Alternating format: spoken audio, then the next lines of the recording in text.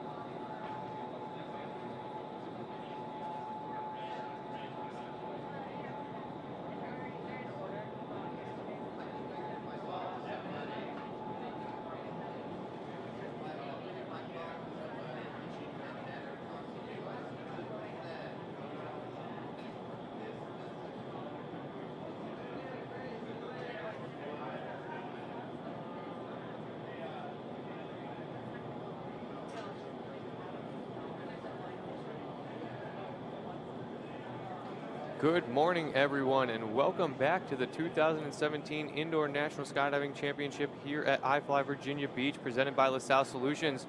We are underway with the four-way FS part of the competition where we left off last night. In the tunnel right now, we have Arizona Airspeed working on the 6th round of their competition.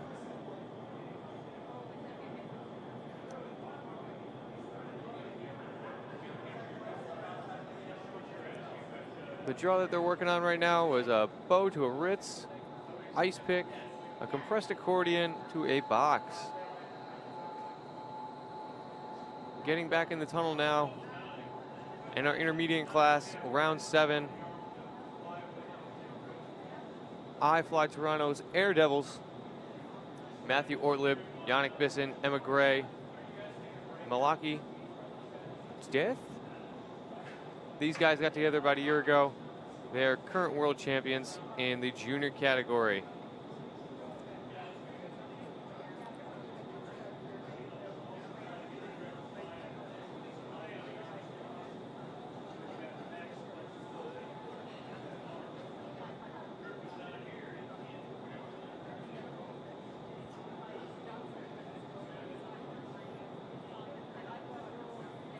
All right, so we have quite the action-packed morning for you. Four-way FS is underway. Four-way VFS coming to you right after that. Rounds 3 through 10. And then followed by four-way dynamic, which will close out our competition. And we have a little bit of a break in the action.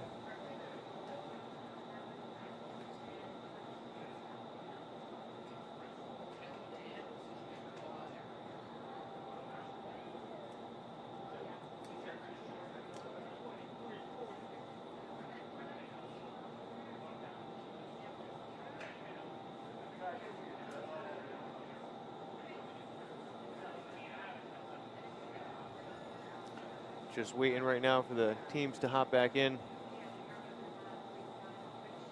Okay, I take that back. Now we have the Air Devils out of iFLY Toronto coming into the antechamber.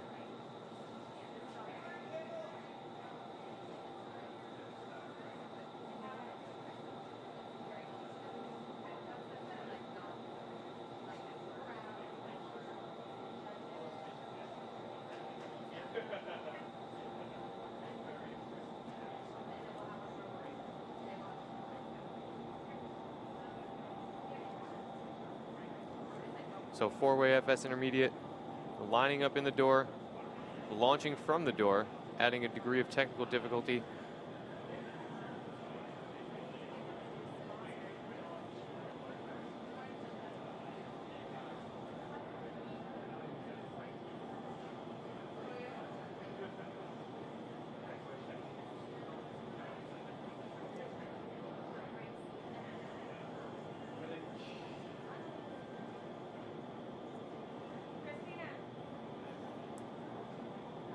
You can see by the way that these guys fly why they are the current world champions in the junior FS category. Members of this team have multiple skydives, compete in gymnastics at a highly competitive level, and have done some TV acting gigs. So a well-rounded group of talent in the tunnel right now. Not only in the tunnel, but in the sky and in other facets of life as well. Awesome job, you guys. Heading into the tunnel now is our very own iFLY Virginia Beach team. VB Lamnar, Jason Krumholtz, John and Christy Meyer, Dennis Steenkamp. And as soon as they break that first point, their working time starts.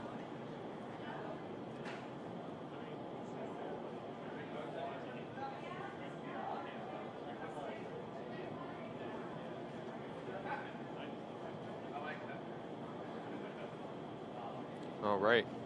Top of round 7, side body. The side flake donut. A phalanx.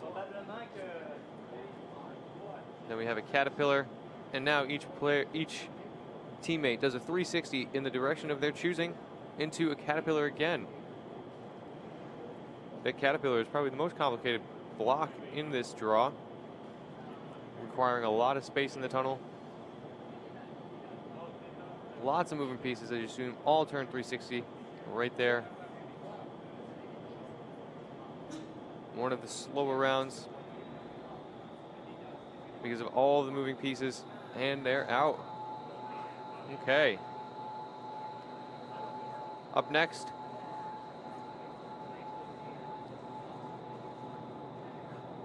Xtify out of Skyventure, Arizona. Brianne Thompson, Nick Daniel, Joe and Chris Howard. Here in round 7. Side buddies, which is a block maneuver. The block maneuver consists of 2 points where the teams will link up, they break grips, they turn in a specific direction, and then back to the original point in this case, and then another block, a monopod, where you have separate pieces turning in 360-degree rotations, back to the monopod, and then an offset, again, spinning the whole piece back to a spinner. So really, really interesting draw here. A lot of moving parts. But these guys are well trained out there in Skydive, Arizona.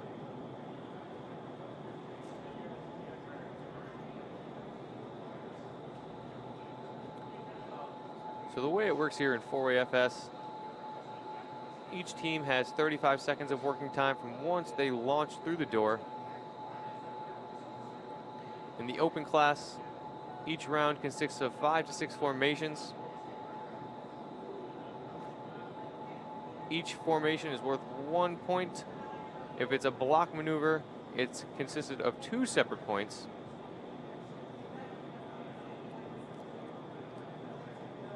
All right, Texas Crush now in the tunnel.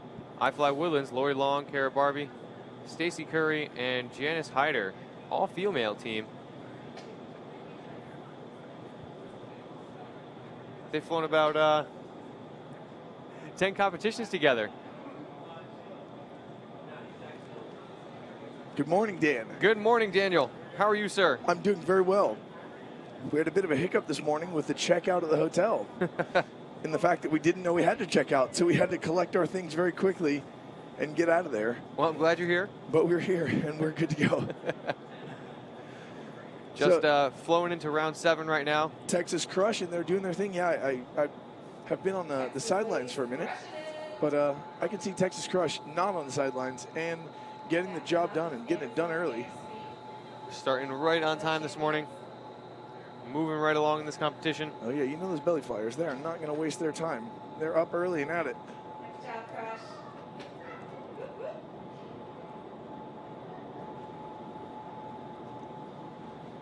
All right. In the tunnel now, we have Arizona Airspeed. And these guys really are the example of how it's done for a four-way FS. Ari Perlman, newest member of this team, definitely worthy of being on it. Great flyer in all disciplines, FS, dynamic, VFS, an all-around good guy.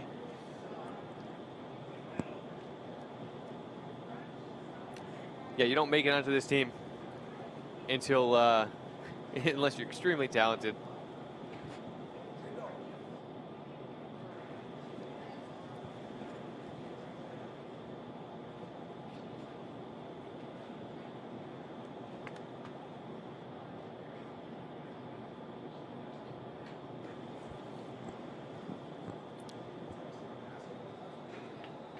This is exactly what you want to be looking like if you're in there. Yeah, these guys have to be happy with that performance. And I think it's a safe bet to say that it's a race for second at this point, that Airspeed's going to walk away with the gold. Hopping in the tunnel now, Ranch second generation, flying out of iFLY Westchester. Michelle Carmen, Joey Marshall, Chris Kluman, and Bren Richards. These guys started flying together in December 2015. So almost about a year and a half now. They say that one of their best memories competing as a team is winning their first competition by double digits. It's an impressive win. They're looking really, really good in there.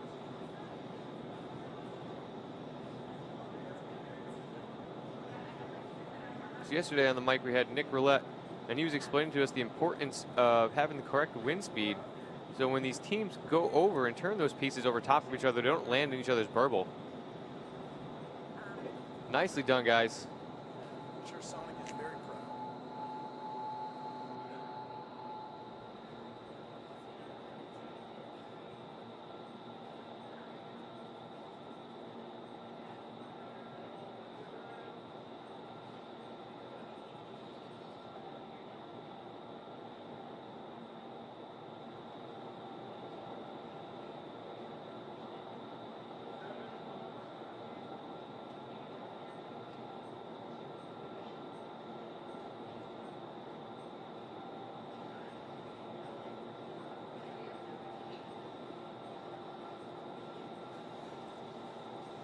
All right, guys, hey, at the start of round 8,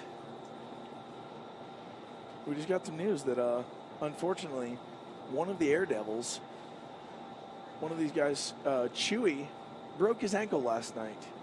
He was apparently keeping it too real with some of his parkour and has broken his ankle, unfortunately, and obviously can't fly today.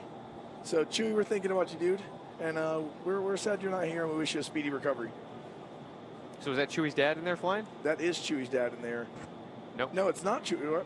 We don't know what we're talking about. Correction. It is a larger person than the other three. Okay, so it is a dad of one of the other kids in the team filling in for Chewy. And Dad knows what he's doing. Player coach, if you will. We've had lots of that during this national championship. Yeah.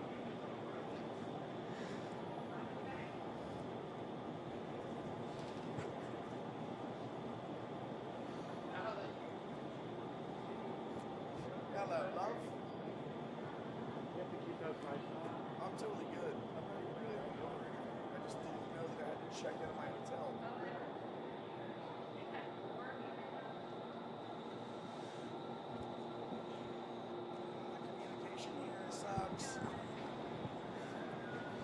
All right, hopping into the tunnel now, we have Vivi Lamnar, Jason Krumholtz, Christy and John Meyer, and Dennis Steenkamp. I get to see these guys fly here quite often. Dennis Steenkamp. That is a fun name. So, what do you know about these guys, Dan? Local skydivers, love flying in the tunnel. They started just the only local team we have here, really. They jump at Skydive Suffolk? I believe they jump at VSC, Virginia Skydiving Center. Okay. But as all skydivers, they go where the weather and the planes are. Makes sense. You know where that is? Florida and Arizona. That's right. That's where the weather and the planes are. But the nice thing about tunnel flying, you don't need good weather, you don't need sunshine, and you don't need an airplane. Always nice in the tunnel. And you don't need to be 18 years old. That's right. So, the tunnel is just the answer to all of the skydiving problems. Challenges. Oh, yeah, we don't have problems. We have challenges. All right, up next. This looks like... This is X-Defy. X-Defy. From the wood... No, not from the Woodlands. From Arizona. Who's wearing the pink helmet? It's got to be Brienne Thompson. I'm assuming. Doesn't have to be. Doesn't have to be. Reese Wilson has a pink helmet. That'd be my guess, though.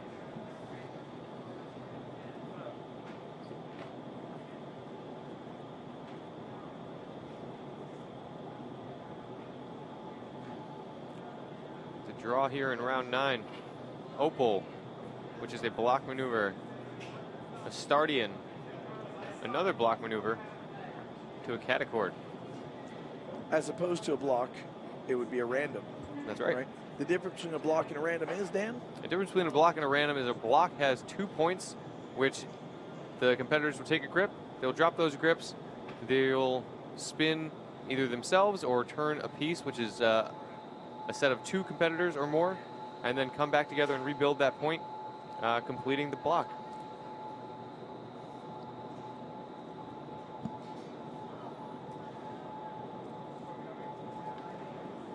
All right, hopping into the tunnel now. Texas Crush out of the iFLY Woodlands. Lloyd Long, Kara Barbie, Stacy Curry, and Janice Hyder are only all-female team here in 4-way FS. Not intimidated by the men whatsoever. Not at all. Why should they be? Experienced team. They've competed about 10 times together. They're in there, they're relaxed, they're flowing, they're moving. They're flying well. That's what they do. You wouldn't expect anything less here at the 2017 National Championships of Indoor Skydiving at iFLY Virginia Beach. Not when a chance to go to the Worlds is online. Absolutely not.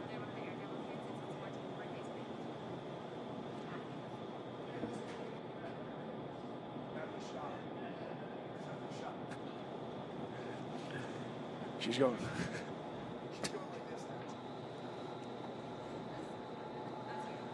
And out of the tunnel. Good morning. Good morning, and we are back bright and early, 7:20 here in the morning on the East Coast. So wherever you're watching, we appreciate you tuning in. Welcome to the 2017 Indoor National Skydiving Championships presented by iFLY Virginia Beach. Presented by LaSalle Solutions. LaSalle Solutions, there we go. It's 7 o'clock in the morning. It's okay. And clearly absolutely, the fashion fairy has robbed us of our wonderful outfits, but we're going to make do today. Because today, you know what? It's not about us. It's about the finals, and it's about the winners.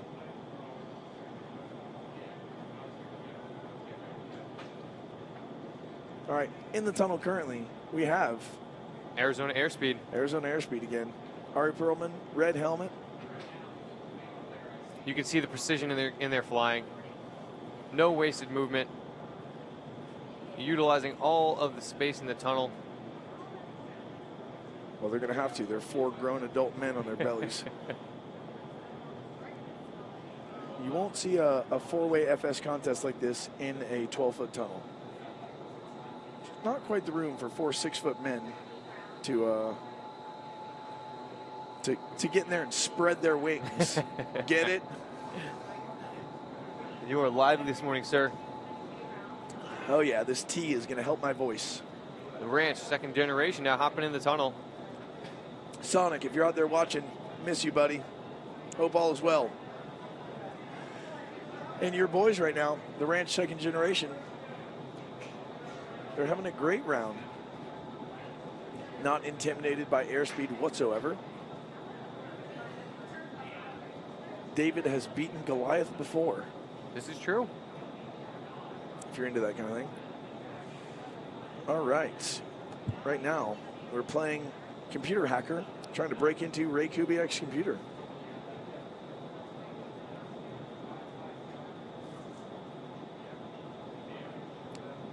"35 seconds of working time if you're just tuning in. Once all the competitors are lined up in the door, they launch from the door into the tunnel. As soon as they break the plane, that's when the time starts. 35 seconds to turn as many points as you can. A cumulative total of points at the end of all 10 rounds is going to determine the winner here and determine who goes on to the World Championship. It's Sky Venture Montreal in Canada in October. All right, so up next, round number 9, intermediate. No rush here this morning. Round 9. Oh, I feel like a hacker. I'm in. You're in. We're good.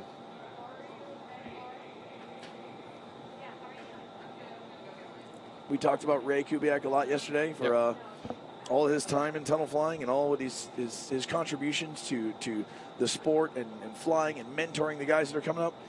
Now we have another chance to thank him. Thank you for letting me use your laptop this weekend, Ray. Yeah, Ray, if you're listening, we appreciate it. We're not sure what's going on with the lighting situation right here, but yeah, we're having some lighting issues.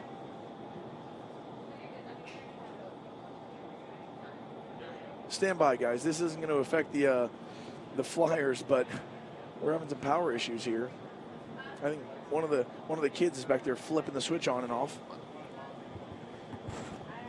Investigative reporter Dan DeRosa is going to go figure it out. He works in this building. He knows where the light switches are. Suddenly, I feel like I did during my AFF level 1. Right when I opened, I went, "Oh my God, I'm all alone." All right, so we have the inlet contractor lights back on.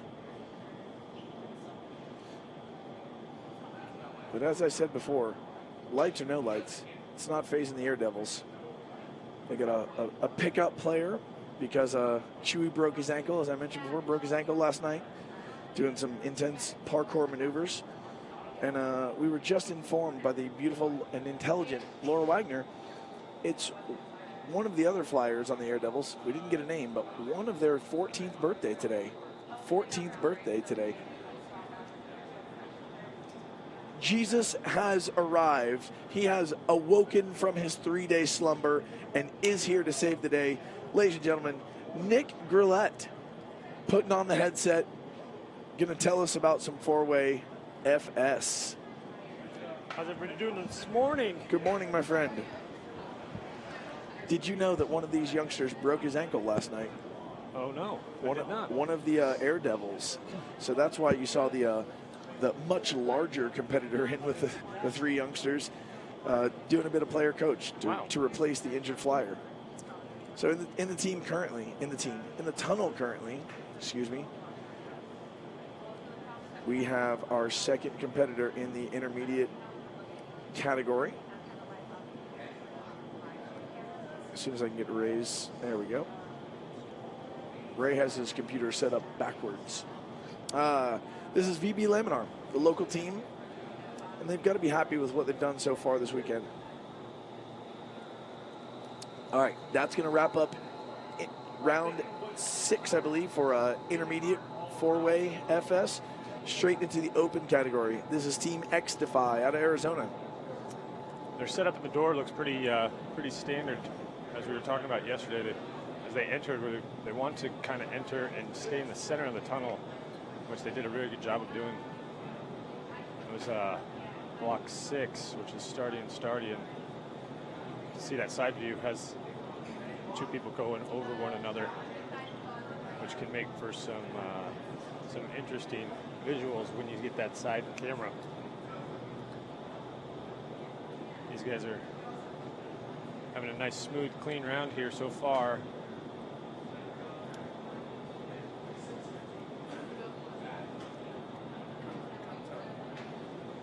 Not sure which round this is right now because we're extremely efficient this weekend, and we are currently ahead of schedule again. These guys are going faster than what we can keep up with. That can be good and bad for those competitors, but a meet that goes quicker is usually better. We've got there was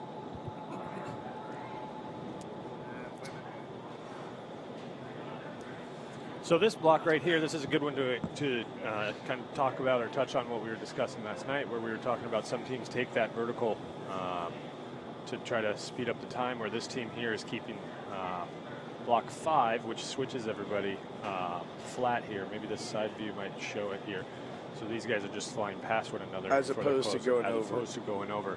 So those are some of the continuity things. So that's block 6 where they do take the level, but then on this one here, you're going to see them just slide past one another and shift over for the close. So that's interesting because clearly they can do it, because in block 6 they are taking the vertical option. I wonder why they're choosing not to for the previous block. And it's really important for the team dynamic to just get on the same page. So some of these guys might have flown with a group or with a team that previously did the vertical, but for some reason when you get those 4 people in there, sometimes you just got to be willing to try different techniques and do what's best for the 4. All right, speaking of different techniques, here's airspeed. I'm going to go ahead and say that they're going to take the vertical on this block. I think that's a safe bet.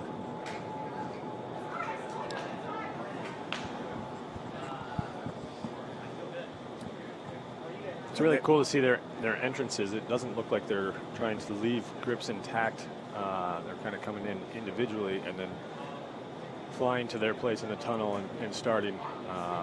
It's actually something that I would be doing if I was competing this weekend as well.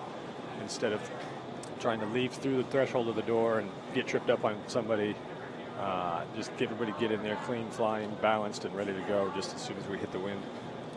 I agree completely. That conservative approach can sometimes be faster. These guys are having a nice clean round, as you would venture to expect. You can see the pace is picking up just a little bit faster. These keys are coming a little bit quicker here.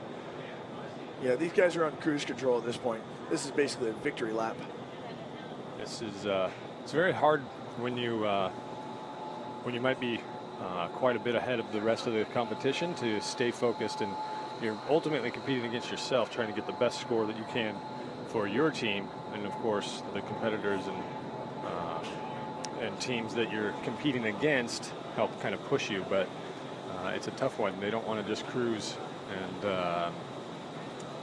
and maybe leave some extra points out there, because ultimately they're trying to do the best they can possibly do. Definitely. Here we go with Ranch second generation out of iFLY Westchester. These guys are looking really good. You can tell that they've put a lot of time in together. I'm not sure how much time they have in the tunnel for training or how many jumps, but I know that they've been together for a couple of years. And they're having a nice, good, clean round. I really like these side view shots of the teams competing. You don't get to see that when you do traditional skydiving meets. The video just comes from the top, unless you have an outside video guy that's coming down and getting just a very short clip. But yeah, typically just a traditional judge's view from above. Some of the things that for these FS and VFS competitions, the people that aren't used to it or haven't done it, in the sky, there's nobody else out there. There's no tunnel walls. There's no spectators. There's no video people. It's just your team and your camera guy.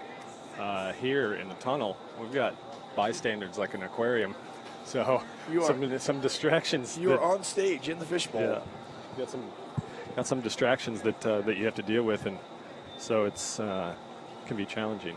So yeah, some added nerves there for sure for some of the competitors, but it depends on how you use it.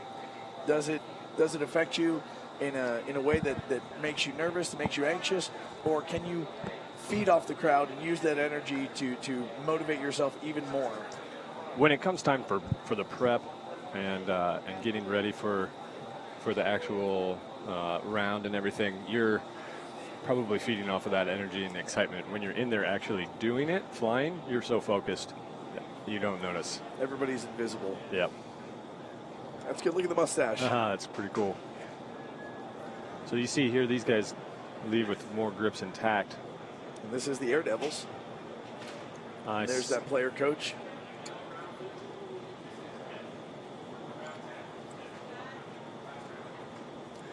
This is the block 6 starting that you saw the open class teams doing. Followed with this block here, which is block 15, where everyone does a 360 in place, but the shape of that, if you can tell, is very round, so people tend to get off balance when they key that, and it can cause the turns to not be in place, and then you get kicked with the knees or the elbows of your teammates. And these guys seem to be executing the block pretty good. So this is team number 1 for round 10. And that kind of goes back to what we were talking about yesterday, where you want to stagger the turning pieces just slightly. That way your legs can pass without making contact, and you don't have to essentially take a step back before the rotation. That way you're that much closer to build that next point after the 360. Exactly. It's about keeping it smaller as well. So and keeping it real. Keeping it real and keeping it small. Speaking of keeping it real, VP Laminar, hometown team in the windy tube right now.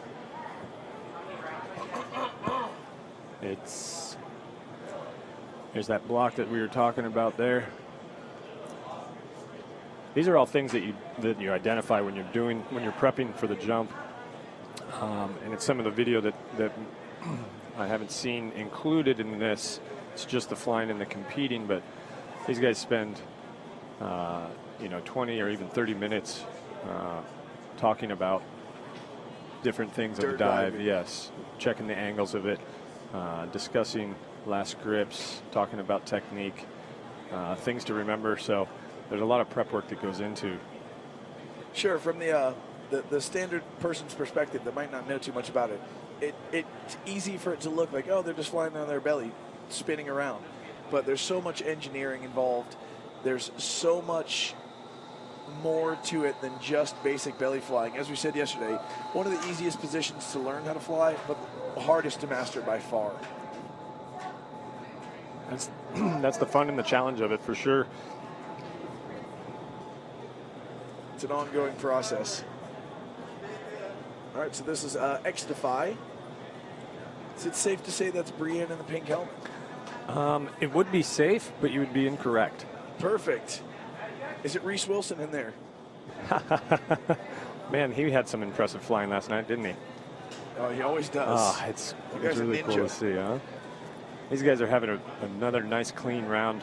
I think Brienne must be talking about keeping it calm, making sure that all those grips are in place, letting the key people key. I really thought you were going to say she was talking about keeping it real. Keeping it real and keeping it fast, but not keeping it real fast. So, who's in the pink helmet? It's the other. It's the Chris other. Howard? No. Where do we have the? It's either Chris Howard. I'm assuming. No, yes, it's Chris. Chris Howard. There's a shot of Nick Daniel. I had the pleasure of meeting Nick in the airport on the way here. What a nice guy. Yeah. Lots of talent, lots of experience. He's kind of one of those tunnel instructors from years and years and years ago. Uh-oh, we've got a little bobble here on this one. You see Team Texas Crush in there currently. that's some of the disadvantages of trying to lead with grips intact. If you hit the wind and not quite balanced and stable, and the rest of the team is, it can cost a lot of time. There's only 35 seconds of working time per round, so all of them.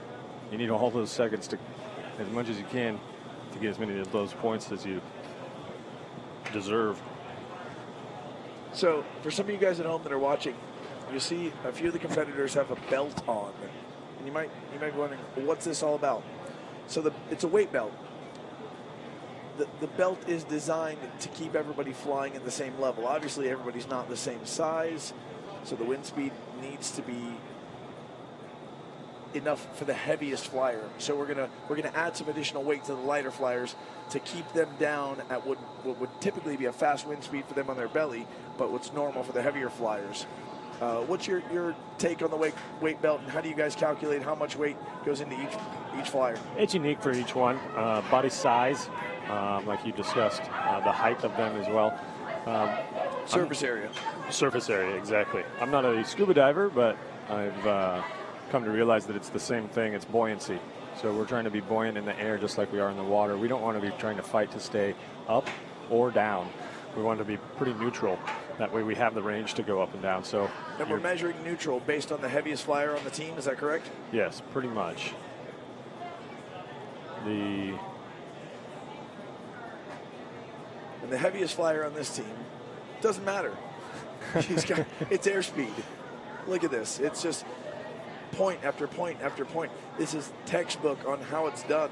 You know, we talk about four-way being, or the belly flying position being the one that people learn the first, and it's the intro belly, body position that people learn in skydiving or in wind tunnel flying. But when you see a team like Airspeed or somebody of their caliber flying, seeing the video on top, seeing these side views, and seeing how much it's moving, pushing, pulling, the timing of it, you realize that it's now no longer just belly flying. There's a whole nother aspect of it. Absolutely. Here's the Ranch second generation, and I just noticed something. I'm going to have to go back on my word. That was not Ari Perlman in the red helmet on Airspeed. I'm not sure who it was, but Ari's in the blue helmet. No, I believe Nick Hemlin is in the red helmet. Nick Hemlin in the red helmet. I think I screwed that up yesterday as well. So, you know, Ari used to have a red helmet. He did, yes. He has switched colors on us. Ari and I were actually teammates for a few years, so I very much remember that red helmet. And very, very much responsible for his achieving the level of skill to earn a spot on Airspeed. Thanks for coaching him. Yeah, right. It's an exciting time to see these lineup changes, and to see what they're doing. The outdoor nationals is in September, and the winner of that is the U.S. team for the outdoor world meet. So some good competition coming up. Okay, so that is going to wrap it up for round number 10 and Ranch second generation.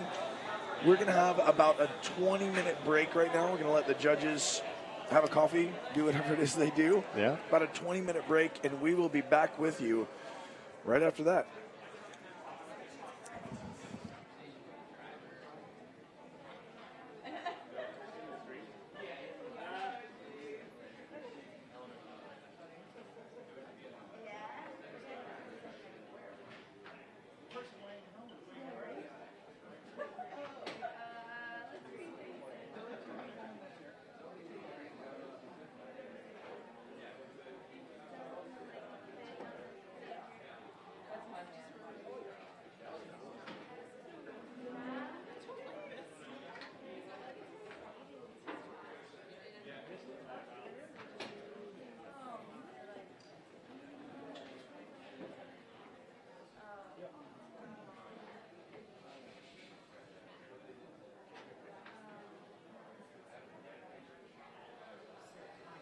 Come and join me. We'll teach the world to fly. Will you come and join me? I'll fly you to the sky. Jump on in, it's time to fly. Let imagination go roam. Jump on in and take my hand. Run a little bit till you catch the wind.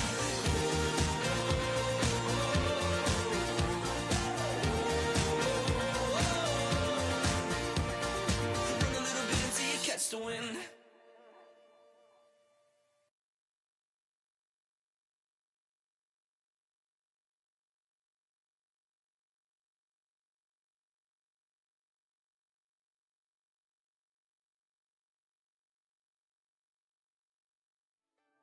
Now, for those of you who know me, and for those of you that don't, I'm known kind of a junkie when it comes to adrenaline and all things speed related. Fast cars, fast bikes, motorcycles, you name it. But I'm at the oceanfront today to get a different type of fix when it comes to speed. We're going to get a fix of adrenaline from wind speed. So join me as we take flight at iFLY, Virginia Beach.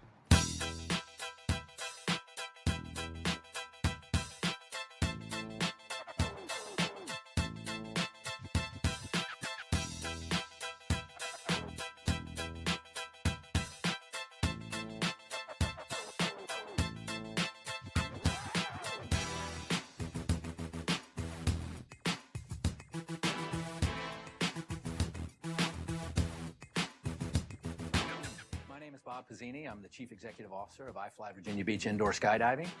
So iFLY is a NASA engineer-designed state-of-the-art indoor skydiving facility. Our skydiving simulator perfectly simulates what it's like to jump out of an airplane and be in what's called free fall. I'm a retired U.S. Navy special operations person. I was an explosive ordnance disposal technician for my military career. And within that career field, we have what are called mobility skills. So diving underwater, exiting helicopters in different ways, and parachuting out of aircraft is a mobility skill. And so that's how I got introduced to the world of parachuting, military skydiving. Using these indoor simulators to train is something that we did in various parts of the country. And we'd always come back to Virginia Beach and say, why isn't there one here? One of my last assignments when I was on active duty was to train EOD forces in advanced techniques in both diving and in what's called military freefall. So I had to arrange facilities, skydiving simulator facilities around the country to make this training happen. And when we would go to these facilities and train, we would see the families having the experience. We would see the 18-year-olds on a date. We would see mom on Mother's Day and dad on Father's Day and the 12-year-olds in the party room having a big birthday party. So we saw the full business model play out and really thought Virginia Beach would be a great place for something like this. So our instructors are amongst the best in the world. My chief flight instructor, Ray, is one of the top 3 rated tunnel flyers in the world. What I recognized in him in 2009 when we first met is not is he only a master of his skill set in flying, he is an excellent teacher. He knows how to impart on people the skill set that they want to learn. And he's really a master of that process. And it's incredible to watch him do what he does. Bob was in one of my courses that I was running in Arizona. And he says to me, hey, if we did one of these in Virginia Beach, would you be interested in coming in and, you know, leading it for me? And man, I've heard this 5, 10 people. You know, I don't know exactly how many people, but I thought, don't blow smoke. You know, call me when you got a shovel in the ground. And he did. I couldn't believe it, you know. A couple of years later, I get a call. He's like, hey, this is Bob Pizzini. And we had kept in touch. And I said, yeah. He goes, you interested in this? And I almost dropped the phone. I was like, Virginia Beach? I would love to come to Virginia Beach. My main role is to make sure that we have a safe operation, that the instructors are competent in what they're doing, have the best staff I can have, you know, and the proof is in the pudding, you know. When I walk around and I talk to the customers, and I couldn't imagine a cooler job. I get to fly every day. I get to, you know, give an experience to people that you can't really get anywhere else. And it's something everyone's always wanted to do. Everyone wants to fly. Come here, you get to do it. Everyone leaves happy. What's really exciting about iFLY Virginia Beach and indoor skydiving is anybody can do this. We have an age restriction of you must be at least 3 years old. Our oldest on record is 94. Biggie Tucker, owner of Ocean Eddies, flew at the age of 94. And when he completed his flight, he came out and said he had so much fun. He was going to get his kids and his grandkids and his great-grandkids, and he was going to bring them all back. And our most common age group is 11, 12, and 13. We've had about 4,000 11, 12, and 13-year-olds fly, and kids really are the funnest thing that happens in this building every single day. Is there one thing that you hear frequently that people are like, oh, I thought, or I never would have thought? What's one you'd like to bring up and maybe set the record straight? The biggest one, and it's also the easiest one to overcome when people actually enter the facility, is the fear of heights. Oh, I would never do that. I would never jump out of an airplane. I have a fear of heights. However, as you've seen now that you've been in the facility, as you're flying on your belly, you're 3 feet off of what we call the chamber floor or the net, and there's people sitting on benches just on the other side of the glass. So there is no perception of height per se as you're flying. Now, when you do go up, when you advance your skill set and you go up a little bit higher in the chamber, there is a height factor, but by then you're so comfortable because you're floating and you're flying. So the fear of heights just does not apply at iFLY Virginia Beach. I think a lot of people have that initial fear of, you know, the scary feeling in your stomach when you fall, and that's just not the case here. A common misconception is that you're going to be falling or jumping or whatever that may be, and really it's flying.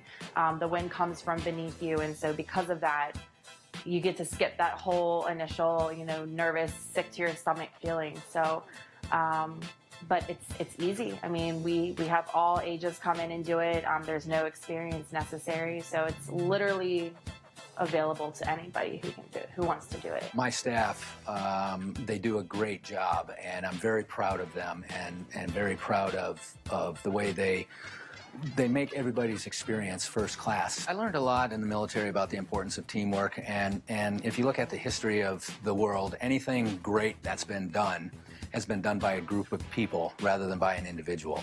And that's a mentality or a process that has applied throughout my military career, and it's a process that is ever present in this building. From the first point of contact, when a customer walks through the front door, is we'll call it our entry-level position, the customer service representative. Their experience starts when they encounter that customer service representative. So that person has to provide first-class, top-quality customer service right at the point of entry. The next thing for the customer to experience, then the lasting memory is created by their flight experience. So the instructor, what we look for in our staff, no matter what your job is here, is outstanding communication and customer service and people skills. So the instructor is the next experience. You're going to go into the classroom with the instructor. Things get a little bit personal as he discusses the characteristics of flight and how he's going to maneuver your body position to get you to a nice, stable flight position. So there's a relationship and a trust that's established between the instructor and the customer during the training process, which is about 15 to 20 minutes. And then you'll go in and fly and have your experience. And everybody thoroughly enjoys the experience. Everybody cheers their fellow flyers on. We do this in groups of people. And so everybody's rooting for everybody to succeed and have a great time. And again, especially when you see those children every time succeed and have a big smile on their face and really enjoy the experience. It's incredible.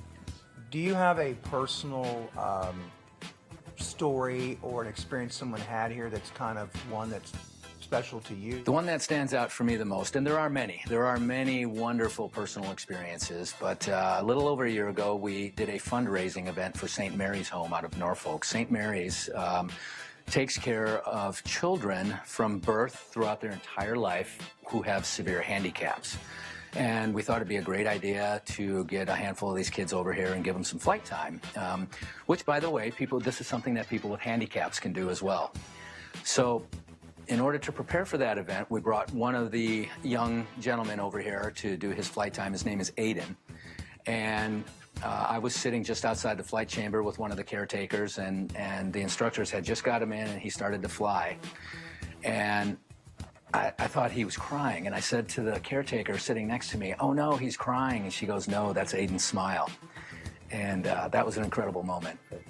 In that event that we held the next week, we flew 8 children, I believe. It was incredible. It was an amazing experience. I mean, seeing the parents, how emotional they were, and seeing the kids, the joy. I mean, it's something that I think about all the time, and I hope it stays with all the kids for the rest of their lives.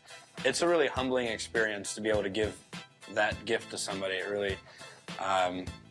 really warms your heart in a lot of ways. So our desire is to provide first-class customer service from start to finish. And that's the trend of the reviews we see on TripAdvisor. And for action, adventure-oriented things to do in Virginia Beach, we're currently ranked number 2 of 65. For things overall to do in Virginia Beach, we're currently ranked number 9 of 110 things, and we're only in our second year. And I really thank the customers who took the time to make those entries on TripAdvisor. But the best TripAdvisor review, in my opinion, is the one that says, "Thank you, iFLY Virginia Beach. The experience was incredible. Our group ranged in age from 5 years old to 71 years old, and we all had a great time. What a wonderful thing for a family to do together." It was my friend's 60th birthday party. We came down here to scratch something off the bucket list, and it was fun. You go in there, and he stays right with you, so it's not really scary, but you just dive into it, and you just fly. It's really cool. Takes you up, and we paid a little extra to go up high. It was a lot of fun. 2 weeks ago, I went to Denver, Colorado, and went to the iFLY out there. I had a great experience, so I wanted to try it again. Came back to Richmond. I found out that there was one in Virginia Beach, so me and my buddy booked a flight here today. So we drove over from Richmond to here. I was scary at the beginning, but after I feel really relaxed because it was somebody close to me to help me, and I feel safe. And after it was like, oh my gosh, this is flying. You go really far. It's fun. It's fun. Of course, you have like You'll have a blast. It's awesome. Yes, you have a blast. You entertain, enjoy yourself. It's a unique experience. I love the excitement that you see on people's faces, mostly the children, mostly the people that potentially that have disabilities and they don't think that they can do this. They can do this. And we provide that opportunity to everybody. That family environment and being able to do things as a family is very important. And there's only so many things that you are able to do as a family. Being able to have somewhere to go where you can develop as a family and be able to fly together and being able to learn how to overcome your fears, your obstacles, whatever it may be, it's just a really neat environment to be in. Well, that was an experience of a lifetime. I can actually say now that I have experienced the feeling of flight, be it indoors. Bob, you've been a great host. Your team, your facilities, everything, the experience I had was A+. And do yourself a favor, whether it's a childhood dream, maybe you have children dreaming about it, come down to the oceanfront at iFLY Virginia Beach so you can experience yourself firsthand what it feels like to fly. So until next time, I'm Kevin, this is Bob, and where are we kicking it? 757. Thank you, Bob. Thanks, Kevin. Thanks.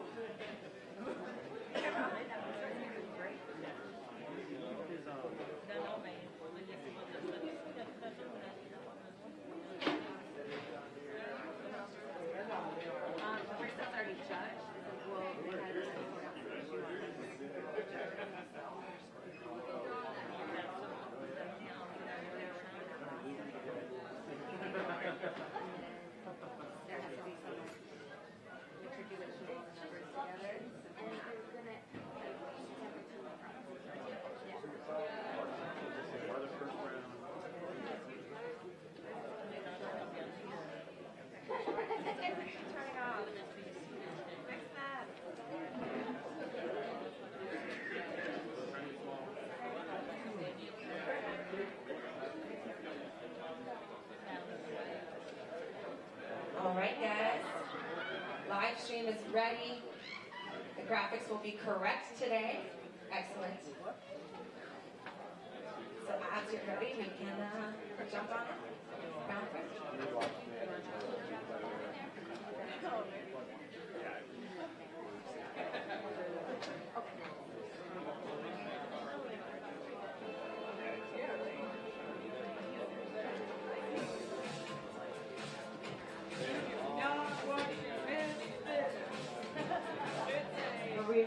Reminder to all BFS competitors, this is really important. You are being judged on the net camera video. So make sure you don't step on the lens. Make sure you present to the bottom camera. That's where the judges are watching. I just like the rake for the XL. Be aware of the bottom net camera.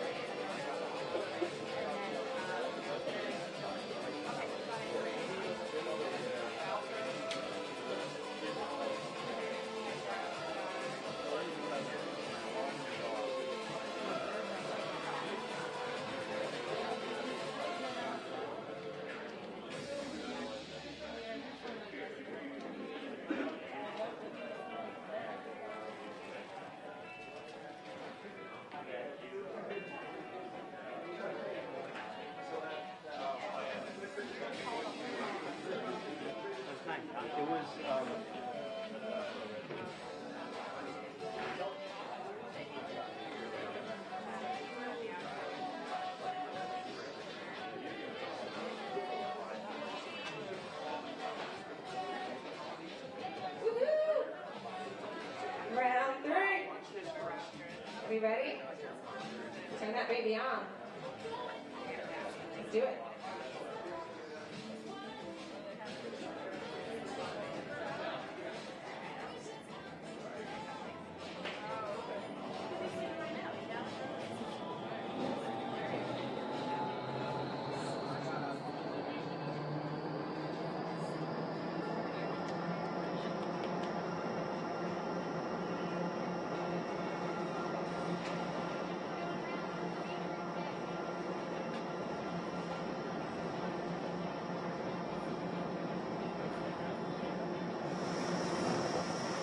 All right, here we go. We're about to start round 3, four-way VFS.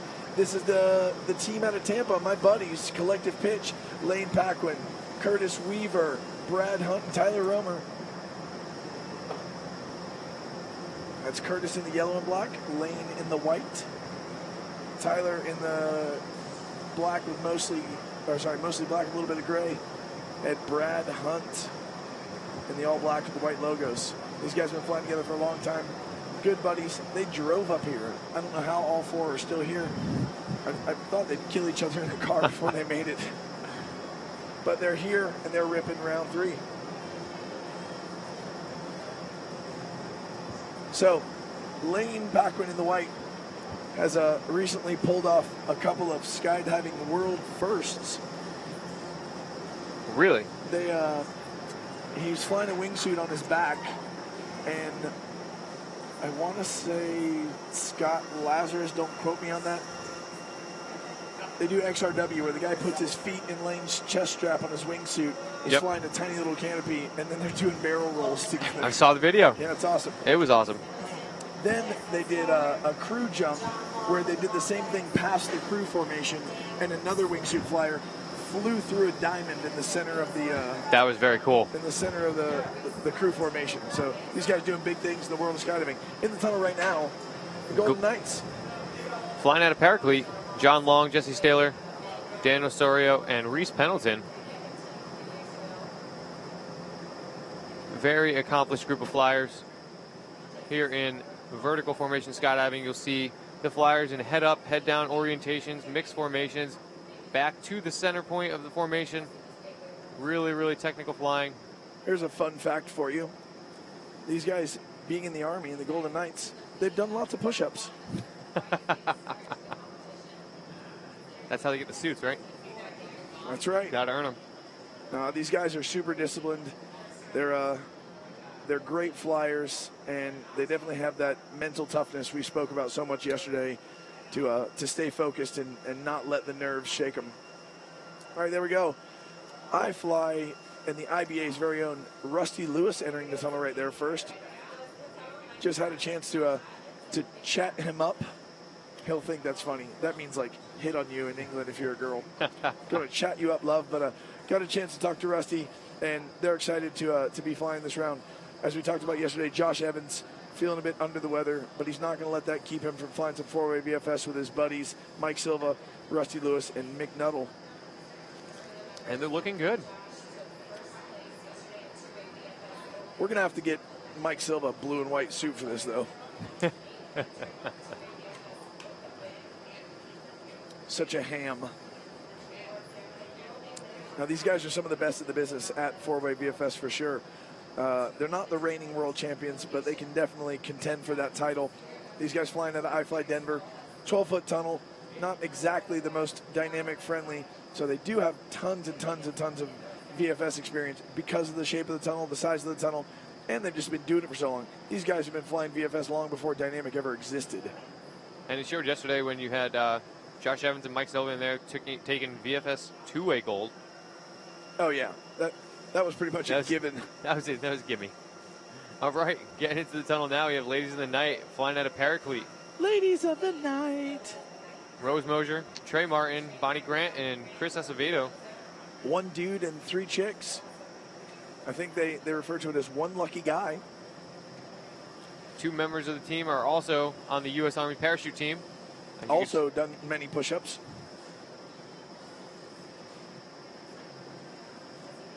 Again, seeing those quick transitions to the feet, back up to the head. So one of the things you'll notice is that the level is consistent as far as how high they are on the tunnel, and that's really important. You don't want to be drifting up and down. Even if the whole team is drifting, that shows a bit of lack of control, and you'll see from these higher level teams, they have that constant level control. They're always aware of they always have spatial awareness, I should say, and that's what helps them stay together and turn the points even faster. Yeah, it's a very good point. You see a lot of flyers, when they first learn to fly in their head, they all get stuck at the top of the tunnel right before the diffuser for a couple reasons. The wind's strong there. It slows down above that, so you can't drift up even more because they're thinking max lift the whole time. I know there's no lift in skydiving, but in the tunnel we use that term. Right, they're using their body to generate all that lift. Slowing your fall rate, essentially. But yeah, so they're thinking max lift the whole time, which gets them stuck at the top. You'll see these experienced teams, they're not thinking about that. They're in full control, and they're able to fly at a nice kind of medium level the entire time. That way they have plenty of room to do what they need to do. All right, in the tunnel now, Fluffies out of Skyventure, Arizona, Keith Fournier, Ty Losey, Kevin Mitchell, and Chazzy Blacklisher. Fluffies. That's a good name. What are they fluffing, I wonder? Do you know who's who? I do not. Which one's your favorite? Well, it's got to be the purple suit. Come on. Can't argue with that. That's right. I'm loving it. Ba-da-ba-ba-ba. Daniel love it. He's tickled again. Always. This is what happens when you're an only child. Now back to the action. Fluffies just having a great round here. Keeping it lively. It is 8:06 a.m. on a Sunday morning. We are going to be jazzing it up today, keeping the action and the level of energy at a 10 all day. We were here till about 11 o'clock last night, 16-and-a-half-hour day. Back at it again this morning. Thank you guys for joining, tuning back in bright and early. So here we go again with Skydive California. Puff Daddy said it best. Can't nobody hold me down. Can't nobody take my pride? It was Puff Daddy, right? Puff Diddley? I think that was Mace. Whatever. Okay. Skydive California. Eric Busto, Davey Costa. Colby Butcherate, however you say that. And Mark Lebray. I'm assuming some of these guys are French-Canadian. These guys have never competed together. Davey was added to the team back in January, so there's not a whole lot of training time probably between them. But they're looking very, very good. I was going to say, you can't tell by watching. No. Quick transition. You can see a little bit off level there. Flying up a little bit high in the watch formation. for the transition right here. There you go. You don't want to lose those grips. That's really important. You'll see the teams that have flown together a lot longer. You'll see they definitely don't lose those grips during the transition from head up to head down and then back to head up. They're maintaining the grip the whole time to ensure that they don't lose it. They can move right on to the next point. Allows them to keep the speed up, not waste the pressure time like you just said. Absolutely. All right, so that is going to bring us to Arizona Arsenal. Arizona Arsenal. Oh, excuse me, just Arsenal now. Do they not live in Arizona anymore? They might live in Arizona. I believe they do. The Curtises, along with Mike Friedman, Friday Friedman, excuse me, and Kim Winslow. And these guys, again, long-time VFS competitors, both traditional skydiving and indoor skydiving.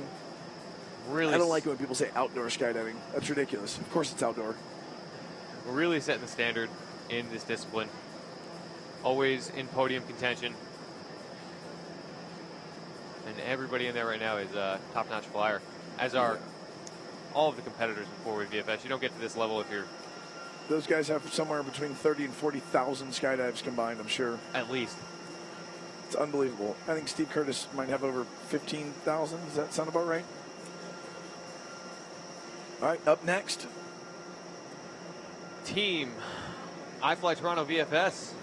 iFLY Toronto VFS, that's right. As you can see, the team logo all over their suits. All right. Working time starts here in VFS once the flyers break the net. And who's that in the orange helmet? That is Dave Svetinovsky. Hey, yeah, you got it, go. dude. All right. It only took me 16 hours to get it, but I got it.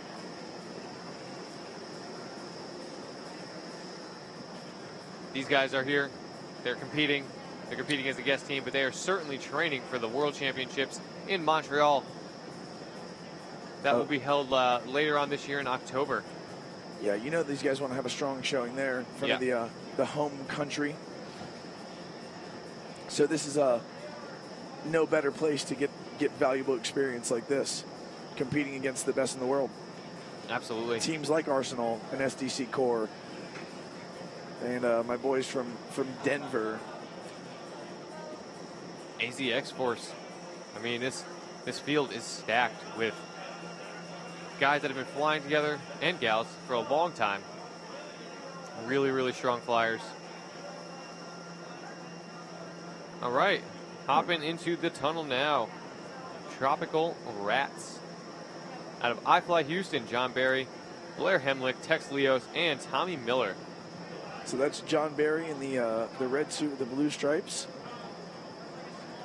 Tex in the vertical suit with the white letters. These guys are both instructors at iFLY Houston, one at the Woodlands and one at Memorial. I remember seeing John Barry not be able to sit fly in the tunnel just a couple of years ago. Believe that? So crazy. Now he's here competing with some of the best guys in the world. It's impossible not to have a good time when John Barry's in the room. I don't know him personally, so. Well, you should get to know him this afternoon, my friend. Sounds good. John Barry, we wish you the best of luck and keep rocking, bro. Oh, looks like they had a little confusion right there. Tex was just kind of hanging out waiting for him to get back on track. It is early. They had a long day yesterday. But big smiles, look. All around. Okay, now talk about how it's supposed to be done. Reigning world champions. Indoor and outdoor. Don't say outdoor skydiving. Yes. No skydiving there. Indoor skydiving and traditional skydiving. This is the SDC Core. National champions, world champions. Of course, SDC stands for Skydive Chicago. The legendary Rook Nelson on this team. Owner, shredder extraordinaire from Skydive Chicago. And these guys, they pretty much wrote the textbook on how this is done. No wasted movement. No separation between them when they're turning these points. So Dusty Hanks, Stephanie Strange, Jason Russell, and Rook Nelson.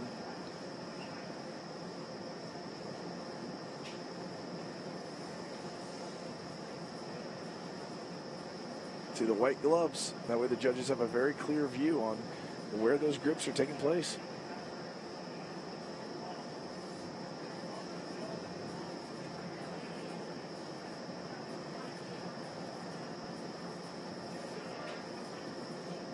Flying through these points.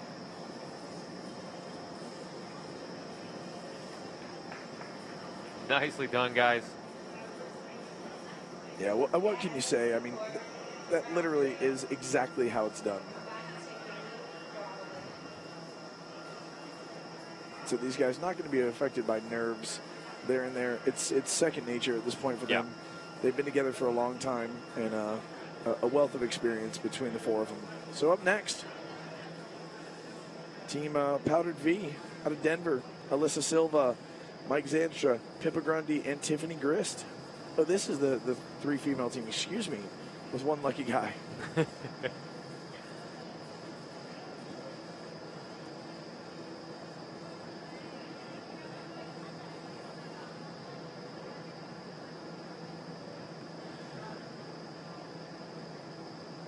So as you see here, they're doing everything right. This is what you want to see as well. It's just not at that same level of speed and precision.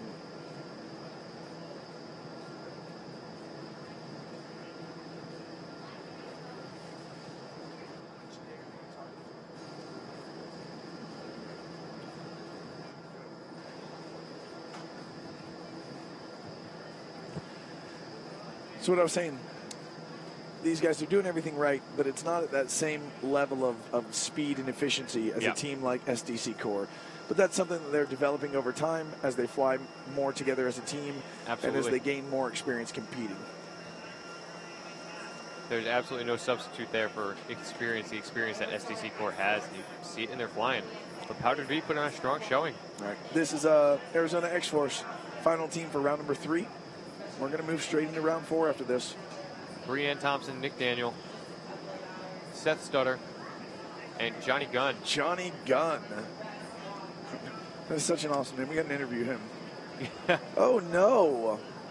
Not something you see very often here. Corked out of the formation. And you know what that comes from? Watch when they do the transition to their head and then, from head down right there and then back to head down. It looked like he didn't quite go all the way to sit fly. Yep. Tried to cut the corner a little bit, and it cost him. He presented too much back surface area, got blown up into the diffuser a bit. Costly mistake. Absolutely. but he learned his lesson. We won't see him do it again this round. Came right back into a slot, and they continued on. You see that last one? He was ensuring that he got all the way head up before returning to head down. All right. All right, that's going to wrap up round 3. We're going to move straight into round 4. See the lanes excited? These rounds are going to be going pretty quick here. We already moved through 5 rounds this morning of like the four-way cameraman's FS. trying to high-five Lane. There he goes. Lane's too excited to get in the tunnel. Excuse me, my friend. Please continue. We're just going to take a quick break here while Jason Russell changes that battery in that net cam. We don't want any issues with the judging. All of the judging is being done by that camera there, but we do not have a live stream to it. So swapping out the battery, swapping out the SD card, and get it up to the judges. This way they can start evaluating the rounds. We'll get the tunnel back up and running momentarily, and then getting right into round 4. The nice advantage, if you want to say the silver lining to judging based on the net cam like that, is we're not waiting on the judges. Yeah. Right? They're reviewing it after, so we can go ahead and continue with the rounds, not break the momentum of these guys, merely just change the card, change the battery, and keep going. Exactly. So flying right through. 6 more rounds to go. We have a great morning for you. These guys are at the top of their game. Coming up later on is 4-way dynamic open. It's going to conclude really all of the competition here. After that, we do have some junior sequentials. We'll give you a little bit more information on that as it comes in for us. 4-way dynamic open. Can't wait. Going to be a lot of awesome teams. Yeah. And a lot of action to see here in just a little bit. A lot of guys high-fiving, hugging it out, having a good time. The cool thing about 4-way dynamic open, if you were tuned in yesterday watching 2-way dynamic open, it's a lot faster. The guys are flying hard on the lines, cutting a lot of corners, just flying straight across the tunnel. Shortest distance that they can possibly fly, flying the lines while not busting. 4-way tends to flow a little bit more. Adding those 2 bodies in the tunnel forces you to fly a little bit more rounded lines, but it's really, really fun to watch, watching everybody do their thing. So excited to see what the teams bring. Yeah, the difference between 2-way and 4-way is big. It's not just adding 2 more bodies, whereas the leader might be able to switch just past the line in 2-way because he only has to make enough room for the second place guy to come on. Now you've got all 4, so you need to create a bit more space. It's going to take a little bit longer to fly each line. Yep. But that's part of the discipline.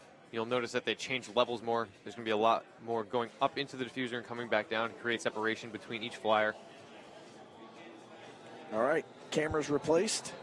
We are ready to roll. Round 4. We're going to start off with a collective pitch. My boys from Tampa.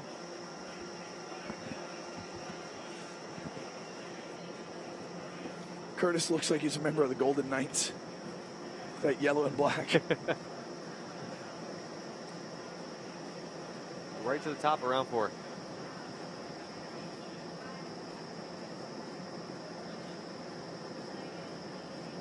So watch the efficiency of these guys. It's definitely not hurting that they were all or are all currently tunnel instructors. Some of them not anymore, but all still flying in the tunnel on a consistent basis. And you can tell right here.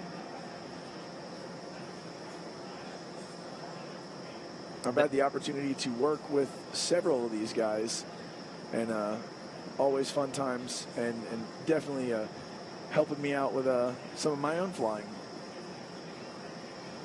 That one dock right there, who's in the black and green iFLY labeled suit? That's Tyler Romer. Okay, so when Tyler goes head up and presents his leg back to Ty, or to Lane, that is a very, very difficult move. You want to drift back across the center the center of the formation. Oh, and we lost one. They're messing with each other. Really, really difficult to stay controlled there, but those guys did it well. Yeah, and that's another example of engineering. Yeah. And being able to shave some time off by flying a difficult position with control. And here we go, Golden Knights. I'm not sure who the leader is, but I'm going to say it's John Long. That'd be my guess. Let's see if they go with the foot back up. Yeah, right there. They do it as well. So what we're talking about, guys, in case you're not seeing it, right there, and I think that actually is John Long as well. When he goes head up, he's going to stick his foot behind him, and they get the foot dock right there. So watch the one flyer who's going to go head up right here. He sticks his foot back, and they get the point. On top of that being super technical, the tunnel's flying at maximum speed. So margin for error, minor movements are all magnified. What's top speed here? About 160 miles an hour? About that.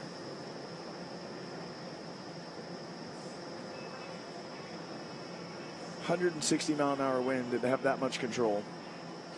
Unbelievable. Strong flyers. A lot of time practicing together, and it shows.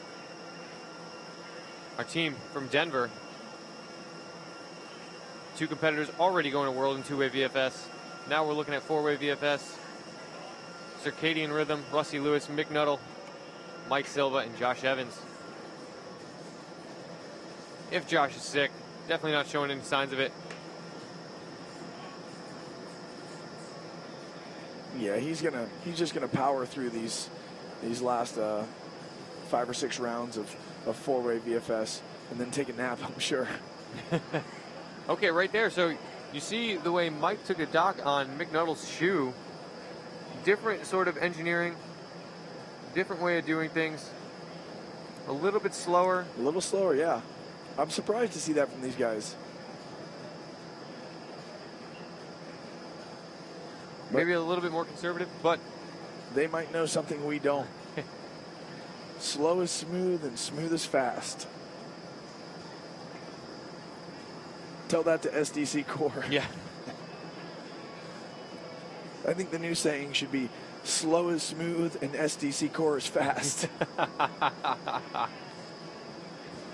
All right, that's a really good round 4 for Circadian Rhythm. Rusty Lewis, all smiles. He shall be pleased with that performance. All right, now up in the tunnel, Ladies in the Night, Flying Out of Paraclete, Rose Mosier, Trey Martin, Bonnie Grant, and Chris Acevedo. It'll be interesting to see as we go through these, through the rest of the competitors in this round, how they engineer that part of the dive.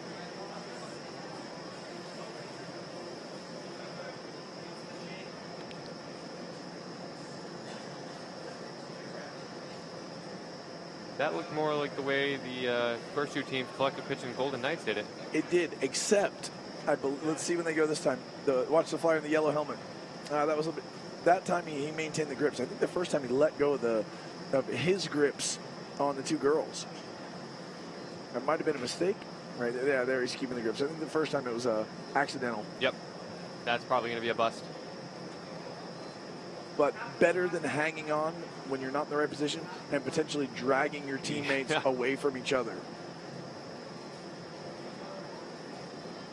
So recognize the mistake, choosing to let go, get stable, and rebuild quickly, as opposed to trying to hang on and potentially ripping the formation apart. All signs of a seasoned veteran flyer. Absolutely. Fluffies into the tunnel next. Skydive Arizona, one of our 3 Arizona teams in this competition. So they'll all make their way to the net and take their grips. And as soon as they break off the net, that's when our time starts. 35 seconds of working time. 1 minute on the clock.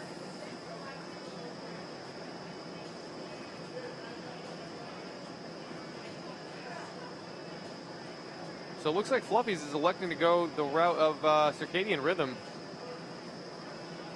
Right, they're taking that foot dock with the flyer in purple, facing the rest of the formation. Watch, you'll see it here in just a second. I think they might have had a mix-up because they haven't gone back to that. There you go, right there. And you see, as the flyer in purple transitions, they're drifting up in the tunnel a little bit, which is not exactly what you want. You want to maintain levels. That way, you're not taking any additional time to get to that next point. all in all, solid round. Maybe a little bit of a brain lock there. Not sure exactly what happened, but strong flying from the team from Arizona. All right, up next, Skydive California. This is that pickup team we talked about earlier. Not a lot of training time together, but you can't tell. Let's see what option they go with for that hand to foot dock that comes in the middle, and one of the flyers goes head up. Yep, they're choosing the option that Collective Pitch and the Golden Knights took, which I believe is personally the fastest one.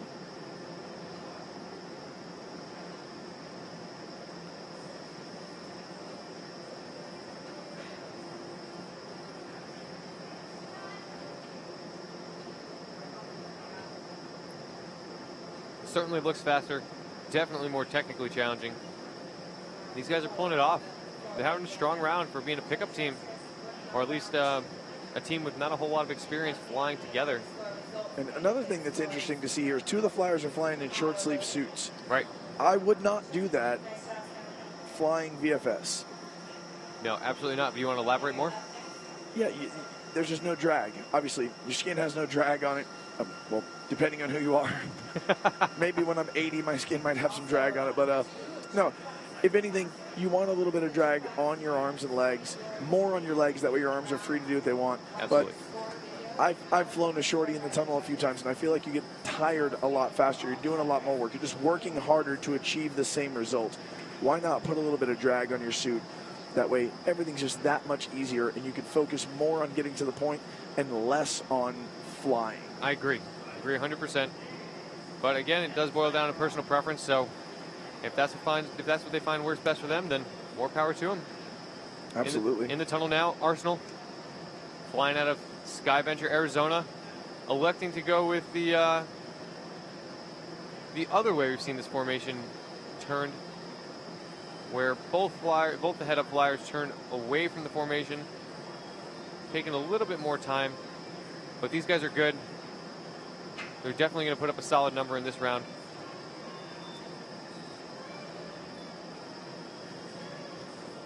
Interesting there's level Kim, changes Steve, there. Sarah, and Friday right out the tunnel. So we talk about maintaining a level. This team does it a little bit different.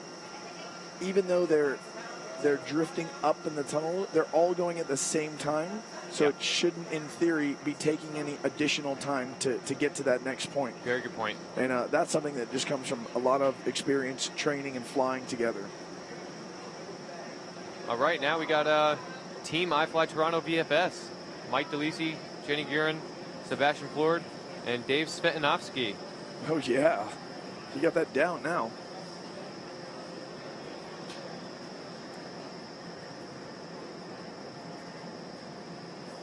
All right, right there you see it. Electing to go like the Golden Knights and Collective Pitch did.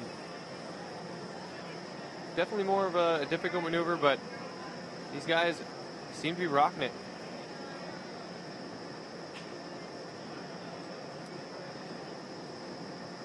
So watch the flyer in blue when they go head up right there. Dropping down a little bit to get to that hand to foot dock on the other head up flyer. That much faster. Might be a little lower than necessary, but still getting the job done. Yeah, definitely having to work their way back up to the formation there. Okay. 4 more teams to go in this 4th round of 4-way VFS. Heading to the door now, we have Tropical Rats out of iFLY Houston. John Barry, Blair Hemlick, Tex Leos, and Tommy Miller. 1 professional skydiver, 1 Australian, 1 Texan, maybe 2. I still haven't had any clarification on what makes you a professional skydiver. Like I said yesterday, I think it's just Tandem you're a instructor. skydiver and you're broke. Yeah. I'm a tandem instructor. But again, by my definition, there'd be a lot of professional skydivers with real jobs outside of skydiving.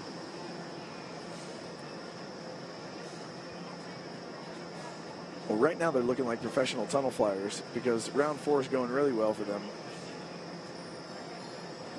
So an interesting note here. The VFS teams, so every now and then you'll see a competitor, cork or fly out of their slot, but not that often. Not as much as you see with the dynamic flying, where somebody will lose track of where they're going or cork out or go the wrong direction. Right. So the VFS is definitely as difficult, but in a different way. And I think that structure kind of helps people stay focused on what the task is. When you add a bunch of movement in, all around the tunnel, up and down, it adds another level of difficulty. Yeah. And that's what we're going to see with four-way dynamic later. Into the tunnel now. Reigning world champions, national champions, SDC Core, Dusty Hanks, Steph Strange, Jason Russell, Rook Nelson. So watch, when I want to say it's Jason Russell is going to go head up and present his foot backwards to Rook. Right there. So Rook's dropping down just a bit, but not as much, so he doesn't have to fight to get back up for the next point. So he's shaving off, a fraction of a second every time, which is going to add up. And that's why these guys are the current reigning champions. 2-3 extra points in a round. By the end of 10 rounds, sure, you can be up 30 points. 30 points, yeah, there you go. So it makes all the difference in the world. That's why these guys are the best. Doesn't hurt to have your own drop zone either. All right. Well done, guys. Awesome job. Stephanie's big smile right there. She's happy.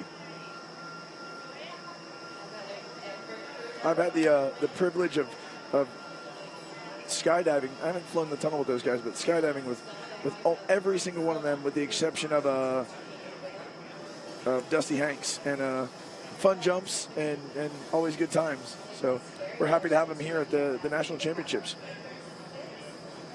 All right, how did it be?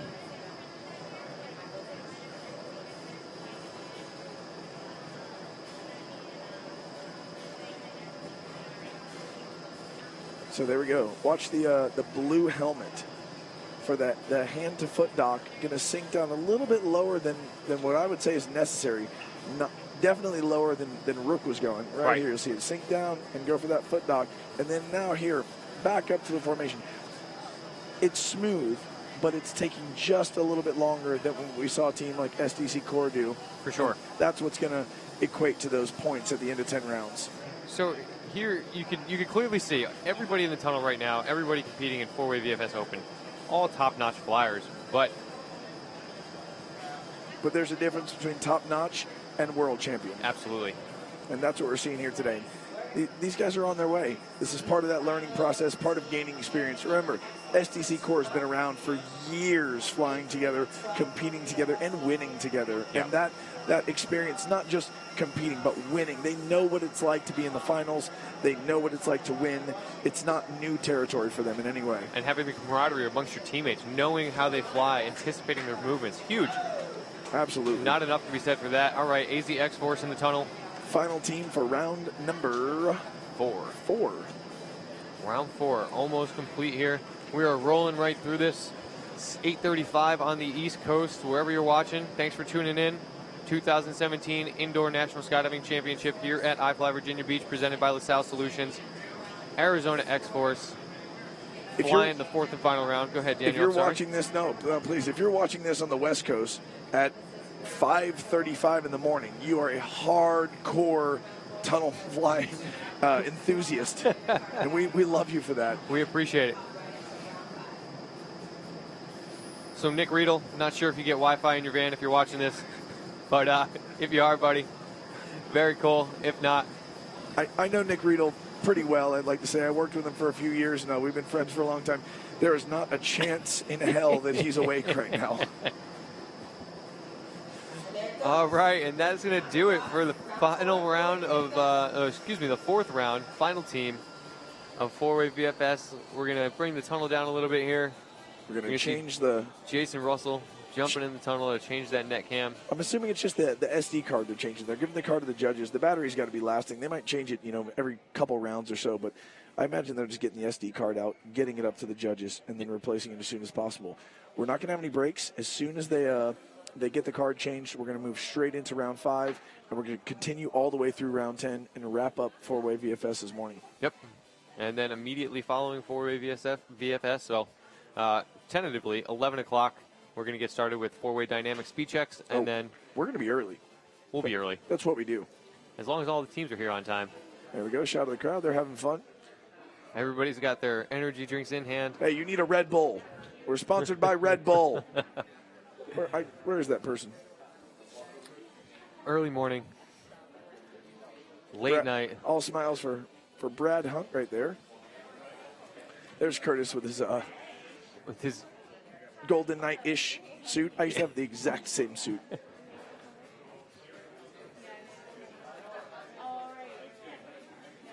They're focused and they're happy, but you can tell everybody's feeling the effects of this early morning. Absolutely. Last night we wrapped it up with 4-way VFS rounds 1 and 2, so they were the last guys to fly last night. One of the first teams to fly this morning. And then after we wrapped it up here last night, we all went straight back to our hotels and went to sleep. Absolutely. Responsible adults here. Oh, wait a minute. No, we didn't. No, come on. How often do you get to see your friends that you haven't seen in a few years all together at the same time? And like you could see yesterday, everybody high-fiving, hugging. A lot of camaraderie here. Sky family, tunnel family, everybody pulling for each other. So when the night ends here in the tunnel, it doesn't officially end. I don't think I've seen a frown in the building. No. That's awesome. It's great. And in the tunnel now, it's Miss Laura Wagner. Laura doesn't know she's on camera. I don't think she likes to be on camera very much. Changing the battery out. Yep. Battery and SD card this time. Luckily, we've been fortunate and I guess diligent enough to change the battery in the card every time to not have to have any reflies. Yeah. The card's full, the battery dies, we don't get it on film, you have to refly it. We haven't had to do a single refly yet. I shouldn't say that probably. But if it's anything like your bus yesterday. Oh my God. I'm sure when we get to 4-way, I'll be jinxing them constantly. I'm going to try and tone it down a little bit and not have any influence on them. What am I saying? I don't believe in superstition. That's ridiculous. Jason, all right, just Jason sending some text. Making sure the camera's running. He better not be on Tinder. Was that a swipe right or a swipe left? Our director said he's ordering pizza. I think that is just a secret request.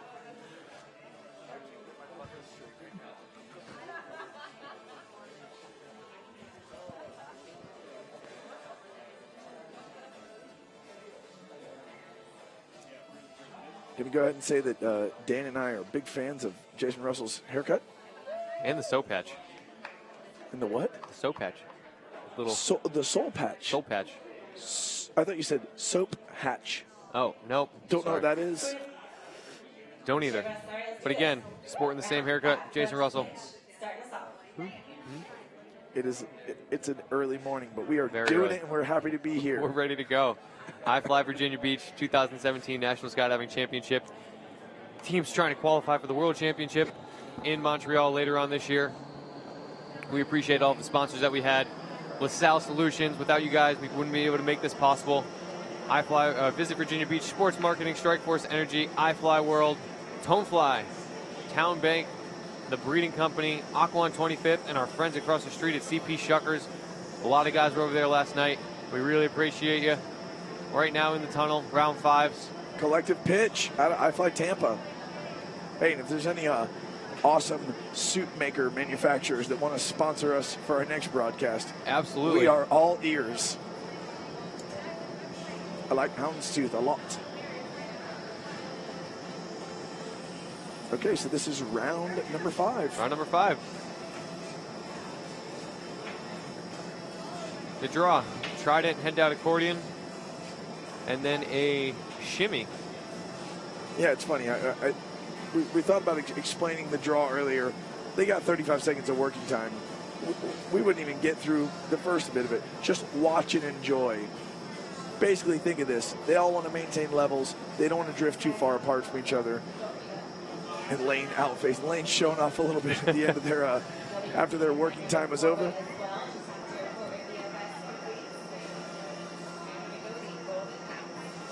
Okay. Golden Knights up next in the door. No, Curtis isn't on this team. Oh, wait. No, Reese Pendleton. Same suit. All right, Golden Knights. You think they're going to have any mental hiccups? No. No, I don't think so either. Mental fortitude is very, very high on this team. If they do have one, you know what's going to happen? They're going to get PT'd to death when they get back to base. No, we have a ton of respect for these guys, and we definitely appreciate and thank them for their service. And we thank them for being here at the 2017 Nationals at iFLY Virginia Beach.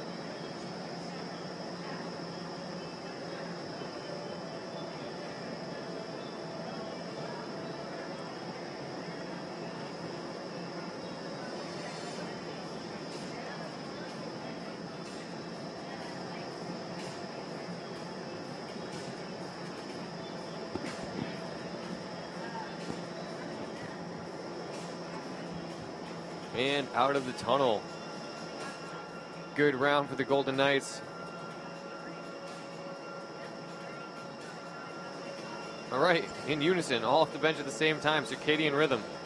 In unison, shocking. Right. Yeah, that is the idea here. iFLY Denver. Now, do you think that's a result of training together and being in sync, or do they practice getting up in unison? Do they want everything to just be at the same time? I think that's a learned skill. Well, there you go. These guys doing what they do.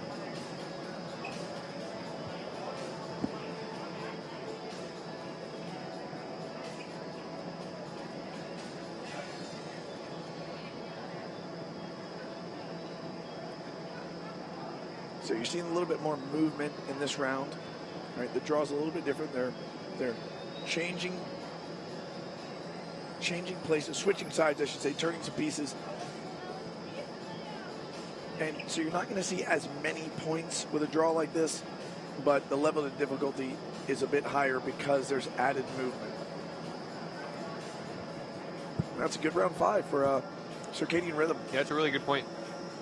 Kind of like in the dynamic round yesterday, there's just certain movements that take longer for the flyer to perform. So the scores on average might be a little bit lower, not because the teams aren't ready to fly them. It's just the moves are more difficult. They take longer to turn. And there we go. Okay, now, ladies of the night: Rose Mosier, Trey Martin, Bonnie Grant, Chris Acevedo. Let's see what they got to do here.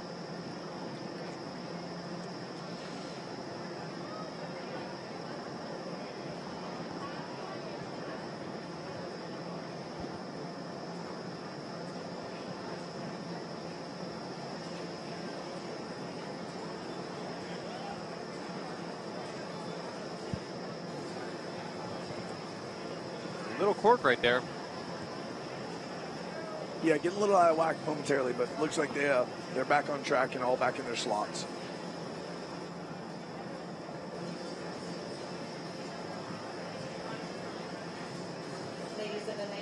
Oh no. I just took a sip of black coffee by mistake. Oh. I like sugar and cream. And that's something we should have to remedy now, isn't it? But something we won't have to remedy. There's ladies of the night's 5th round. It was awesome. They recovered nicely from that little fumble and got straight back on track and ended up with a pretty good round 5. In the tunnel now, Fluffies out of Arizona.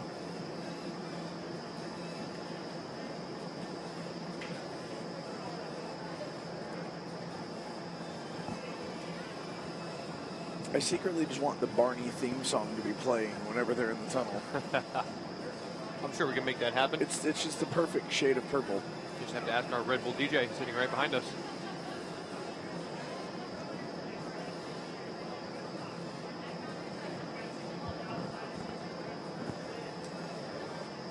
Yeah, you see the fluidity and the efficiency of Fluffies here.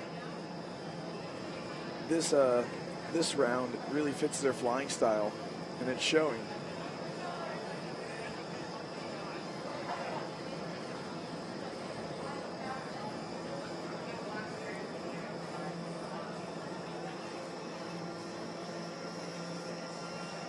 All right, good round 5. Up next, Skydive California, the pickup team. So if you're interested in knowing what the scores are, you can visit our website, competition.iflybb.com. Click the link. It'll take you right to OmniScore, and you'll be able to find all the scores for all of the teams from yesterday and today, posted as soon as the judges get them ready. Right, so remember there's going to be a little delay for VFS because they're scoring off of the SD card on the net cam. Right, you need that view from below to see the hands. Just like with FS, we're switching views for the broadcast, but the judging is done from the top-down view, where for VFS, since they're primarily upside down, the judging is done from the net-up view from the bottom, so you can see their hands clearly. So the judges are using that net cam. That's why you see Jason in there changing the card after each round. And so those scores will be delayed because of that. But as Dan said, as soon as they're available, we'll let you know when they get posted so you can run on over to the site and get the scores. Strong round right there from Skydive California. These guys have never flown together. You would never know. Really, really strong fly in that round. Awesome job making their home tunnel SFA proud, I'm sure. All right. Taken to the stage now. Arsenal.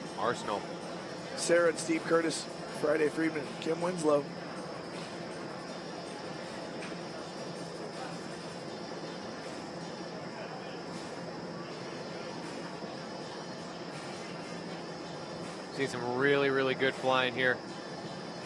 All highly experienced tunnel flyers, skydivers. And like you said earlier, at least 40,000 plus skydives amongst the four of them. Yeah, that's unbelievable.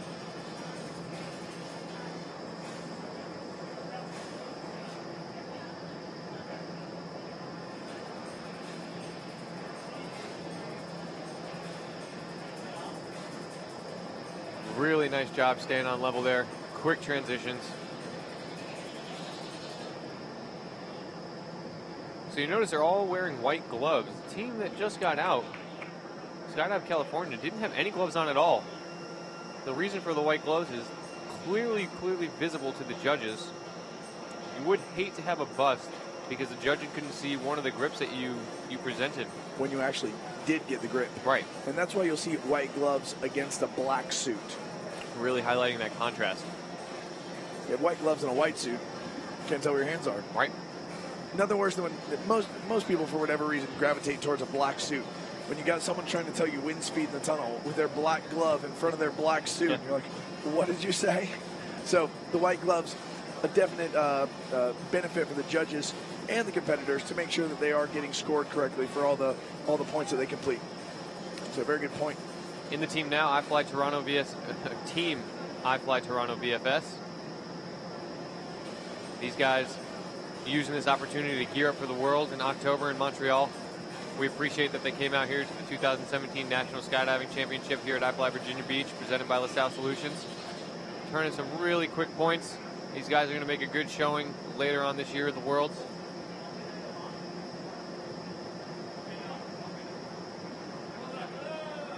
All right. Yeah, great round out for these guys.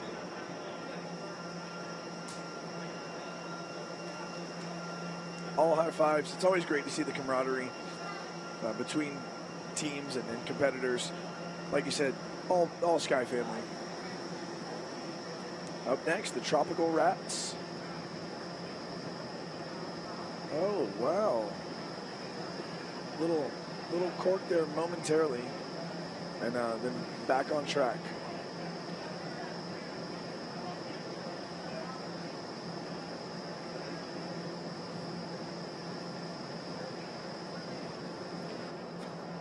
Bit of a sloppy round for these guys. Did a lot of flying yesterday. Yeah, fatigue has got to become a factor at some point. No question.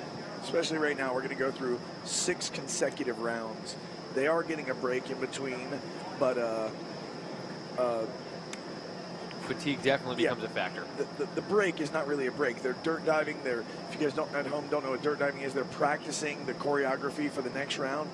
Immediately when they get out, they're walking right back, stepping out of your view, and doing the rehearsal for the next round. So there is no break. They're constantly working. Whether they're in the wind or not, they are working. Absolutely. 12 teams total in this competition. They get out. They have probably a little bit less than 10 minutes to get to the next draw, start dirt diving, and get back in the tunnel. So really no break at all, like Daniel alluded to. And as the competition just keeps rolling on, these later rounds get a little bit more difficult, but hence all the training time, build up your endurance. Okay, now Just in the tunnel. Oh, excuse me. Just got a high five from my my buddy Tyler Romer. Always in a good mood, great dude, and doing well with his team collective pitch. Yeah, they had a really good round this round. So in the tunnel now, STC Core, showing you how it's done. Really, really fast transition by Dusty there.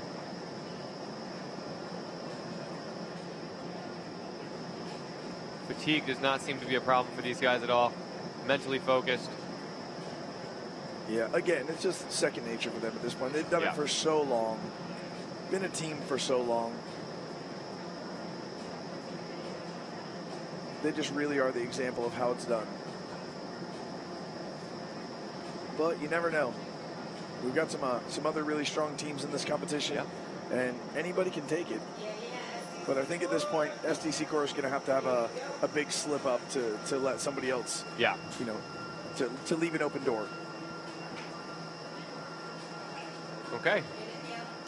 Second to last team of round number 5, Powdered V.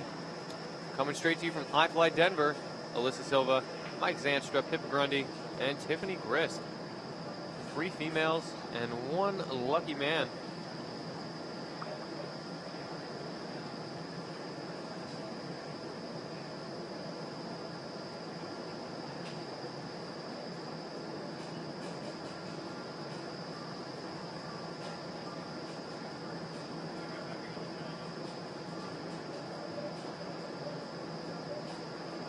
Oh, very clean transitions there.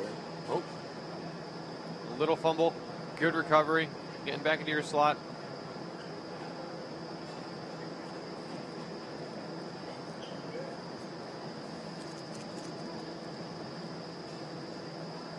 It's Rose in the pink. No, it's not. No, it's not. No, it's not. That is that Pippa or Tiffany? Let's make a call. Ooh. We're going to go with Pippa. P for pink. Sounds good. But flying very solid right there. Staying nice and stationary, not moving, not drifting, letting her teammates get to her. And that's what you want to see in a 4-way VFS competition like this. Okay. Our last team in round number 5. Team Arizona X-Force.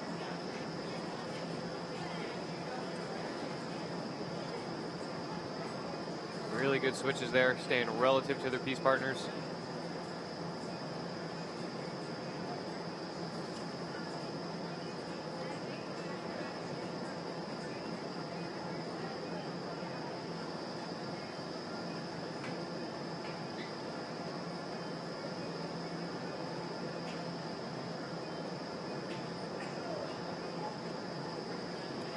Nicely done.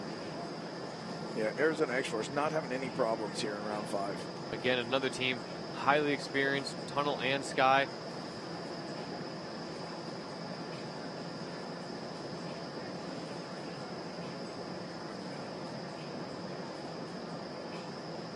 All right. Again, you see the white gloves against the black suits, right? It's not just the flying. Of course, that's the main aspect, but every little bit helps. You want to make sure you're getting credit for everything that you do. So that preparation, having the white glove against the black suit is part of that. Yeah, just another level of strategy as we were discussing earlier in terms of the way they build the formations. Suit design, suit color, white gloves. And we know how important suit color is in skydiving. Look cool, have fun. Got to have your colors match. Safety third. Safety third. Don't listen to that, kids. Safety first. So here we are, 2017 National Skydiving Championship here at iFLY Virginia Beach, presented by LaSalle Solutions. Getting underway now in the round number 6. Round number 6, more of the same, right?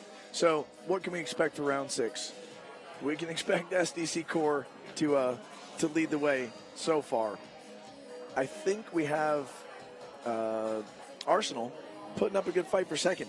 I'm not sure what the gaps are right now. Again, we're on a delay with the scores, but I would say right now it's probably a battle for second between Arsenal, X-Force, and Collective Pitch. Yep. But not too we far don't know. behind. We don't have the scores. Golden Knights, they look really good. That's Skydive right. California's Don't forget team. about the Golden Knights.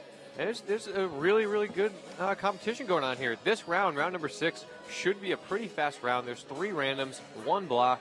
So you're going to see these guys turning really, really fast points, braking, staying close. Excited to see what they're going to be able to do. So for our viewers at home, tell them the difference between a random and a block. So a random is just one set of grips. A block is a set of grips. The teams will break and then re-grip. Such as grip, carve grip, 360 grip. Absolutely. So so that would be 1 point. So, for example, Dan and I can hold hands for a second. So random would just be grip, right? That's the point. That's 1 point. If it was grip, 360 grip, which would be a block, it would be a grip. We'd both perform a 360 and then grip again. That's 1 point. 2 points. 2 points. I 2 don't know what I'm points. talking about. This is why I'm a dynamic flyer, not a VFS flyer. Likewise. But each they one of must those, complete. each one of those, right, is a point. So a block consists of a maximum of 2 points. This is why I You don't get fly the whole VFS. thing. We're doing our best here, folks. Almost 9 a.m. on the East Coast. So then why aren't they all just called randoms? Stumped you. If everyone's 1 point. Whatever. You get the idea. Holding hands in the sky. That's what it's all about. Doing a lot of hand holding here this morning. The tunnel looks like it's ready to come back up. Coming up next, after the completion of 4-way VFS, we have dynamic 4-way open. The speed checks scheduled for 11 o'clock. We are running early. Doing a really good job staying efficient. We have a great team here behind us, so we might be pushing that window maybe a half hour, 10:30. We will keep you all posted. But right now, getting underway with round number 6, so halfway through this 4-way VFS competition. And I'd say it's anybody's game, even though I feel like SDC Core is in the lead. You know, we've got half this competition to go. Anything could happen. Yeah.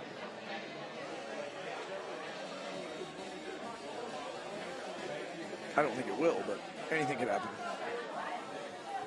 The building is slowly starting to fill up. Yeah, the energy's building here. People are making their way out of bed and to the tunnel. Must be nice. All right, so camera's good. We're going to bring the wind back up and get underway with round 6 and team collective pitch. That is our main man, door guard right there. Tunnel instructor extraordinaire, Zack Jones. Zack Jones sounds like a country singer. All right. There is Brad Hunt, Tyler Romer, Curtis Weaver, and Lane Packlin. Collect the pitch.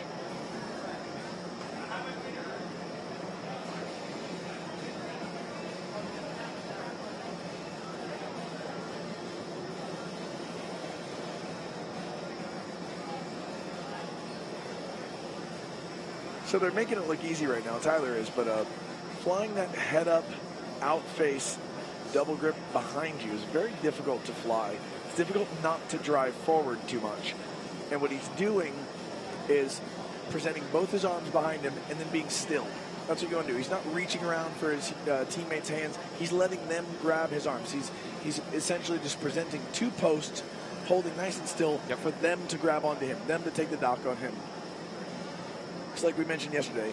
If you have both people reaching for each other, you don't want you know, the swiping and the pawing at each other, you could miss. Yeah, you get a swing and a miss going on.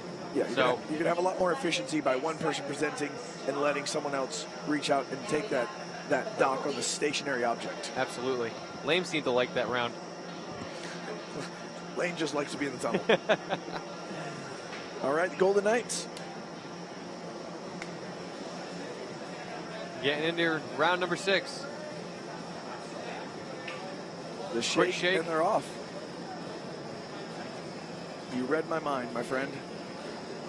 I think we're finally figuring this thing out. Hopefully everybody at home agrees.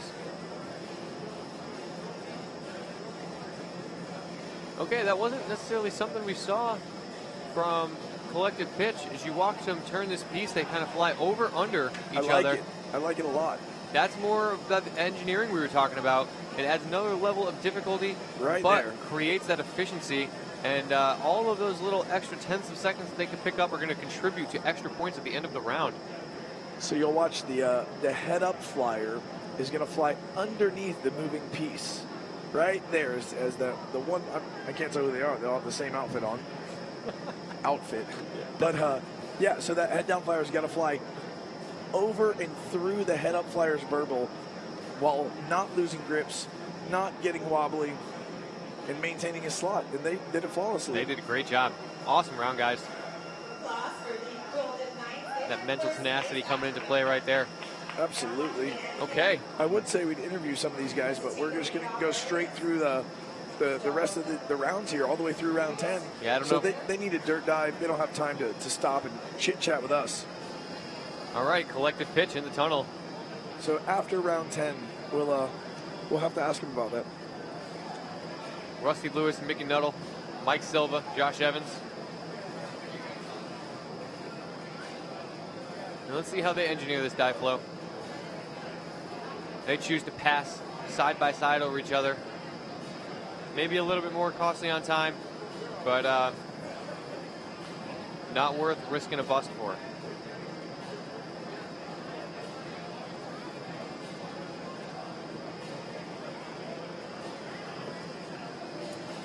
Yeah, so the difference you'll see here is going to be right here where they're going to change. So they're spinning the pieces side by side, whereas the Golden Knights took it over that head-up flyer, as we talked about before. So a little bit different engineering, a little bit different results. Rusty's happy. Rusty's happy, but in my opinion, the Golden Knights' way of doing it was faster. Yeah, I agree. It'll be interesting to see when we get to some of the high-level teams, how they engineer that dive. I think we're in the high-level teams right now, bud. True. Okay, the elite of the elite. SDC Corp. That's what you're hinting at. I got you. Right now, ladies of the night. Ladies of the night.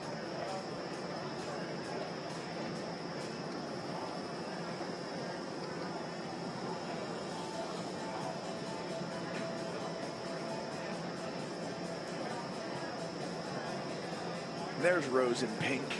There we go. And again, like circadian rhythm before them, they're choosing to fly around each other, not over the top.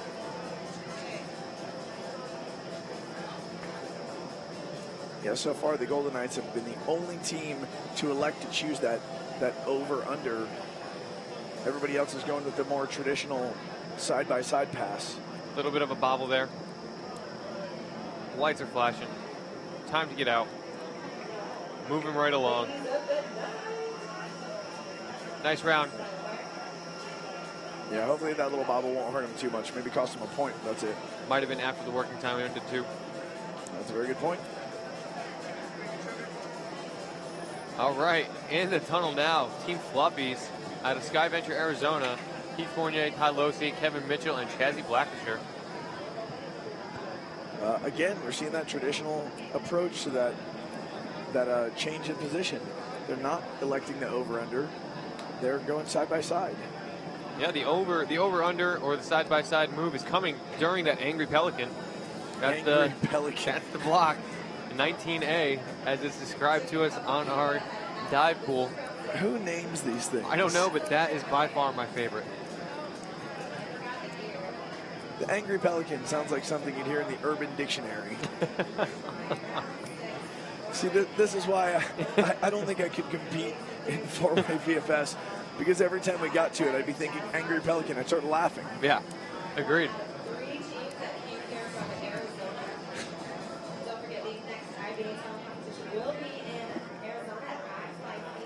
All right. Exit in the tunnel. Fluffies, all smiles. Nice round. Yeah, they're smiling because they're thinking about the Angry Pelican. That's a good Team Angry Pelican. All right. Or Team Screaming Pelican. Almost. Okay. Now we've got Team Skydive California. And let's see how they deal with the Angry Pelican. And I'm going to guess they're going to go with the traditional route of side-by-side. Yep. That's correct. Just like you thought. For a team who has never competed, these guys are having a really, really good showing. Yeah, they're flying great. Coming out of iFLY SF Bay. A little bit of a smaller tunnel, if I'm not mistaken, 12-footer. Yes, sir. 12-foot tunnel. Union City, San Francisco. I've never been there. Neither have I. I hear good things. Got to make it out there. All right. It was a good round 6 for Skydive California. Second here, Laura Wagner talking to the crowd in the background, saying that some of the scores have been posted for 4-way VFS. So if you're interested in checking out those scores, seeing where the teams are ranked amongst each other, you can go to competition.iflybb.com, click the link, and it'll take you right to OmniScore, and that's where you'll be able to see where these guys are all ranked. In the tunnel now, Arsenal. Also, wow, Arsenal going with the traditional approach. But you know what? These guys have been doing this for so long, as we said before. That's probably built into their... just ingrained in their memory. Yeah, their muscle memory. They're comfortable doing it that way. It's probably just as fast. Right. I personally like the over-under. I think it looks cool. It looks cooler. At a certain level of style. But they're not being judged on style. They're being judged on speed. And these guys are certainly fast.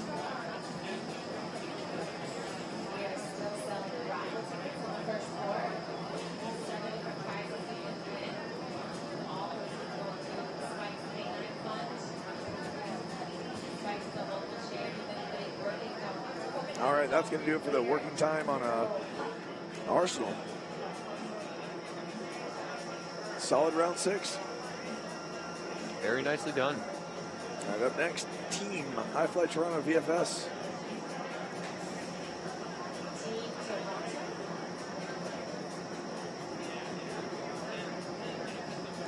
I like the shake and then the fist pump indication to go from Dave Sventinovsky. I think I just want to find an excuse to say his name a lot. It's fun. Now that you got it down, now that I've got it down, fun to say. And also fun to watch.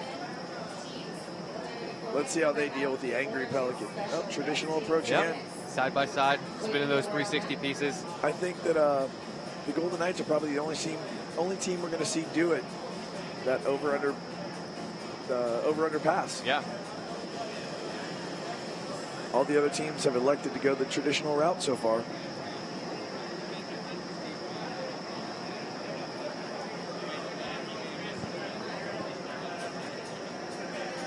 All right, that's going to do it for Team iFLY Toronto VFS. iFLY Toronto VFS for round 6.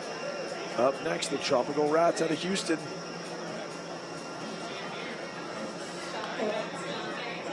Let's see what these guys have in store.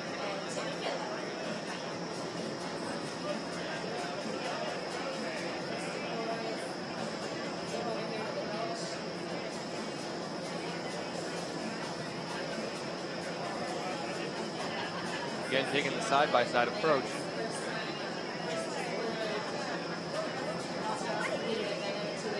A little bit of a brain lock right there. Yeah, it looked like that during the first set of moves as well. Yeah. Looked like Tex was kind of waiting for his teammates to remember at what point in the dive flow they were. I think they're all in there laughing, having a good time. Oh, yeah, I'm sure John Barry's singing a ridiculous song to himself. Well, it was all I could do to keep from crying. No, wait, that's what Tex would be singing. That's it.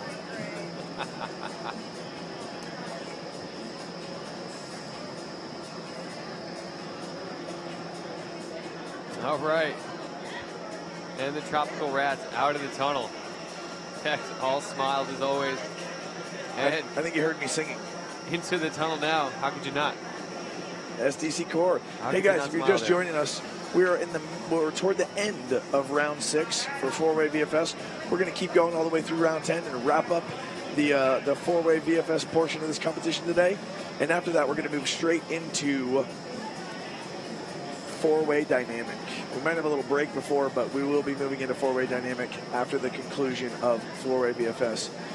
And when you say 4-way VFS, you got to mention SDC Core, who we're looking at right now in the tunnel. These guys are just the textbook example of how this is done. But we say that, but I think the Golden Knights are showing us that there are new and innovative ways to do things. Absolutely. You know, I wouldn't say that they're going completely side by side, but they're not going as over the top. Yeah, you know what? It's kind of a hybrid, somewhere in between. Same general idea as well, but not quite as over the top as you mentioned. Being that flyer that's head down and going back over, knowing that there's a flyer coming underneath you, blind, watching that head-to-head collision is definitely going to weigh in the back of your mind there.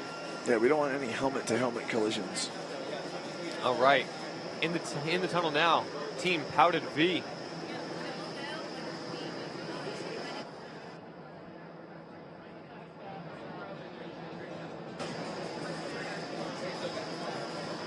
All right, Powdered V doing their thing.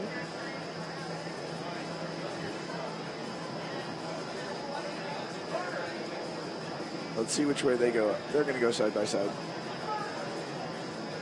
Yep.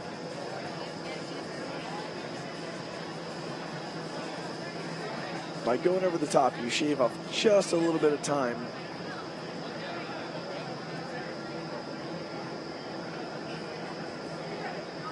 This is a good round for them. This is probably the best round they've had so far.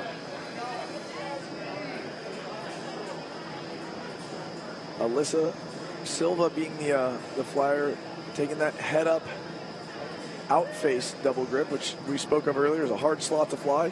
So showing a lot of control there. Yeah, doing a really good job of just presenting, letting your teammates fly to her. Okay, last team taking the tunnel now for round number 6 of 4-way VFS. Arizona X-Force, flying out of Skyventure, Arizona. Our third team from Arizona, Brianne Thompson, Nick Daniels, Seth Sutter, and Johnny Gunn. Johnny Gunn. Let's see how they approach this piece. And side by side. Whoa. That looked like almost a bit of a cork, but it wasn't. I'm not sure who the flyer was. I think that's a good save there by Mr. Gunn. Is that Johnny Gunn? I believe so. No, we're going to say it is. Johnny Gunn is just such a versatile name, I think. It could apply to a superhero. It could apply to a cartoon character, which I guess could be a superhero. He can be an assassin in a movie.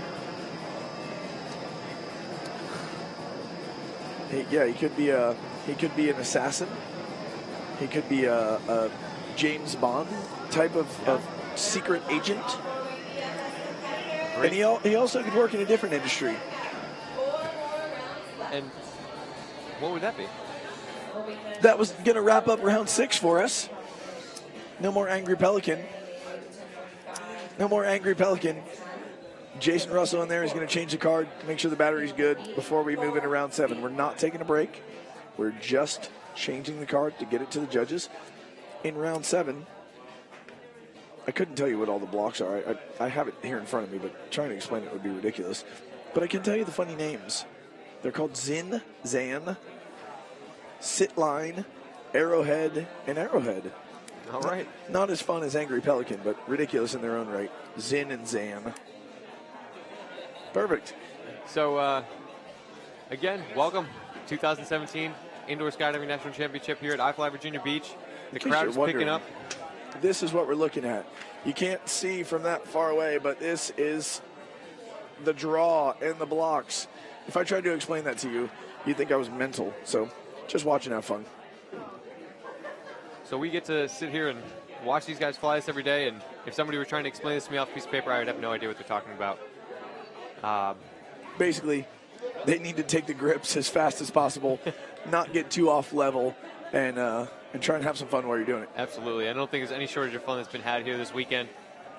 2-day competition. We're in the morning of day 2. Second to last competition of the day. Last one coming up in a little while here. 4-way dynamic. Right about 9:30 here on the East Coast. If you're tuned in, thank you for joining us. Thank you to our sponsors, LaSalle Solutions, Strike Force Energy,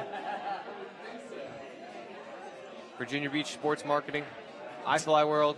That's right. Deem Flyware, Tone Fly, Town Bank, the Breeding Company, of course, Aquan 25th, our friends right across the street at CP Shuckers,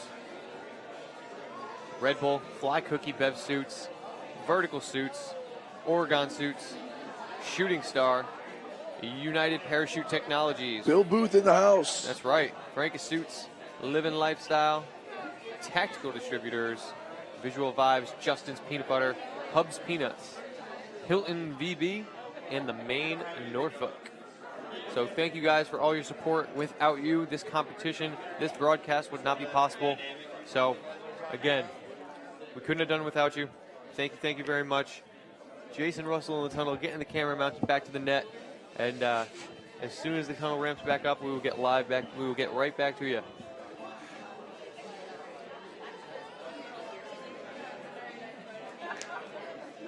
All right, looks like the card has been changed. And we're going to get underway with round 7 and collective pitch here in just a second.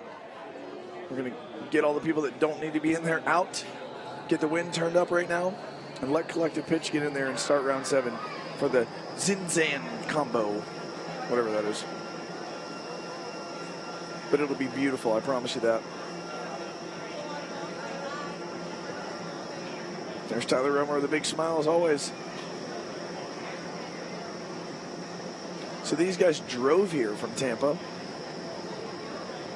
I don't recommend that in any way whatsoever. I've driven across the country several times, and it's challenging. That's the word of the day. But these guys, I'm sure they're talking about their strategy the whole way here and plotting their execution. So right now, in round 7, collective pitch, not having any problems whatsoever. Another team that's been together for a long time, and it really shows. There are never any hiccups. There's never any confusion. These guys know exactly where to be and where to go. And they're flying with a lot of efficiency right now. Oh, right as I said that, I gotta stop doing that. Hopefully it was after the working time, but I think it might have been the very end. Curtis doing the Team America secret signal on the way out. Brad Hunt shaking his head, might be a little disappointed in himself. Maybe he forgot the Zin or Zan. I'm not sure which one. Zigzag, Zin, Zan. Here we go. Golden Knights. Let's see if they come up with any other crazy innovations that are going to shave some time off.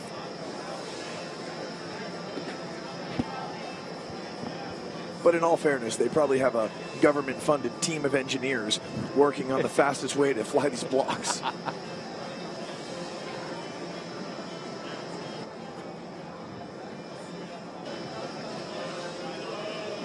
All right, getting a little bit high up there in the diffuser, but they're all relative to each other. Yeah, as long as they're all high in the diffuser, it doesn't matter. Well, not in the diffuser, I should say, but high in the flight chamber. One thing you'll notice is the flyer carving around when they break apart. He's dropping down a little bit to give a little bit of separation from the rest of the team and then coming right back up to his slot. Maybe helping to avoid the burble a little bit. Possibly. It's interesting. it almost looks like it could potentially take more time for him to fly back up. I mean, we're talking about a fraction of a second, but, you know, like we said earlier, you add up a few fractions of a second over 10 rounds with multiple points, you know, we're talking 20, 30 points potentially. Okay, in the tunnel now, Circadian Rhythm. Nick Nuttall, Mike Silva, Josh Evans, and Rusty Lewis. Let's see how these guys fly that. Yep, staying right on head level.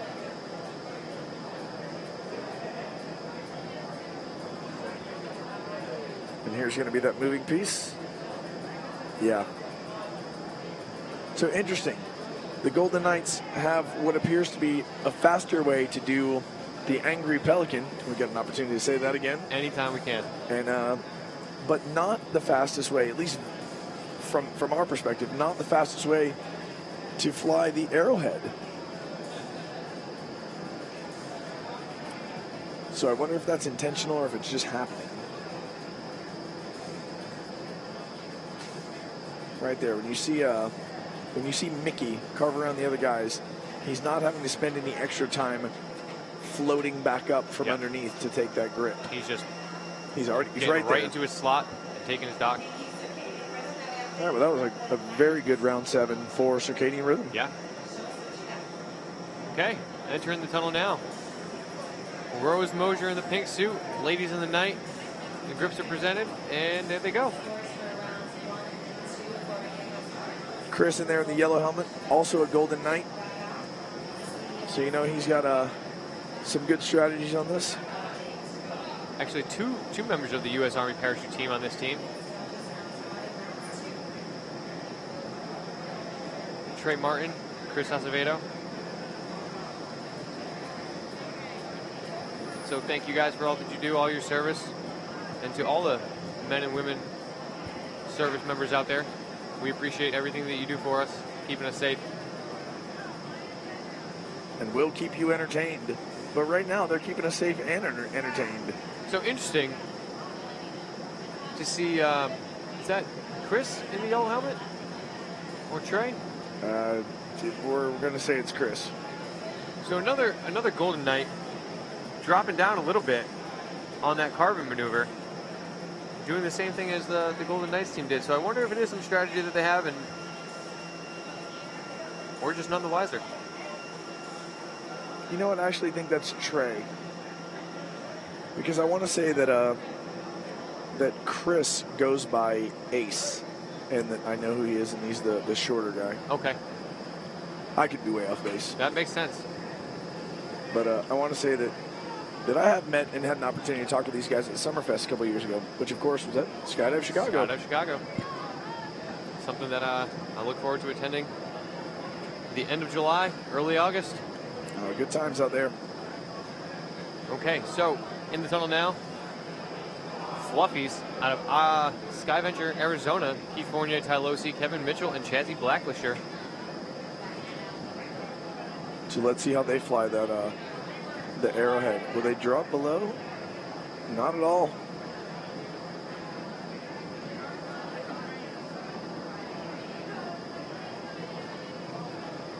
Teams starting to funnel in now. All the four-way dynamic teams starting to funnel in. Got the Red Bull Air Force guys in the house.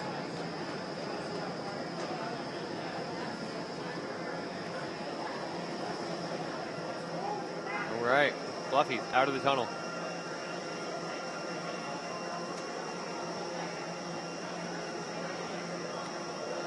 Now about to get in, Skydive California. These guys have been impressing me all morning. Yeah, definitely the big surprise of this four-way VFS competition so far is absolutely this pickup team who's never competed together before. Their performance so far has been one that looks like a veteran team that's been together for years. Let's see where they go with this carb. See if they stay on heavy level. Drop down maybe a little bit, but not much. Not much room between the top of his head and the net. So not a whole lot of place to go for him. Yeah. Right into his slot. Beautifully done. Yeah, it looks perfect.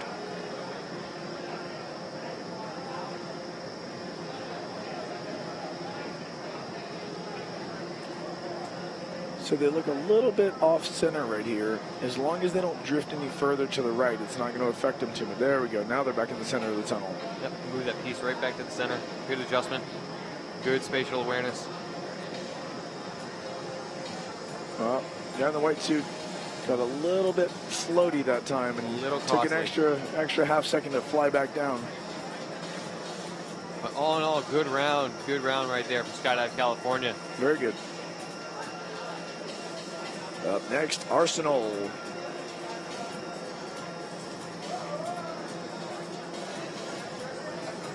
I have a feeling these guys are going to make this round look really, really quick.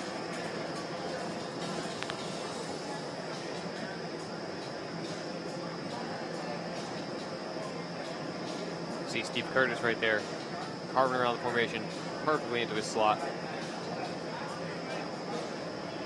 Right, this is a good example of not going down, not having to take that extra time to watch right here. When they get there, the grip's right there for him to take. He doesn't have to waste any extra time flying back up to it or closing any added distance. Yeah, and Sarah and Friday doing a really, really nice job of presenting that grip for Steve to dock on. Right there. Awesome camera work by our man Charlie in the antechamber.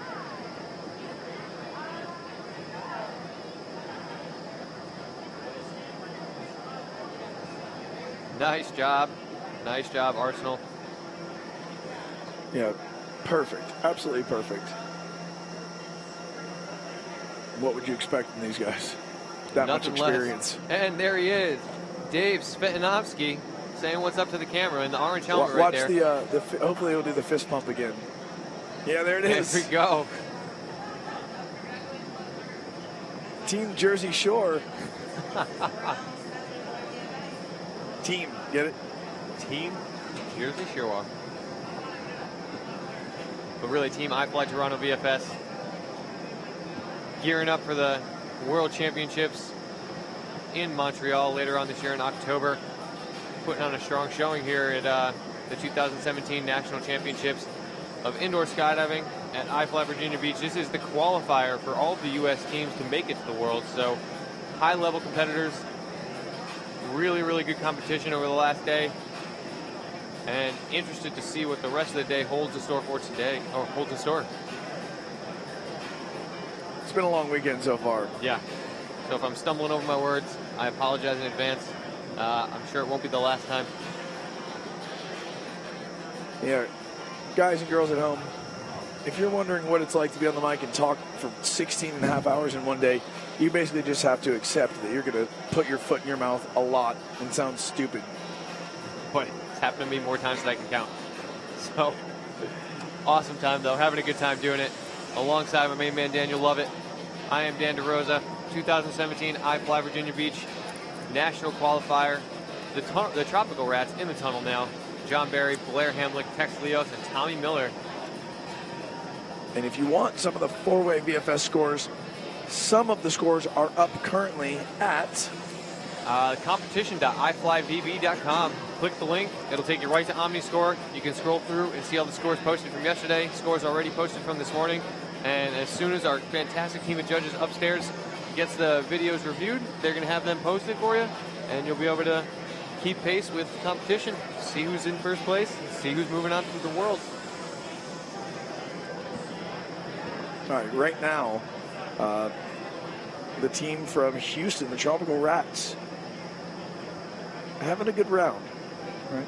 They've had a few hiccups the last round, but this one they're nice and dialed in.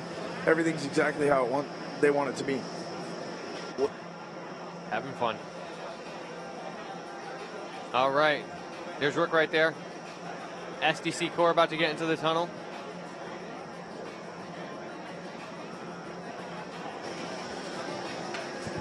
Dusty Hanks, Steph Strange, Jason Russell, Rook Nelson. Your current reigning world champions. So let's see what these guys do differently compared to our other competitors.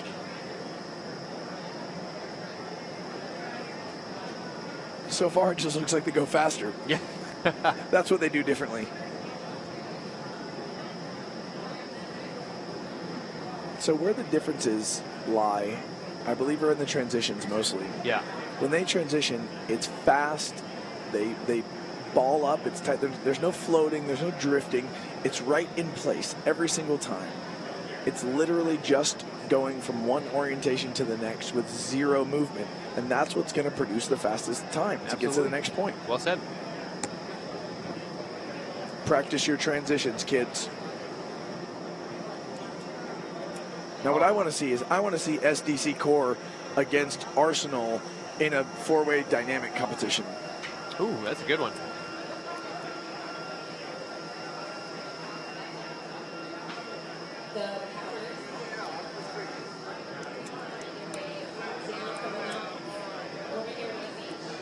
So here's Powdered V. Flying out of iFLY Denver, Alyssa Silva, Mike Zantra, Pippa Grundy, and Tiffany Grist.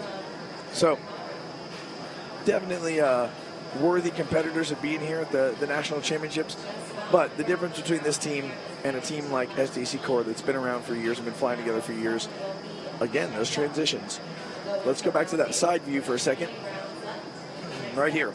And you'll notice when they transition, are they right in place? There's a little floatiness, a little up and down here. Right, there you go. And you see it takes an additional half second here and there to get to the point, and those half seconds add up throughout the round, and then over the course of 10 rounds, it becomes a much bigger deal. So I think you're going to see in the future these guys kind of dialing that in a bit more as they fly together, as they get more training time together, and start getting those transitions more on level every single time. Absolutely.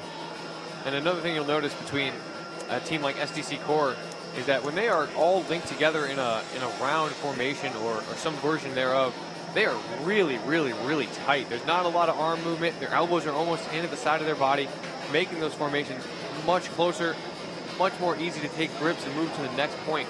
So another advantage that they have from years and years of experience flying together and knowing your partners. Here's X-Force, final team for round 7. And again, transitions right on level. That's what you want to see. You don't see anybody floating. You don't see any added space. But that's what you get when you've got an experienced team like this who's been together for a long time.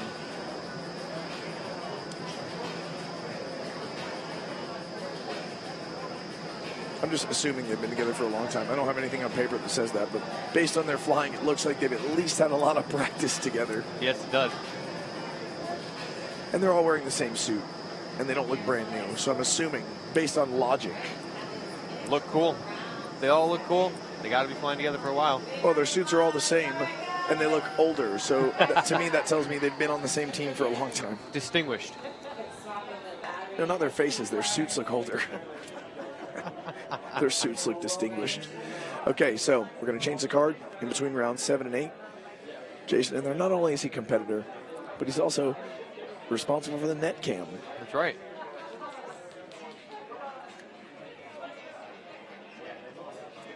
All right, so as we said, we're not going to go to a break or anything. We're just going to look at our beautiful faces for a couple minutes. Hi, Mom. Hi, Mom. Hello, wife.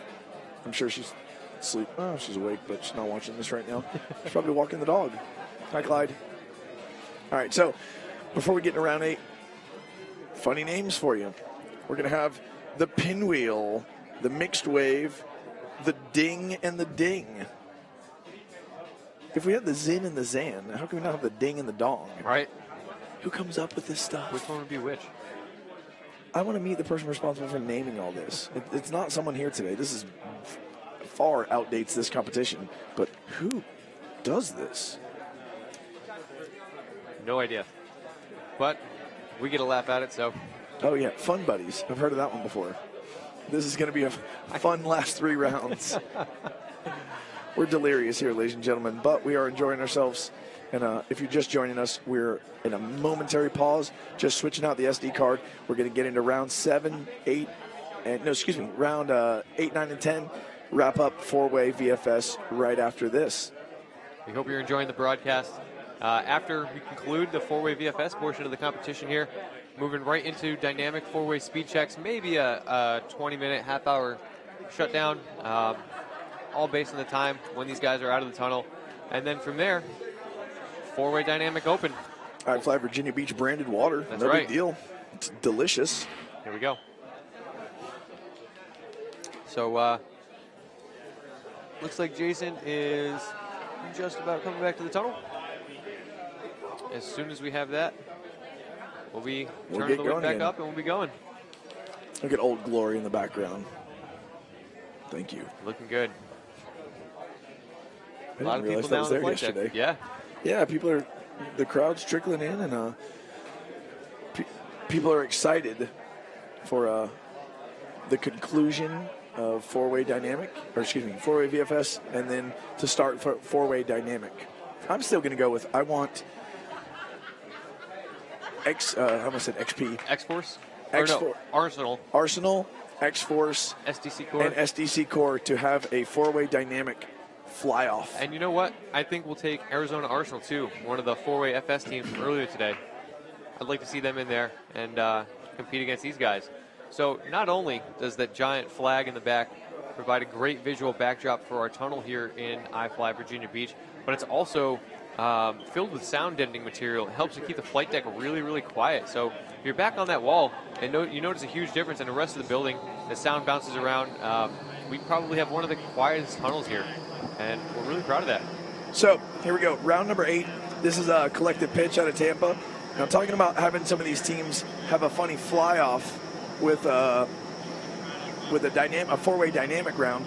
These guys are competing in four-way dynamic, and they're good. That shows that well-rounded skill set. Right. Not to take anything away from our other competitors, but the kind of younger flyers today are coming up in multiple disciplines, and they want to prove themselves in more than one category. Yeah, and the best way to do that is with a strong foundation, strong belly skills. So I was going to say, yeah, belly skills. There you go. That's it. It all comes down to belly skills. I mean, your belly and back, no matter what orientation you're in, just a little bit more vertical, a little less vertical, especially in the dynamic portion of the competition. It's really belly flying, back flying.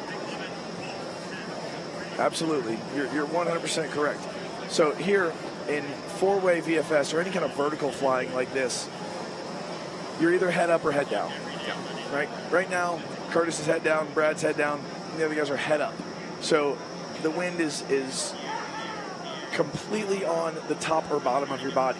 Whereas in dynamic, there is no head up or head down. We refer to it like that for visual purposes, but when you're moving, it's either belly or back flying. The wind is either 100% on your belly, on the front side of your body, or 100% on the back, and just the angle of attack changes. But it really is just belly or back flying, and that's why those fundamental skills are so important for something like that. We can't stress it enough. All right, Golden Knights in there right now. Excited to see what these guys do with the pinwheel, mixed wave, ding, ding. That's fun to say.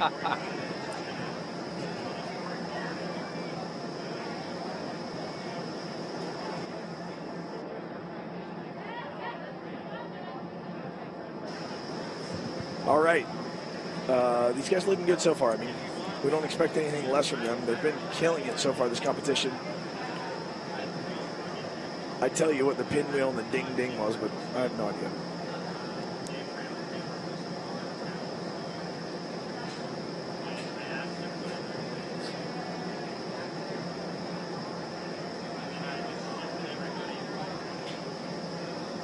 All right. That is going to do it for the Golden Knights in round 8. Moving right along. Circadian rhythm. Mike Silva. Josh Evans. In the black suit that also got into a fight with a highlighter and lost. Nico Gonzalez would be proud.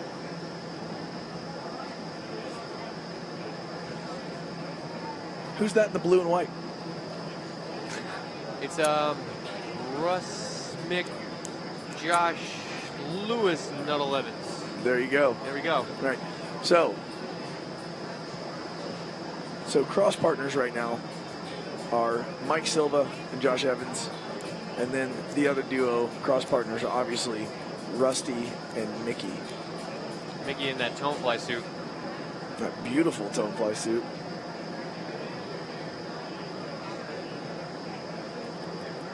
Tunnelfly, one of our sponsors here at the 2017 National Championships at iFLY Virginia Beach. We are very thankful to have them on board. Absolutely. Love the products. Love my suit. Thanks, guys. My instructor suit is a Tunnelfly suit. I'm absolutely in love with it. Yeah. Look at that. No, you go first. No, after you. Teammates, friends, all around polite individuals. Mickey Nuttall and Mike Silva. Gentlemen.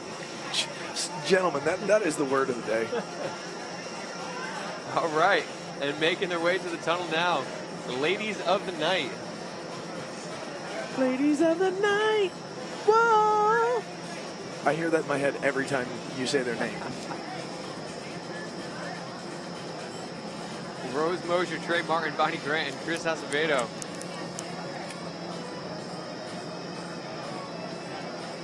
You see two competitors on their team. You see Chris and Bonnie going with short sleeves. Again, not what I would recommend, but what do I know? I don't fly VFS. Personal preference, I guess. But my suit's tight, and I weigh 200 pounds. Yeah. So a little extra drag doesn't hurt. It hurts your fashion, though. We've got to be like so European and have the suit like so tight, because the tight suit is where it's at these days. It's uber tight. You know what I mean? It's got to be like so tight. The baggy suit is that a so like last year? It's nish. It's out. Out. Yeah, the baggy suit is out these days. The tight suit is all the rage.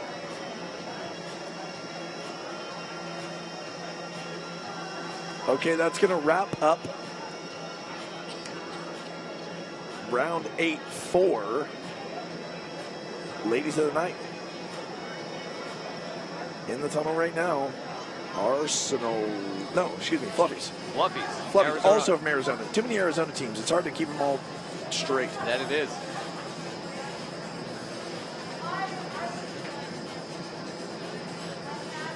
So there's some of those baggy suits we were just talking about. These are old school flyers. The tight suits are more geared for dynamic, more for movement. Like we said before, when you're flying static like this, static, of course, I'm referring to as stationary positions for the most part, having a bit of extra drag is helpful at times. Absolutely. Giving you a little bit more lift, not having to work so hard in the wind. And I just turned around and checked their wind speed. They're flying at 97%. You see some of the teams in a little bit tighter suits flying topped out 100%. So the drag being utilized by them for sure. I would be one of those people at 100%. I like donuts.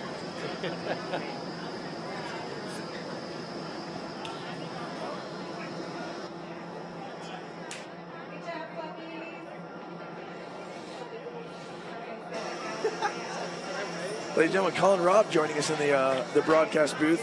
He can only hear my voice. He can't hear anything else. But big congratulations to this guy yesterday, scoring second place, only to the kids, Noah and Kaylee Wittenberg. So we didn't really think anyone was going to beat them. So you basically got first. Congrats, dude. Awesome job. Hometown Tunnel boys. Hometown boys. In the tunnel currently. Skydive California. Skydive California.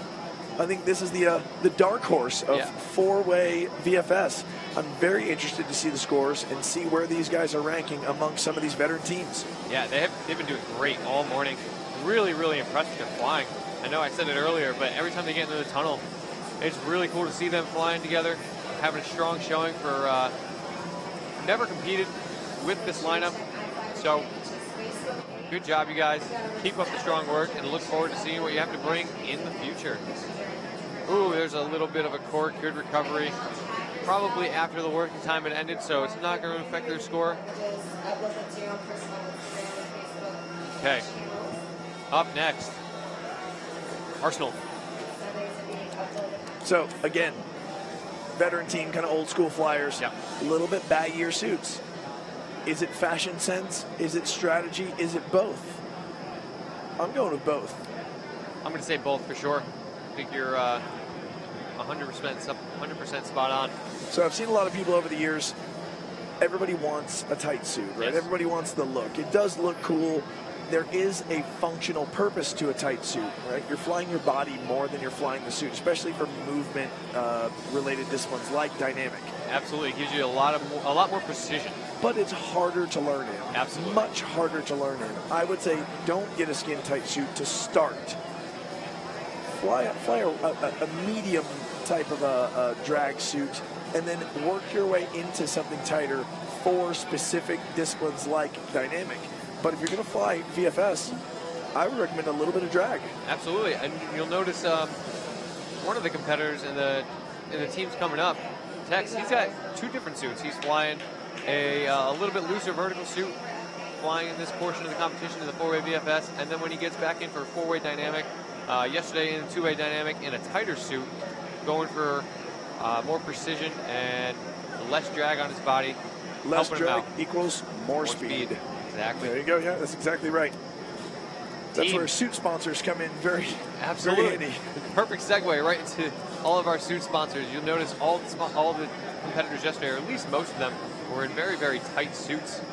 Dean and Tomefly, vertical as well. So thank you guys for sponsoring this competition. In the tunnel now, Team iFLY, Toronto VFS.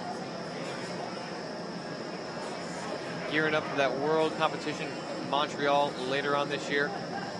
That'll take place in October.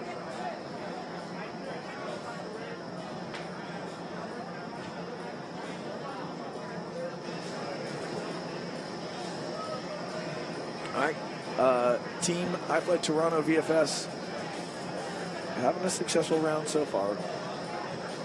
I'm interested to see where these guys rank. So they're pumped with that round, and they rightfully so. All right, high fives on the way out, and up next we're going to have the Tropical Rats from Houston, and there's that suit we were talking about. Tex with the black and gray suit. It says Ether on it. A little bit baggier, a little bit more drag, specifically for VFS. But like you said, when he competes dynamic, tighter suit, less drag, more speed. You'll see that a little bit later on.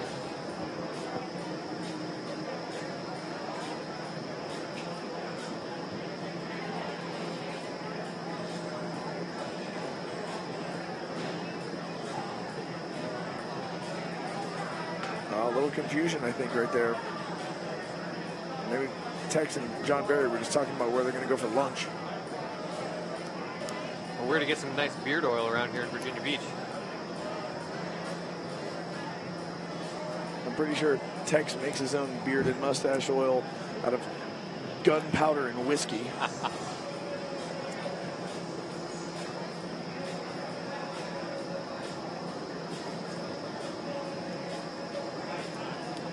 All right.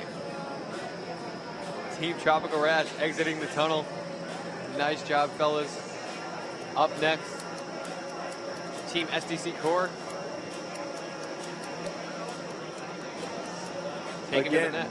some slightly baggier suits on the legs, right? Absolutely. So, you know what? From the team who is currently world champions, skydiving world champions, indoor skydiving world champions, they know something we don't know. It works for them. Absolutely. So there's years of experience, flying with the same teammates, all seasoned pros. But you'll see Stephanie's suit is a little bit tighter, right? Smaller person, doesn't weigh as much, doesn't require as much drag at this wind speed.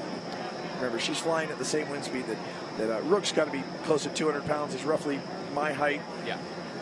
So the wind speed for Stephanie is considerably faster than it is for Rook. And right, the weight belt she's wearing. And the weight belt. Good point. I didn't even see that. It's black on black. Yeah. But that weight belt, all part of that strategy. Could she fly without it? Of course. Of course. Of course she could. But it's just helping her not have to fight to stay down because she is that much lighter. Absolutely. And those weight belts are fully adjustable. So she's got it dialed in now. She knows who she's flying with. They've flown together long enough. Adding weight, subtracting weight. You're talking a pound here, a pound there. Makes a huge difference. Okay. In the tunnel now. Powdered V. Flying out of iFLY Denver. Alyssa Silva, Mike Sandstra, Pippa Grundy, and Tiffany Grist. Looking strong. Nice transitions. But you see them separate a little bit there. That just creates a little bit more time, but that's what these competitions are for. Gaining experience, practical experience. They'll take this home to their home tunnel, iFLY Denver, and continue to improve on their skills. But awesome showing here for these guys.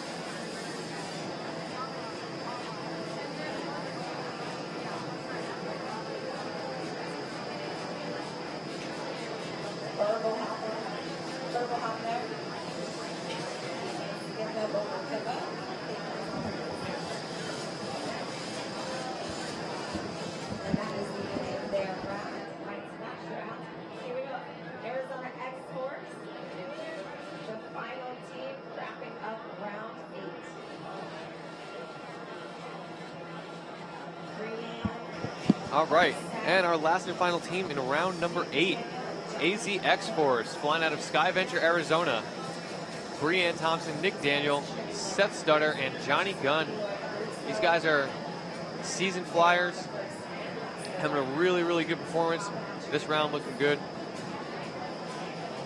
Joining me right now is none other than our CEO at iFLY Virginia Beach, the man who is in charge here, Bob Pizzini. Bob, how you doing this morning?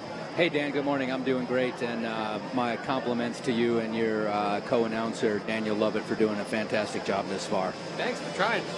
Learning on the fly, having a lot of fun doing it. Excited what we're seeing. It's been a great competition so far. Yeah, it's been an incredible competition, and what a pleasure and what an honor for iFLY Virginia Beach to be able to host the first U.S. national indoor skydiving competition, which is, as you've been announcing in such a professional manner, a qualifier for the World Championship to be held in Montreal in October of this year. Yep. What a win for the city! What a wonderful thing for this community. We were on the front page of the newspaper this morning, the Virginia Pilot. And, yeah, we have a tremendous amount of interest. And, of course, 147 competitors from 6 different countries and all across the United States. It's really a pleasure to be able to host this event. That is awesome. So once again, good morning. Here at the 2017 Indoor National Skydiving Championship presented at iFLY Virginia Beach, presented by LaSalle Solutions. I'm joined by Bob Pizzini. He is the CEO here at iFLY Virginia Beach, joining me this morning. So what else has really struck you about this competition so far, Bob? Well, a couple of things. One is all of the best names in the sport are in this building as we speak. So again, that's an honor. The turnout is double what we expected. The camaraderie amongst the teams is incredible. It's unbelievable. The competition, you know, make no mistake, there's serious competition going on.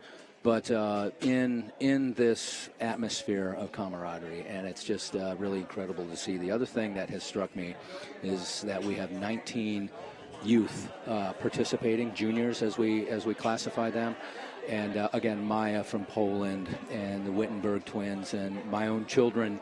And Severin, our general manager's son, who have all done very well, and this is their first competition. But having all these youth be able to participate in this sport at all the levels up to open, which is the professional level, is just something that you don't really see in any other sport, and it's something that makes the sport of indoor skydiving that much more unique. And just like you alluded to, we noticed all the competitors, old, young, they're giving advice. They're helping out the teammates. They're helping out their friends. Nothing but wonderful Sky and Tunnel family here. Camaraderie is at an all-time high. All these teams are pulling for each other. Yes, do they all want to win? Do they all want to move on to the World Qualifier? Absolutely. But pulling for their friends, excited to see everybody do well. When the sport is doing well, they're doing well. Everybody's getting better. It's progressing. We're all learning, and it's been an unbelievable showing. So thank you for everything that you've done. Bringing this to the tunnel here at iFLY Virginia Beach. We couldn't be happier. Everything is running super smooth, and it's all due to the man right here behind the scenes. Hey, thank you, Dan, and a special thanks to the crew of iFLY Virginia Beach. The 36 people on this staff are knocking it out of the ballpark. Yeah. So thank you. Thanks for the interview, and thank you, everybody, for tuning in at home. We appreciate your support. All right. Thanks, Bob. Thanks. All righty. So right now we are just waiting for Jason Russell to change change the camera in the net. We will be getting back to round number 9 real real soon here. And 2 more rounds to go. 4-way VFS. And then as soon as this concludes, we're going to take probably a half-hour break. Maybe a little bit less, maybe a little bit more, depending on where we are. Trying to stay on schedule this morning. Yesterday we ran on time and early all day. Really efficient. And like Bob said, all thanks to the wonderful crew we've had here working. A lot of time and effort have gone into making this performance and this competition run as smooth as possible. So thank you to everybody involved behind the scenes. We really, really appreciate it. Thank you to all of our sponsors. You can hear the tunnel ramping up behind me right now. The camera's in. Collective Pitch is walking into the tunnel. Let's see what these guys have to show. Round number 9.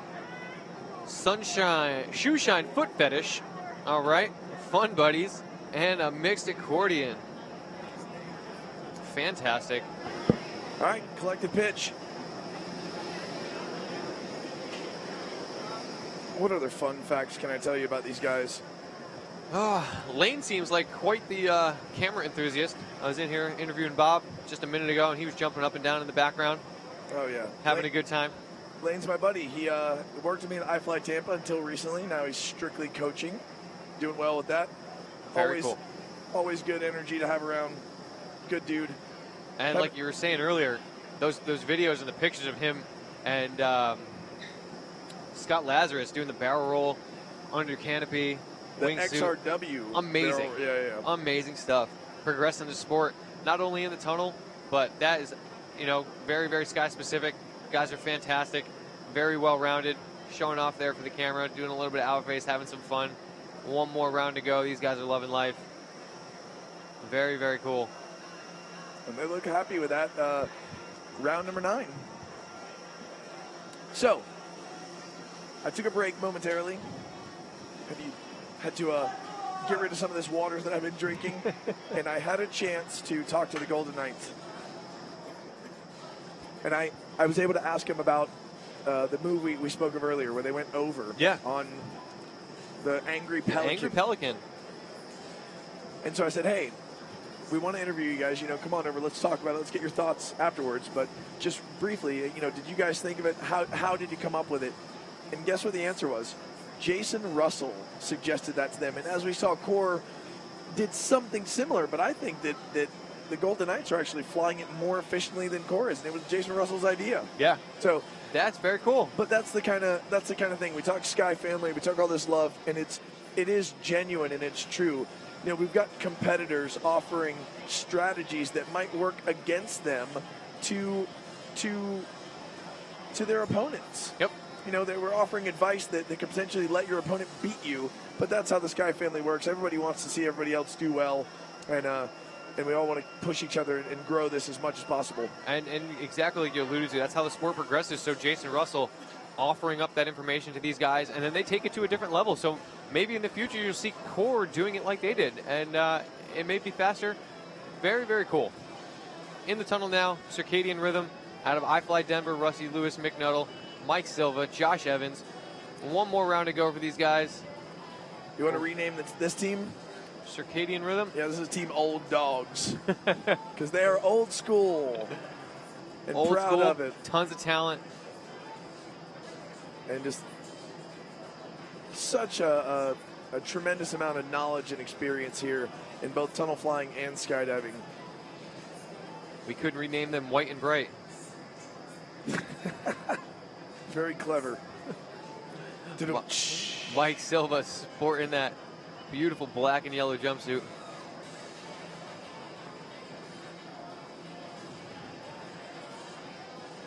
I got to see Mike in here real early this morning. Nothing but smiles. Said he was a little bit sore. Did a lot of competing yesterday. 2-way VFS, 2-way dynamic, freestyle. Every competition that we had yesterday, he was in. And he's in all of them today. 4-way VFS, and then he'll be in 4-way dynamic open in just a little while. Yeah, so he's Mike, getting his money's worth of tunnel time this weekend. Props. All right, good round number 9 for Circadian Rhythm and Ladies of the Night. In there now for their round 9 showing.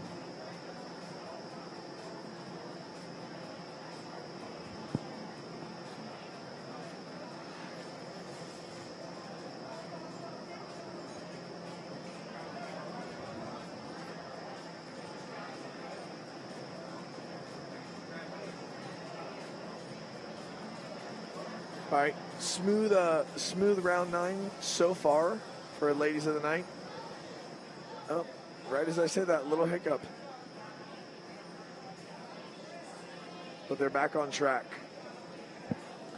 So you're going to have hiccups at times, especially through the learning process and getting to know your teammates and kind of know each other's flying styles. But the important thing is recovering from those hiccups, not letting them stick with you mentally, and just getting back on track and focusing on the task at hand. Very important when you're flying to have amnesia when you do have one of those moments. Just letting it go, moving on, keeping focused. All right, up next is Fluffy's. Fluffy's flying out of Skyventure, Arizona. I love you, you love me. We're a happy and It's the perfect lovely. shade of purple. How could you not think that?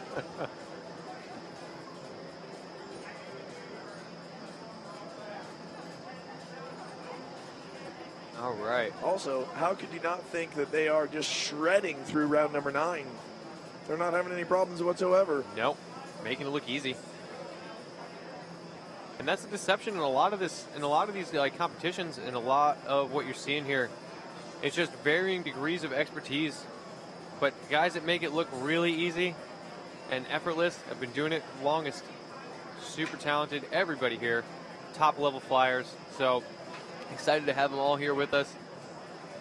But you can just see a little bit of the continuity between some of the teams that have been flying together longer. So, But here we go. Right as you say that, on cue is Team Skydive California, who's never competed together, and they look like they've been together for years. So, you know, sometimes you find the right pieces of the puzzle, and it just fits together, it gels, and their flying styles match to where they don't have as many issues working through getting to know each other's flying styles and habits and things like that. Just right off the bat, you can tell that this team just clicks. yeah, that's an excellent point. Definitely an intangible that you can't count on, having team chemistry.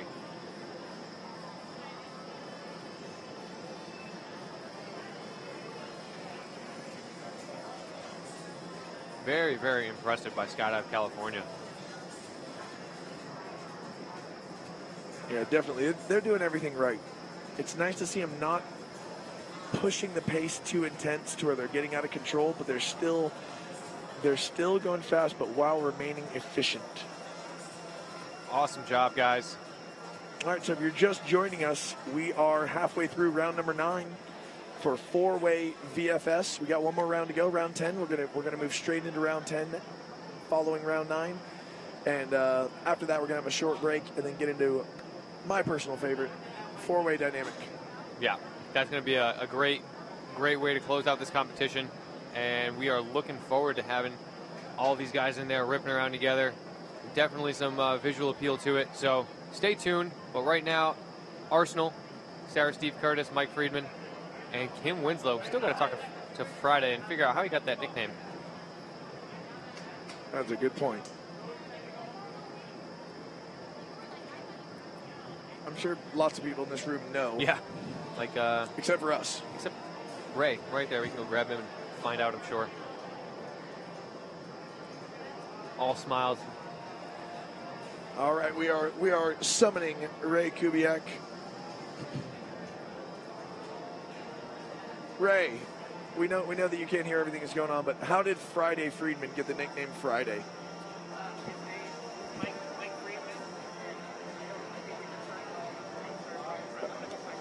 He's going to go find out, apparently. So we're not the only people in this room who don't know. He started telling me, and then he said, oh, you know what, I'm going to go find out. So Ray Kubiak. Doing a little recon for us. Yeah, he's on a mission. In the tunnel now, Team iFLY VFS Toronto.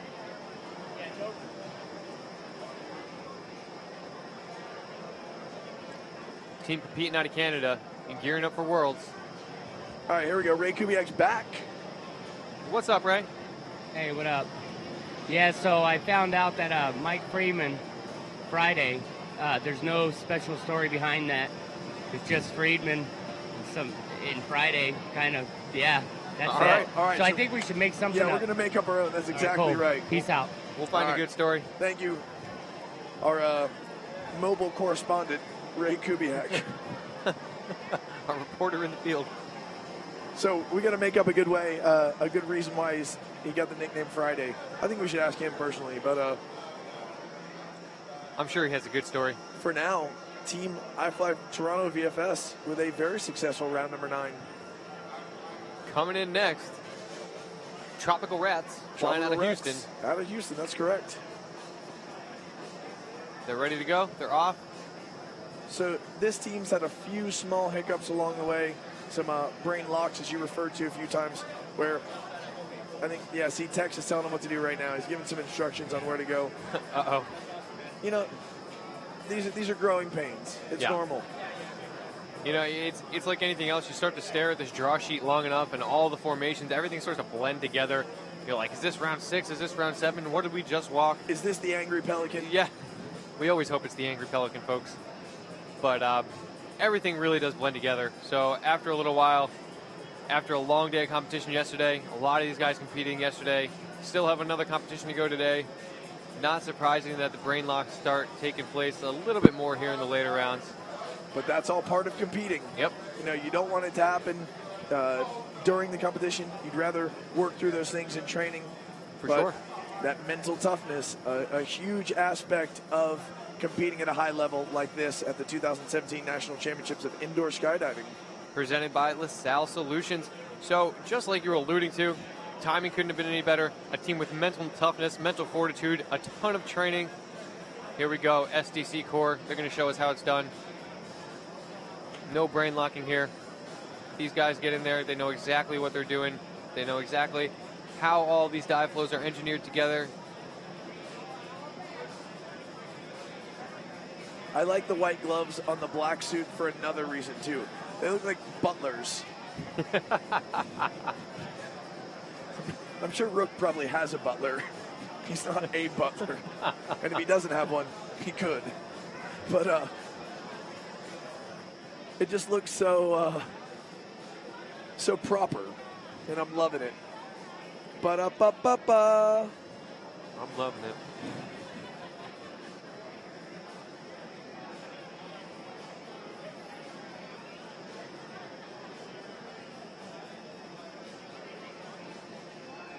All right. Of course, it was a successful round 9 for SDC Core. They look like they're on cruise control at this point. But as Dan said earlier, they can't cruise too much. If they leave an open door, there are plenty of talented teams that could step in and take the lead. We don't know what the scores are yet, but we've seen some very, very consistent performances out of teams like X-Force, Arsenal, Skydive California, and Collective Pitch. Collective Pitch, yep. In the tunnel right now, we got Powdered V. Out of Denver, Mrs. Mike Silva, right? One of Bert's parents is in there right now, along with Mike Zandra, Pippa Grundy, and Tifa Grist.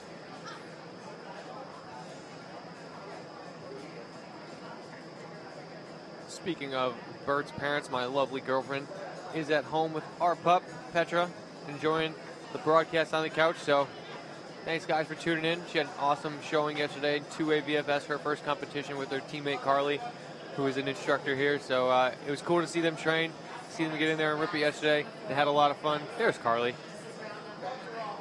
So, what's up, A? Got to keep it in the family. That's right. All right. And a very solid round 9 for Powdered V.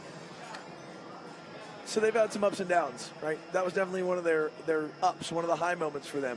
I think with a bit more training and a bit more time together, we're going to see them start to eliminate those mix-ups and those down moments and increase their level of consistency with Absolutely. coming competitions. All right. Last team, round 9. Arizona X-Force. Again, a bunch of seasoned professionals in here. In Zabagi suits. Awesome in the sky. Awesome in the tunnel. There's a little bit of that over-under. Turning that piece. Right there. Sliding under the arm of his teammate there. They all look the same, so I'm not sure who is who. I think that's Nick right in front of us.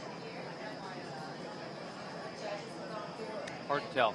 So the thing I like about competitions like this, it's all down to the flyer and the intelligence in the wind, right? Yes. Like the engineering we spoke of a few times, the mental toughness, things like that. Because everything else is the same. It's not like it's not like driving a race car where if your car's faster, you have a clear advantage. No, everybody's got the same car, right? So it comes down to how much work did you put in, both physically and preparation-wise with the engineering and the mental awareness to not get flustered, to not let the nerves get to you. Absolutely. So we're seeing that from these experienced teams like Arizona X-Force. You know, one of my favorite sayings is there's no substitution for hard work in the fourth quarter. And it shows with a lot of these teams, the later it gets, you're seeing a few more mental blocks as the guys are getting in there, getting a little bit tired. But the teams that are the elite, no issues there, flowing right through everything with speed, might I add. So if you're just tuning in, welcome 2017 National Skydiving Championship here at iFLY Virginia Beach, presented by LaSalle Solutions. We are just wrapping up round number 9 of the 4-way VFS, going into round 10 right now. Don't really know who's on top. SDC Core would be my bet. I don't know about you. Yeah, it's my pick right now, but if it's not a race for first, it's definitely a race for second between handful of teams. Arsenal, X-Force, Collective Pitch, and the Dark Horse. I'm very, very curious to see where Skydive California is sitting in the rankings. And right behind us Laura Wagner. now, Miss Laura Wagner. Let's get Laura on the mic. Laura loves being on the mic. And Judge Extraordinaire Chris Dixon. I love Mike. Who's Mike? Hey, Chris. Good morning.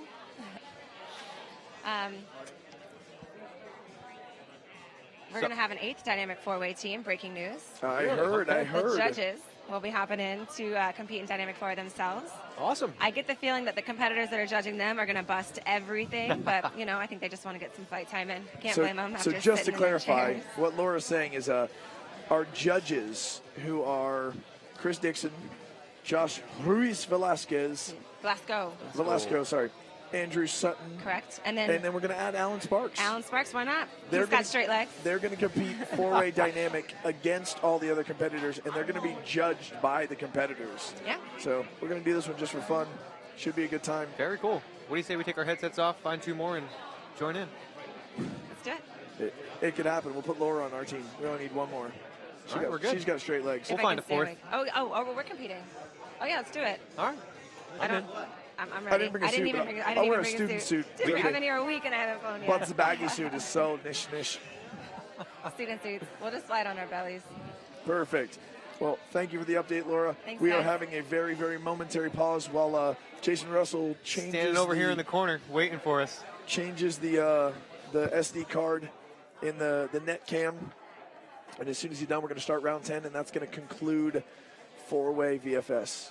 So for now, I'm interested to see the scores. Yeah. So you guys can head over to competition.iflyvb.com and click on the link. It'll take you right to the OmniScore page. All the scores that have been posted by the judges are available there. You can see the most updated information that we have. As we hear more, we'll bring it to you.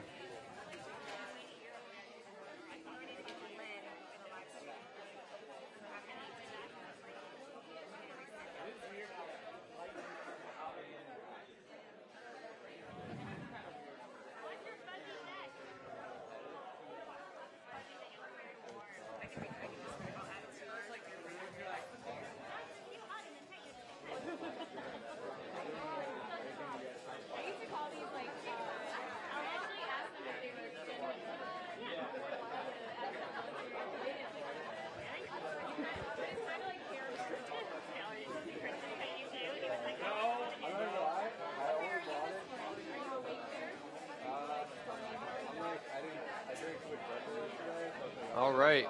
Looks like Jason has the net cam strapped down. That net cam is for judging purposes for this 4-way VFS portion of the competition.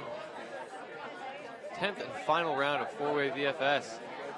Just about to get underway here. I can hear the tunnel coming up behind me. I want to give a shout out to my homie, Waz Chowdhury out of iFLY Austin, the Wazzy Circus, Wazzy doing his Circus. thing. Yeah, what's up, buddy? He's shooting me some text right now saying, hey. So glad to have you watching, dude. We miss you. Yeah, I hope you're doing well, man.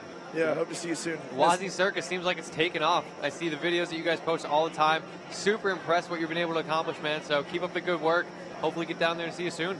Yeah, head on over to iFLY Austin and participate in one of the Wazzy Circus events. They're awesome. All right, for their 10th and final round, collective pitches now in the tunnel. Tyler Romer, Lane Paquin, Brad Hunt, and Curtis Weaver. All tunnel instructors hailing from Florida. Daniel knows them all very well. These guys turning some quick points right here. Really interested to see where they're going to place. They have had an awesome showing. Strong work.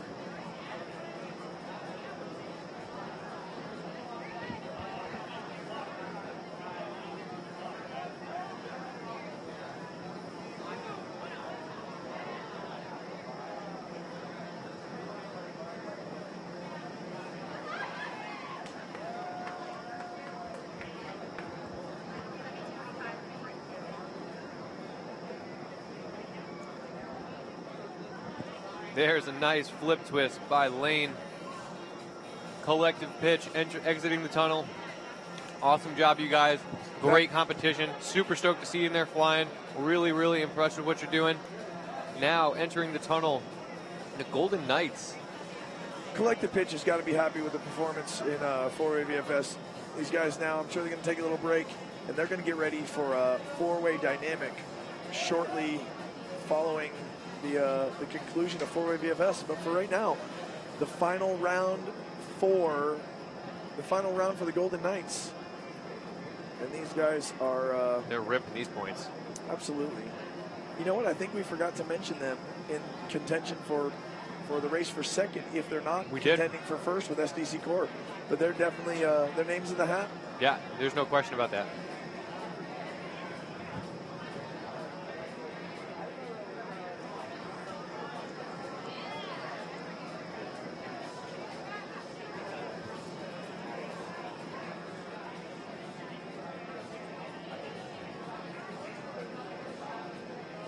All right, so Golden Knights, as usual, having a very consistent, and I wouldn't use the word conservative, but very consistent, very efficient round 10. So these guys are definitely disciplined. I mean, they're military. You expect them to be disciplined. So it's coming through in their flying, right? Big smiles to these guys. They're happy with their performance. They've got the mental toughness that we spoke about so many times before. Absolutely. To stay composed throughout all 10 rounds. All right, in the tunnel now. Circadian rhythm. The human highlighter, Mike Silva. Bunch of seasoned professionals in there. So by seasoned professionals, you mean old people. Is there a difference? So rounds 1 through 10, or excuse me, rounds 3 through 10, flown all this morning. Not a lot of time in between rounds, especially when you consider that these guys get in there, they rip, they get out, they look at the next dive flow for the next round, they walk it, get a little drink of water, and hop back in the tunnel, because once they're in the tunnel, there's no way for them to communicate. They're going based off of everything that they've been walking previously outside the tunnel. You know, maybe you get a hand signal. If you're good at reading lips, you might be able to get that. But for the most part, no conversation going on, just flying. These guys are stoked, always having a blast in the tunnel. And I'm sure they're excited for this well-needed break that they're going to get here in a little bit before we get in a 4-way dynamic. We know Josh Evans isn't feeling well. He wanted to be able to compete in 4-way VFS, so he elected to skip 2-way dynamic. But right there at the end of that round, he was throwing up the horns, really happy with his performance. So it's nice to see Josh in there. Looks like he's feeling a little bit better and having a good time for sure. In the tunnel now, ladies of the night, flying out of Paraclete, Rose Mosher, Trey Martin, Bonnie Grant, and Chris Acevedo. Oh, no. An uncharacteristic cork right there. Yeah, we had somebody ejected into the diffuser. Good recovery. Now let's see if they can have that amnesia that you spoke of earlier.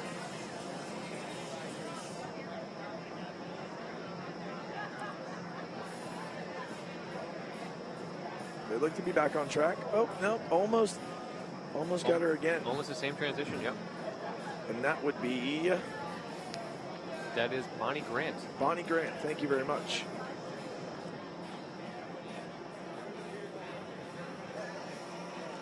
All right, that's going to be it for round 10 for Ladies of the Night.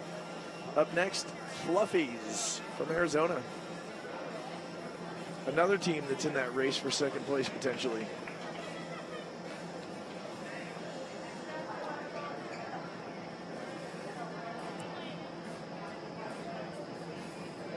So round 10. Is that Boulay? Yep. So here are the ridiculous names for round 10 for the blocks and randoms. Boulay, Bill, Core Buddies, Buddy Buddy. All right. Yeah, it doesn't make any sense to me either. Nope. All you need to know is that they're taking grips, turning points, flying really, really well. The team with the most cumulative points at the end of 10 rounds is going to be crowned our winner.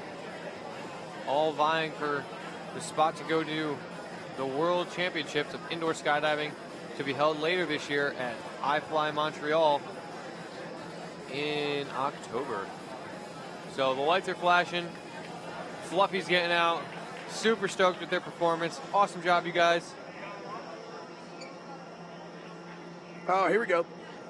This is what I was looking for earlier. Give me 1 second. In the tunnel right now. Prep the mic. Skydive California. These guys have been awesome all morning. So, right behind us right now, we are joined by the Golden Knights.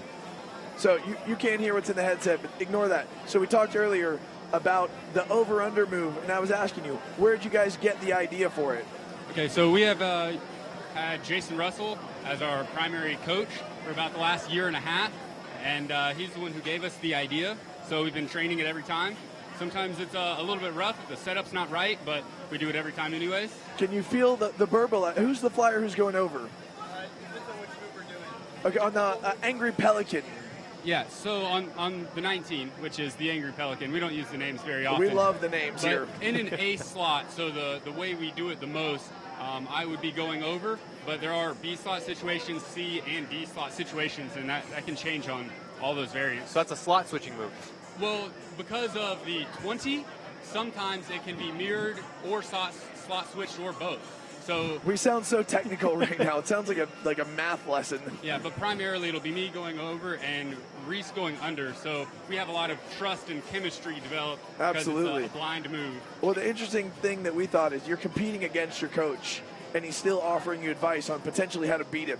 And we actually feel like you're flying that move better than they are. Absolutely. And it's SDC Core. I mean, they're pretty much the textbook example of what four-way VFS is. And you guys look like you're shaving it closer than they are, which is shaving off time each pass. Yeah. So congrats, guys. Oh, thank you. Yeah, It's been a pleasure watching you guys all day. Awesome job. And thanks for your service. We love you guys. Yep. Hey, we just like to thank the men and women serving overseas right now. Without them over there, we couldn't be doing this. So thanks for having us out this week. Thank you for your service. Thank you, guys. And We we want appreciate all you. them to come home safe and soon. Thanks, guys.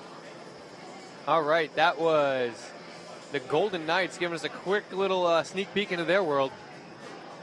Flying right now in the tunnel, getting back to the action, we have Arsenal closing up with their 10th and final round of this competition.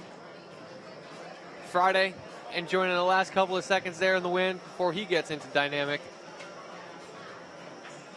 Up now, Team iFLY Toronto VFS.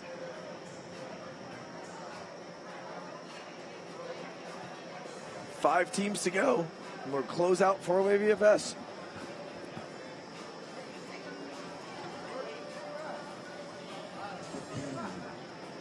All right, iFLY Toronto VFS looking good in round 10 so far. Again, white gloves against black suits, part of that strategy. You want to eliminate any chance for judges' error. Now, one thing we haven't talked about is that can potentially work against you, because if your grip's not in the right spot, the glove's going to show it right away. So that's a really good point. It's It a definitely two-way could be- street. Definitely. Yeah, it can be hazardous to your health. But I think these guys are they're going for getting credit for what they are completing. So that's why you'll see most of the teams go with the white glove, black suit combination. All smiles from Team iFLY Toronto VFS getting out of the tunnel.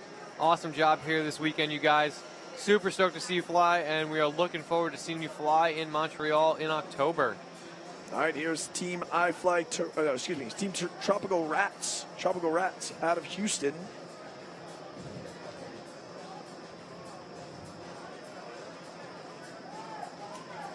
So they have a little mix-up in round 9 where Tex was trying to give some direction.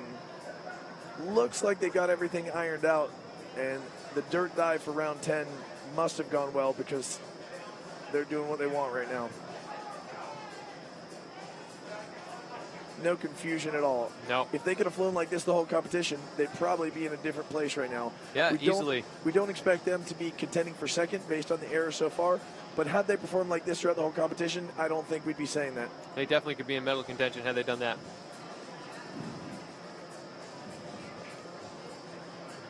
One final turn there. The lights are going to flash here any second. There they are. Tex is happy. All right, having a good time. And exiting for the 10th and final time in this 4-way VFS competition here at the 2017 National Indoor Skydiving Championships at iFLY Virginia Beach, presented by LaSalle Solutions. Coming to the tunnel now. You can call it a stage. Stage. Coming to the stage, SDC Core. 10th and final round. Look at how fast those grips are. Nice and close, tight, not a whole lot of movement. The 4 butlers. Beautiful flying. Really, really impressive. Oh yeah, these guys are smell it. There we go. There's a little over under, right?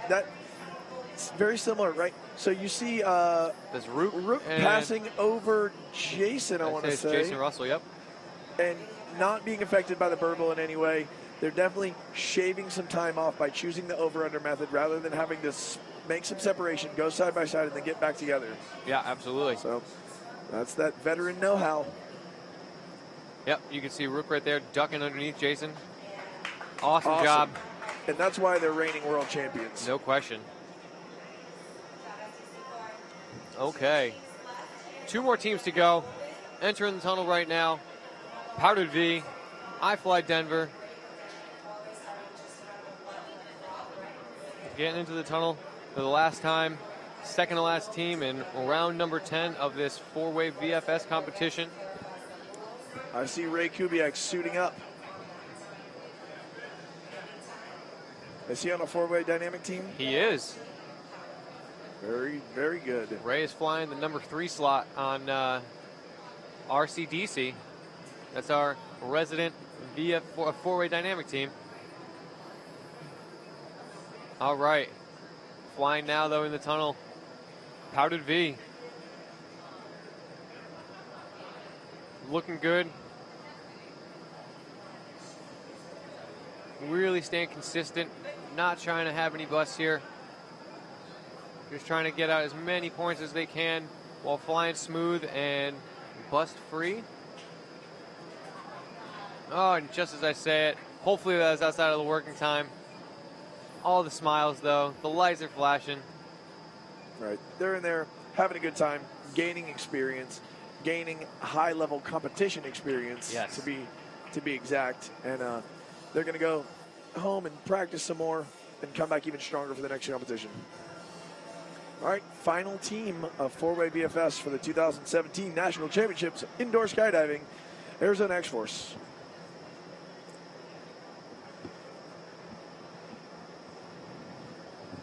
Here they go. So guys at home, if you haven't been to a competition like this, even as a spectator, I can't say enough about how awesome it is. So iFLY as a company has spread out so much over the past 3 years. We've grown so much. And the epicenter was corporate, was Austin. iFLY Austin, yep. A lot of these people came through Austin. They either trained there, they spent some time there, they worked there, they moved to a new tunnel. So it's awesome to get to see all of your old friends, Sky family, all in one place at the same time. So even if you're not going to compete, I strongly recommend the first opportunity you have, go even as a spectator. Check out the competition. You'll see your friends. You'll have a good time. And watching it live is unbelievable. We're sitting here facing the monitor. The tunnel's right behind us. But yesterday, during the freestyle competition, we were turned around watching the tunnel and just in awe, watching the junior flyers, watching the open flyers. It was amazing. We're it's a amazing lot like to see. first-time flyers that can't resist the urge Yeah. to look down. Yeah. We're turning around backwards the whole time. All right, and that's going to conclude the 10th round for four-way VFS. All of four-way VFS. That's going to wrap it up. Yep. So right now we're going to take a 20-30 minute break, something like that. Yep. And we're probably going to be early-ish. Yeah, we may be five minutes early, getting on with the four-way dynamic competition. The last and final event here of the 2017 Indoor Skydiving Championship, presented by LaSalle Solutions here at iFLY Virginia Beach. So we're going to take a quick commercial break. Please hang out with us. Quick as in 20 minutes-ish.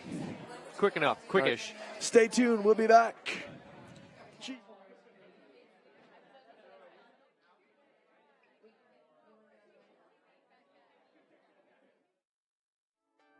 Now, for those of you who know me, and for those of you that don't, I'm known kind of a junkie when it comes to adrenaline and all things speed related. Fast cars, fast bikes, motorcycles, you name it. But I'm at the oceanfront today to get a different type of fix when it comes to speed. We're going to get a fix of adrenaline from wind speed. So join me as we take flight at iFLY Virginia Beach.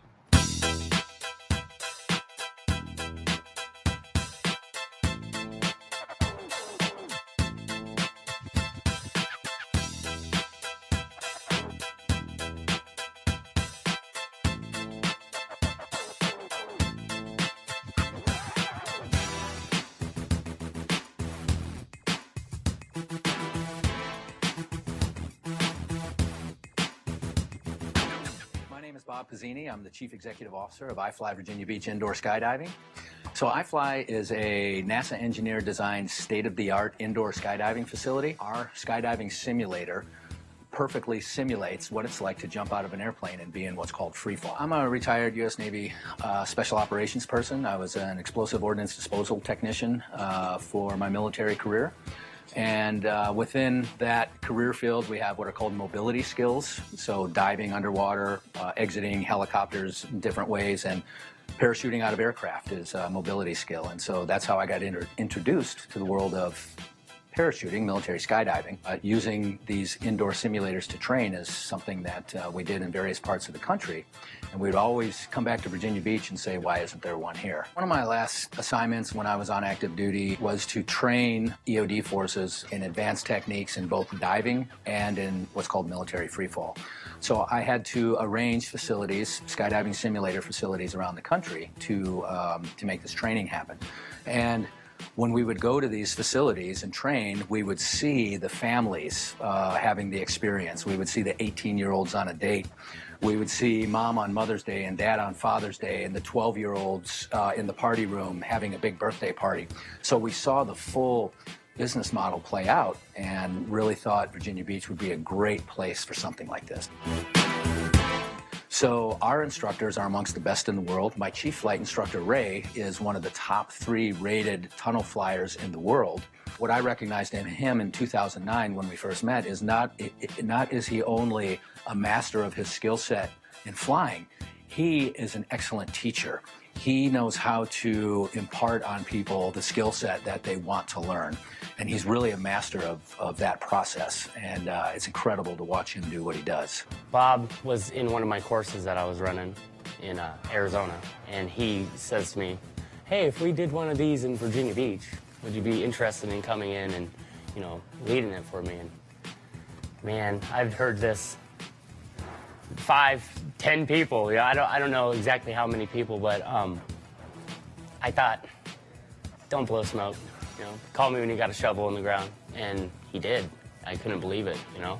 A couple years later, I get a call. He's like, hey, it's Bob Pizzini. And we had kept in touch. And I said, yeah. He goes, you interested in this? And I almost dropped the phone. I was like, Virginia Beach? I would love to come to Virginia Beach. My main role is to make sure that we have a safe operation. that the instructors are competent in what they're doing, have the best staff I can have, you know, and the proof is in the pudding, you know. When I walk around and I talk to the customers, and I couldn't imagine a cooler job. I get to fly every day. I get to, you know, give an experience to people that you can't really get anywhere else. And it's something everyone's always wanted to do. Everyone wants to fly. Come here, you get to do it. Everyone leaves happy. What's really exciting about iFLY Virginia Beach and indoor skydiving is anybody can do this. We have an age restriction of you must be at least 3 years old. Our oldest on record is 94. Biggie Tucker, owner of Ocean Eddies, flew at the age of 94. And when he completed his flight, he came out and said he had so much fun. He was going to get his kids and his grandkids and his great-grandkids, and he was going to bring them all back. And our most common age group is 11, 12, and 13. We've had about 4,000 11, 12, and 13-year-olds fly, and kids really are the funnest thing that happens in this building every single day. Is there one thing that you hear frequently that people are like, oh, I thought, or I never would have thought? What's one you'd like to bring up and maybe set the record straight? The biggest one, and it's also the easiest one to overcome when people actually enter the facility, is the fear of heights. Oh, I would never do that. I would never jump out of an airplane. I have a fear of heights. However, as you've seen now that you've been in the facility, as you're flying on your belly, you're 3 feet off of what we call the chamber floor or the net, and there's people sitting on benches just on the other side of the glass. So there is no perception of height per se as you're flying. Now, when you do go up, when you advance your skill set and you go up a little bit higher in the chamber, there is a height factor, but by then you're so comfortable because you're floating and you're flying. So the fear of heights just does not apply at iFLY Virginia Beach. I think a lot of people have that initial fear of, you know, the scary feeling in your stomach when you fall, and that's just not the case here. A common misconception is that you're going to be falling or jumping or whatever that may be, and really it's flying. The wind comes from beneath you, and so because of that, you get to skip that whole initial, you know, nervous, sick to your stomach feeling. So, but it's easy. I mean, we have all ages come in and do it. There's no experience necessary, so it's literally available to anybody who can do it, who wants to do it. My staff, they do a great job, and I'm very proud of them, and very proud of the way they make everybody's experience first class. I learned a lot in the military about the importance of teamwork, and if you look at the history of the world, anything great that's been done has been done by a group of people rather than by an individual. And that's a mentality or a process that has applied throughout my military career, and it's a process that is ever present in this building. From the first point of contact, when a customer walks through the front door, is we'll call it our entry-level position, the customer service representative. Their experience starts when they encounter that customer service representative. So that person has to provide first-class, top-quality customer service right at the point of entry. The next thing for the customer to experience, then the lasting memory is created by their flight experience. So the instructor, what we look for in our staff, no matter what your job is here, is outstanding communication and customer service and people skills. So the instructor is the next experience. You're going to go into the classroom with the instructor. Things get a little bit personal as he discusses the characteristics of flight and how he's going to maneuver your body position to get you to a nice, stable flight position. So there's a relationship and a trust that's established between the instructor and the customer during the training process, which is about 15 to 20 minutes. And then you'll go in and fly and have your experience. And everybody thoroughly enjoys the experience. Everybody cheers their fellow flyers on. We do this in groups of people. And so everybody's rooting for everybody to succeed and have a great time. And again, especially when you see those children every time succeed and have a big smile on their face and really enjoy the experience. It's incredible. Do you have a personal story or an experience someone had here that's kind of one that's special to you? The one that stands out for me the most, and there are many wonderful personal experiences, but a little over a year ago we did a fundraising event for St. Mary's Home out of Norfolk. St. Mary's takes care of children from birth throughout their entire life who have severe handicaps. And we thought it'd be a great idea to get a handful of these kids over here and give them some flight time, which, by the way, this is something that people with handicaps can do as well. So in order to prepare for that event, we brought one of the young gentlemen over here to do his flight time. His name is Aiden. And I was sitting just outside the flight chamber with one of the caretakers, and the instructors had just got him in, and he started to fly. And I thought he was crying, and I said to the caretaker sitting next to me, "Oh no, he's crying." And she goes, "No, that's Aiden's smile." And that was an incredible moment.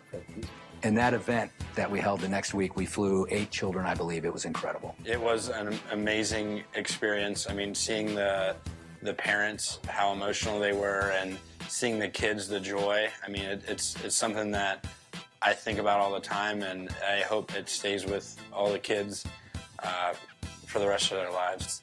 It's a really humbling experience to be able to give that gift to somebody. It really, really warms your heart in a lot of ways. So, our desire is to provide first-class customer service from start to finish, and that's the trend of the reviews we see on TripAdvisor. And for action, adventure-oriented things to do in Virginia Beach, we're currently ranked number 2 of 65. For things overall to do in Virginia Beach, we're currently ranked number 9 of 110 things, and we're only in our 2nd year. And I really thank the customers who took the time to make those entries on TripAdvisor. But the best TripAdvisor review, in my opinion, is the one that says, "Thank you, iFLY Virginia Beach. The experience was incredible. Our group ranged in age from 5 years old to 71 years old, and we all had a great time. What a wonderful thing for a family to do together." It was my friend's 60th birthday party. We came down here to scratch something off the bucket list, and it was fun. You go in there, and he stays right with you, so it's not really scary, but you just dive into it, and you just fly. It's really cool. Takes you up, and we paid a little extra to go up high. It was a lot of fun. 2 weeks ago, I went to Denver, Colorado, and went to the iFLY out there. I had a great experience, so I wanted to try it again. Came back to Richmond. I found out that there was one in Virginia Beach, so me and my buddy booked a flight here today. So we drove over from Richmond to here. I was scary at the beginning, but after I feel really relaxed because it was somebody close to me to help me, and I feel safe. And after it was like, oh my gosh, this is flying. You go really far. It's fun. It's fun. Of course, you have like you have a blast. It's awesome. Yes, you have a blast. You entertain, enjoy yourself. Yeah. It's a unique experience. I love the excitement that you see on people's faces, mostly the children, mostly the people that potentially that have disabilities and they don't think that they can do this. They can do this. And we provide that opportunity to everybody. That family environment and being able to do things as a family is very important. And there's only so many things that you are able to do as a family. Being able to have somewhere to go where you can develop as a family and be able to fly together and being able to learn how to overcome your fears, your obstacles, whatever it may be, it's just a really neat environment to be in. Well, that was an experience of a lifetime. I can actually say now that I have experienced the feeling of flight, be it indoors. Bob, you've been a great host. Your team, your facilities, everything, the experience I had was A+. And do yourself a favor, whether it's a childhood dream, maybe you have children dreaming about it, come down to the oceanfront at iFLY Virginia Beach so you can experience yourself firsthand what it feels like to fly.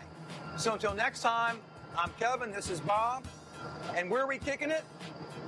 757. Thank you, Bob. Thanks, Kevin. Thanks.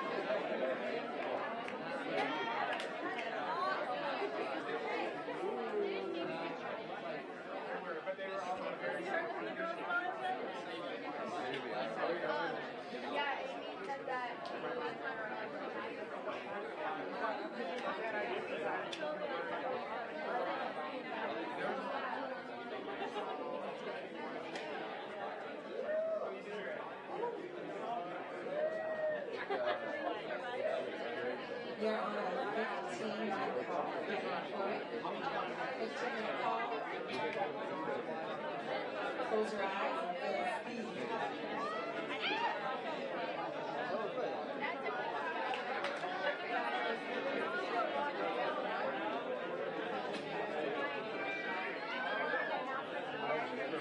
Pardon?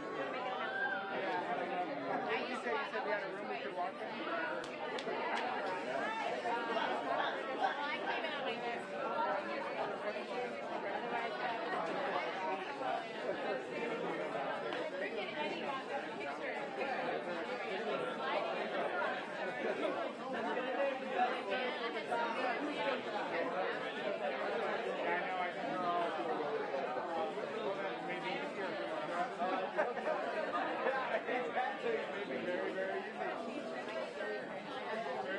we said be there at 11, so we'll wait till like 10 minutes.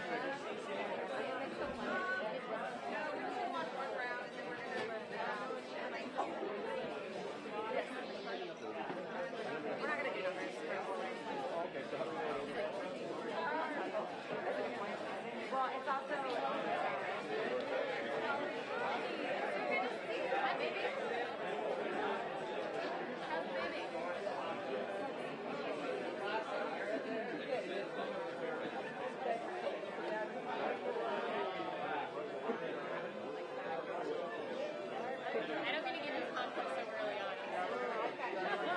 Right, dynamic forward competitors. 15 minutes or so until we go in for a minute-long speed check.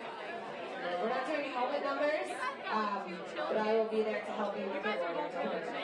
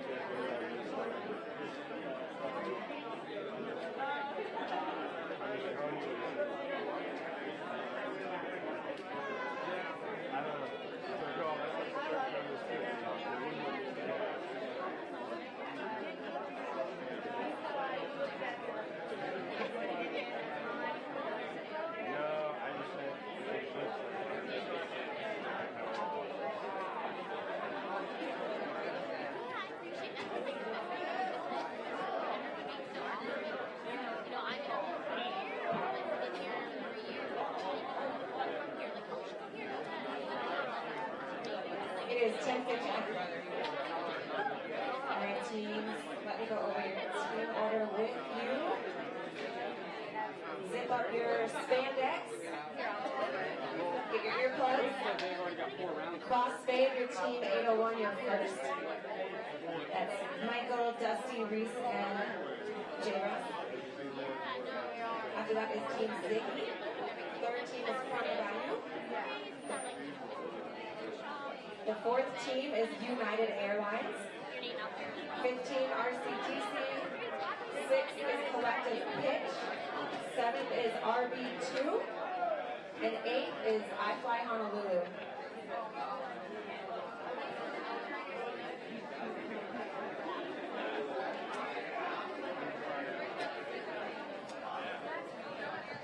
All parents with kids participating in the kids sequentials, please meet on the first floor. Look for Mike Wittenberg.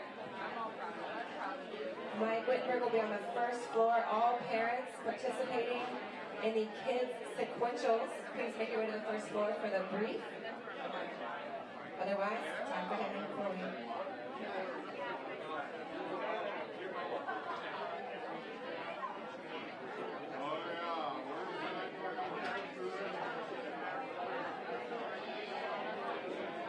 You guys ready? Crossfade, crossfade. You're up first.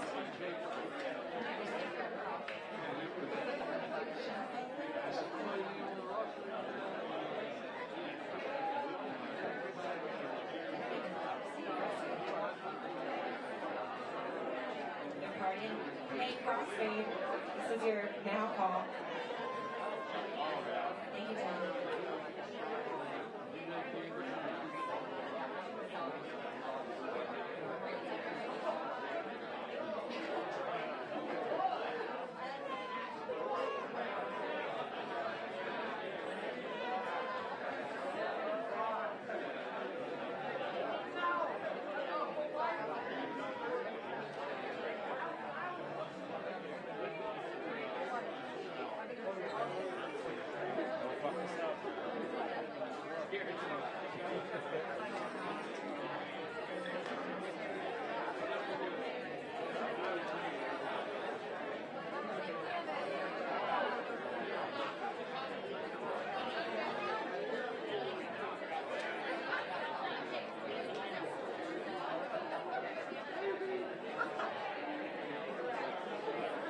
1 minute speed check. Get in there, hold hands. Do a couple pancakes and get out. After speed checks, we'll go right into round 1. And so crossfade first. Second is Ziggy. Zigzag Ziggity. Third is Prana Bayou. You're after Ziggy. United Airlines. You're kicked out. You're fourth. Yes, you're after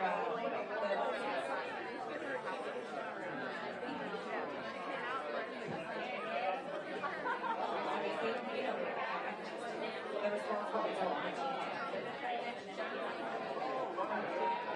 Now that he's 21, grown man. Woo! How's it feel to be 21 over? Oh, where's your mom? Cameron's mom, wave your hand. Hi, Cam's mom. My mom's here.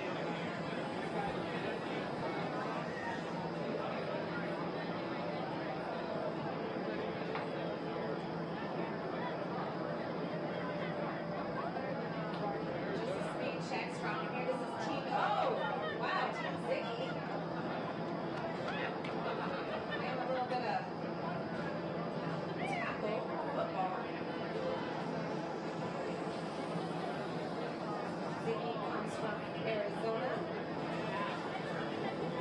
Sarah Curtis, Andrew Crump, Barry Freeman, John Irish. I can hear myself through the stick mic.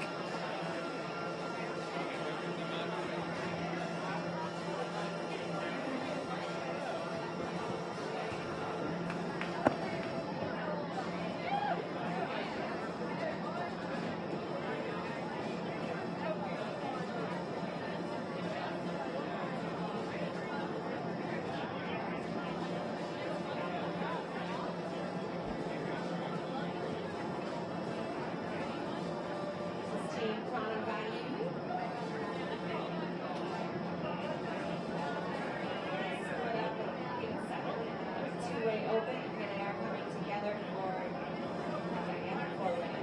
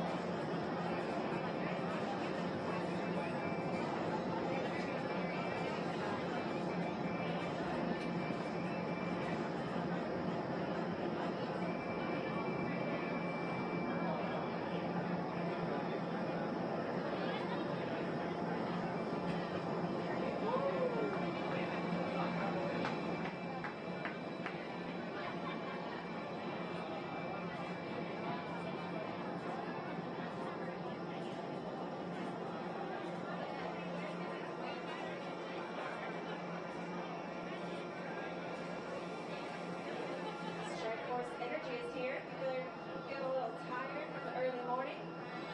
Come over to the party room, take a shot back. Local team RCDC in the tunnel. Their team name is the initials of their first name. Ray, Colin, Dave, and Cameron. Colin and Cameron. The second place team in Dynamic Two-Way Open from yesterday. They got the first bid to go to the World Championships in October in Montreal. Dave Manuel is a rider instructor. He's the one in the red shoes. And then obviously OG Ray Kubiak. It took them a couple months to train him out of doing flip twists in his face. He still does it. There's some. No, but it's good. Ray's been doing this a long time, and for him to step up and learn a new event, really impressive. Here we go, Team Collective Pitch. They just competed in 4 VFX. Now they decided to fly some months.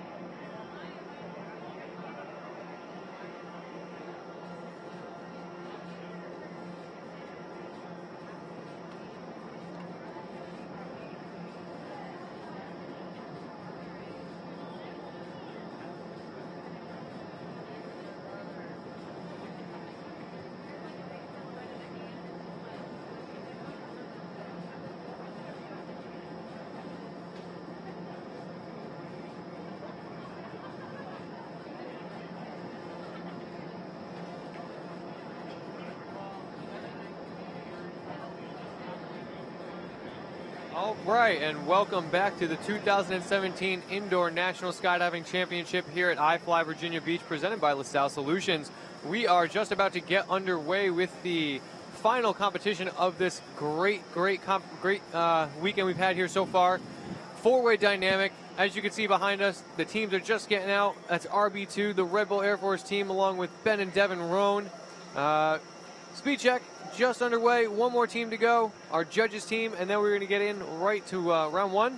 Daniel? So, the update of the day is that the judges are going to compete as well and be judged by the competitors. Team iFLY Honolulu, it's going to be Chris Dixon, Andrew Sutton, Josh Ruiz Velasco, your judges, along with guest shredder extraordinaire Alan Sparks. That's right, the man with the hair. So, expect to see a lot of busts thrown in there for iFLY Honolulu. We'll see how generous the competitors are with them, but it's going to be awesome to see those guys in there flying. A lot of talent on that team. Interesting to see what's going to happen. And it looks like now, are they getting underway? That's Reese Wilson right there, Team Crossfade. I don't know if we're getting a speed check for the Honolulu team. They're going to get in there after, I believe. Yeah, I don't think they need a speed check. They are all in front of we're the about TVs to start right round now. one. Okay. So Michael Zanstra, Dusty Hanks, Reese Wilson, and Jason Russell, who I guess his first name is Michael Jason Russell. News to me. All right, this is Team Crossfade. All right, so the first round one draw. Head up switching snake, head up 360, head down in face circles. Dynamic four-way. Just waiting on the okay from the judges. Don't break that laser. We are going to have the... I don't know if our graphic is necessarily correct. It says iFLY Denver, and then it also says the third team out of Arizona. So we've got some conflicting information there. But either way, these guys, somewhat of a pickup team. I'm really happy to see two of the SDC core guys, Dusty Hanks and Jason Russell, in there flying some dynamic and broadening their horizons, if you will. Good all-around flyers. That's why they can compete at this level. But I really wanted to see Rook in there for dynamic. That would be awesome. The wind coming down. Rook and Rusty. They should do a two-way dynamic team. That would be cool. I think that's the statement, right? Rook and Rusty, two-way dynamic team. I'm not following. You don't have to. Well, they're both primarily belly flyers and VFS flyers. True. So it'd be interesting to see them shredding around. I know they could do it. I've just never seen it. Yeah. All right. The lights are white. One of them, the staple of indoor skydiving, kind of old school, director of training and development. And the other, one of the best skydivers in the world, if not the best. All right, here we go. Round one. Team Crossfade. They're in.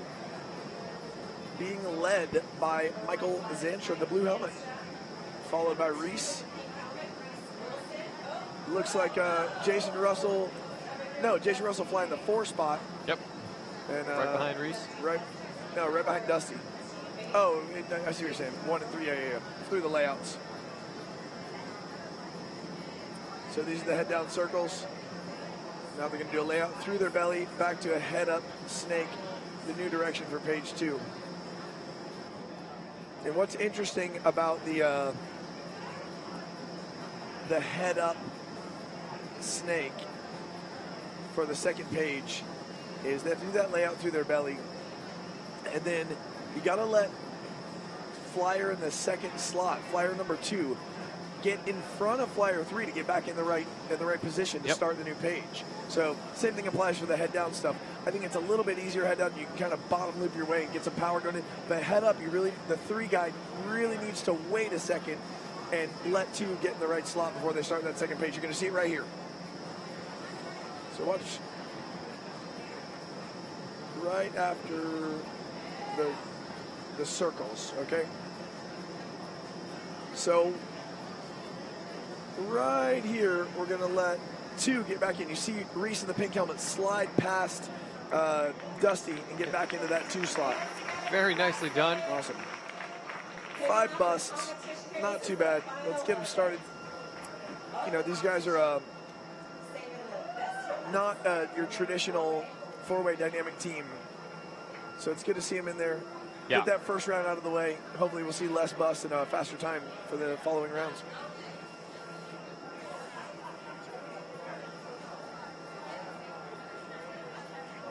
All right, next up, Team Ziggy out of Sky Venture, Arizona. Friday Friedman, Sarah Curtis, Andrew Prock, and John Blackburn. So Friday leading the charge here, flying that leader slot. Always important to have a good leader that is not only fast, but knows when to tap the brakes to let the other guys catch up. Because with 4-way, separation is important. You want to be close together, obviously, for time, but also you need separation so that everybody has room in the tunnel to do what they need to do, right? If you're flying in each other's burble the whole time, you're going to see more problems than you are benefits. So sometimes that separation is a good thing, and that can only be achieved by the leader slowing down sometimes. If 2 or 3 is holding up 4 and the leader's on the gas, the leader's going to be in the back of 4 too much. Absolutely, very well put. A great example of that is going to be when Ben Roan gets into the tunnel, and you'll see him putting on the brakes and watching the rest of his team. You're the captain out there, and you're navigating everybody. You're watching what everybody's doing. Your head's on a swivel.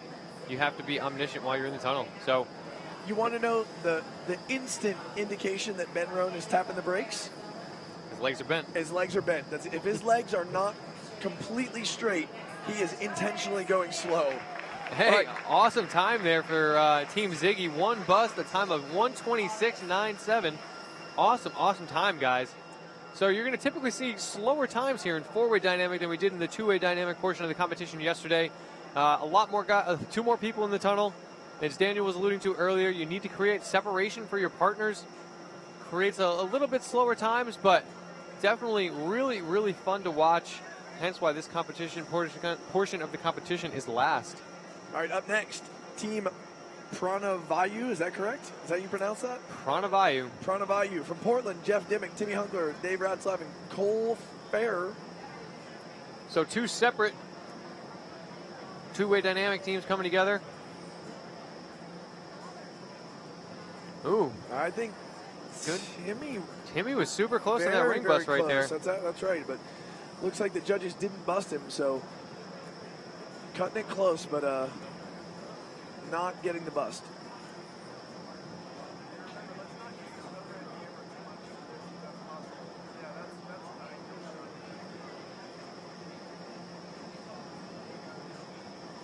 Okay, they're into the head down. Oh, there's some contact right there, and that's Dave. But look at that. Recovering beautifully. Back into his slot. They get the bust, right? 5-second penalty. But as opposed to it being too bad, he gets back into his slot, and the time looks like a little technical difficulty with the time. I wonder if his foot went out the door somehow, or what's happened. But we might see our first refly of the competition here, and that could be a big benefit for them because of that slip up from Dave. Really, really nicely flown, though, other than that. All right, so fastest time in history. 0.4 of a second. No, 400. 400s of, excuse me. I don't know my decimal points.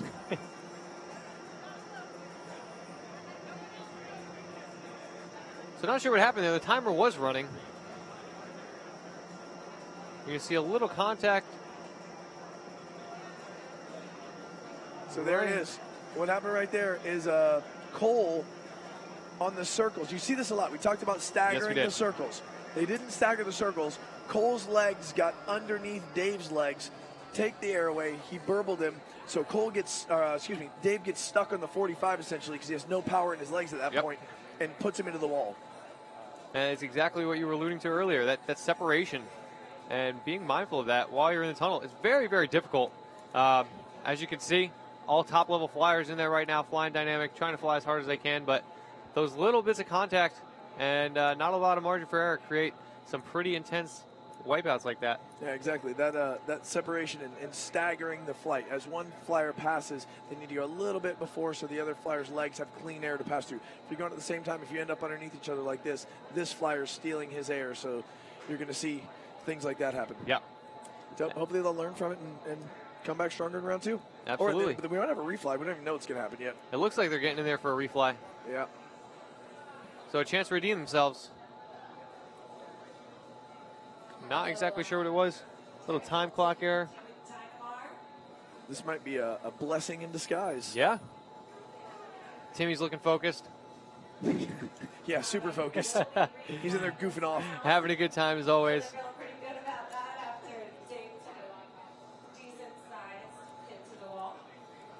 I'm blaming Cole. Sorry, Cole, but I'm blaming Cole for for Dave's mishap right there. On the circles, don't cross that center line. While it's not a bust, it's just if you're on your side, you're not making life easy for your teammate. No, it makes it very difficult for your teammate. Man, I thought I had a sweet suit jacket yesterday. That one's ridiculous too. It's the undershirt, I think, that does it. Sends it over the top. Oh wow, his isn't even for comic relief. Well, it is. He just doesn't know it. He just doesn't know it, yeah. Unbeknownst to him. I wish you guys could see what we're looking at. I wonder if he speaks with an accent. That'd be fantastic. Right. Wow. Okay, so we're going to redo the round number 1 for Team Pranavayu. We've got to get these guys on the mic later and find out what's up with this team then. Where did it come from? What are you talking about with this Pranavayu stuff? And the tunnel is back down. All right, so it's been smooth sailing all weekend so far, and now the technical difficulties are rearing their ugly head. But it looks like they got them worked out. I heard the tunnel coming back up now. Hopefully the clock's functioning correctly. And we're going to let these guys refly round number 1, which, as we said, could be a big benefit to them because they had the bust. They had the unfortunate leg traffic where Dave corked out. So now let's see if they can stagger those circles correctly, stay on their respective halves of the tunnel, and come out with a better time with no bust. All right, so again, Team Pranavayu in the tunnel. Jeff Dimmick leading the charge, followed by Timmy. Dave with the big blue shoes. Cole there in the bright red. Cole flying the 4 spot. So here we go. Here are the circles. Watch their legs. See this, how 1 and 2 are staggered. That's perfect. Good. Cole has definitely fixed that little mistake of his legs passing over too far. It looked like he was definitely on his side of the tunnel. Yep. So no leg traffic problems for page 1. These guys are flying really, really strong four-way dynamic right here. Quick time.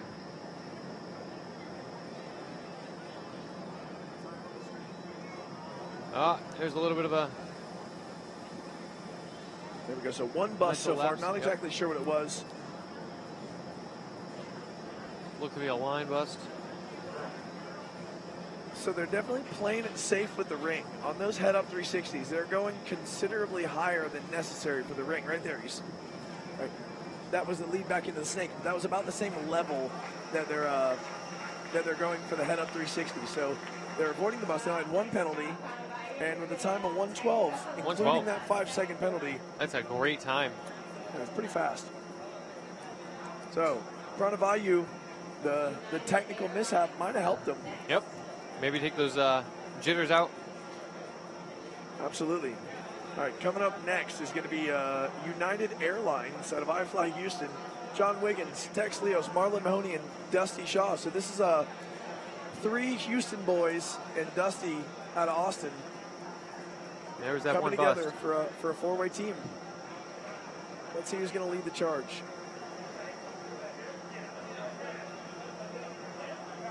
Looks to be like Texas flying the 1 slot. Yep.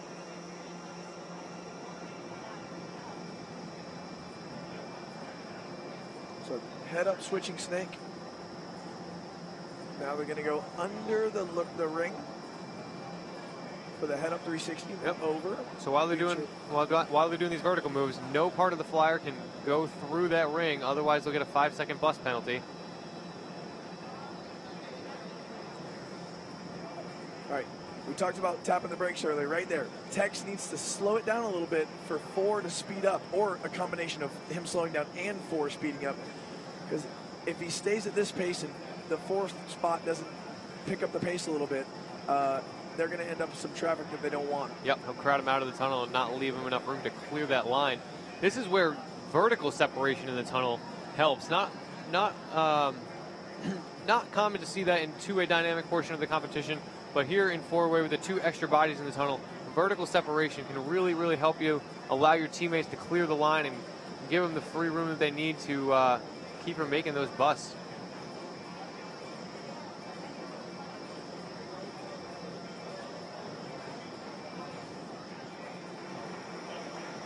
And they're out. A time of 1:21.4. Only 1 bust, but still slower than Pranavayu. All right. Hopping into the tunnel now. Our hometown team, RCDC. These guys are all instructors here. Ray Kubiak, our chief flight instructor, leading the charge. Cameron, Colin, Dave Manuel. Dave's first competition. Dave's come a long way in the time that he's been flying here. Really impressive to see how fast he picks stuff up. I heard he's only been flying 6 months. Been a little bit longer than that, but yeah, I'd say that's insane. It's crazy. So we have Colin flying the 1 slot, Cameron in the 2, Ray in 3, Dave Manuel in 4.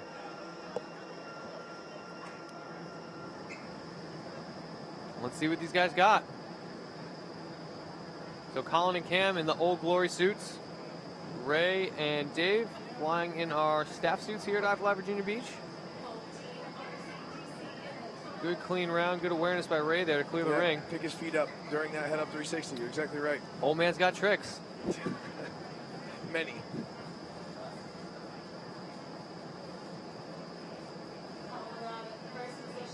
All right, they're looking super smooth so far through halfway through the 2nd page. Ooh, that might have been a ring bust on Dave there. They didn't call it. Let's hope the judges aren't being too liberal because they know they're going to be judged by the competitors later. All right, turning into the 3rd page here. Head up switching snake. We're going to slide under the ring. Now right here is where the vertical starts. Now they can't cross the ring. Over, and now going through the ring doesn't matter. Nice job again by Ray there to clear that ring. Keeping it real nice and tight. Back into the 3rd page. Or end of the 3rd page. Across the finish line and out. Yeah. 113. No busts. Nicely done.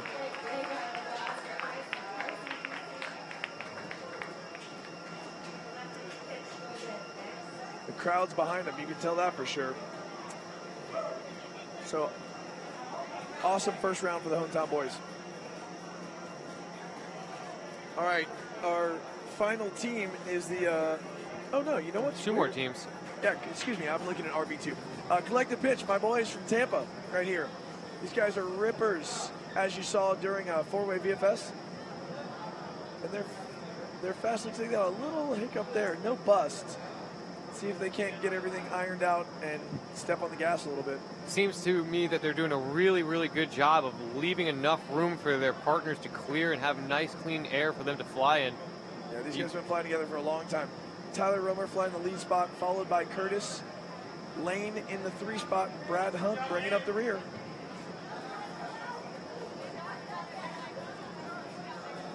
There was that bust on a turn in the wrong way on that head up 360. Yeah, I want to say that was Brad had turned the wrong direction. Yep. So that's going to cost him 5 seconds. Nice job there, Brad hesitating. Let Lane in. Yeah, so you'll see Lane in the white. He's behind Tyler right after they do these circles right here. Lane in the white is going to have to let Curtis in the yellow get back in behind the leader. Right there. All right. And they are out. All right. One bust. Oh, so the 114 without the bust is very competitive. Good time. That 5-second penalty is really hurting him. Yep. Okay. Lining up in the door now, RB2. Two Red Bull professional athletes on the Red Bull Air Force, Jeff Provenzano and Amy Chimlecki. And the Roan boys, Ben and Devin Roan, make up RB2.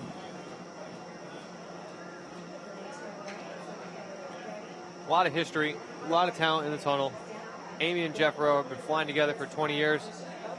They're teammates now in the Red Bull Air Force.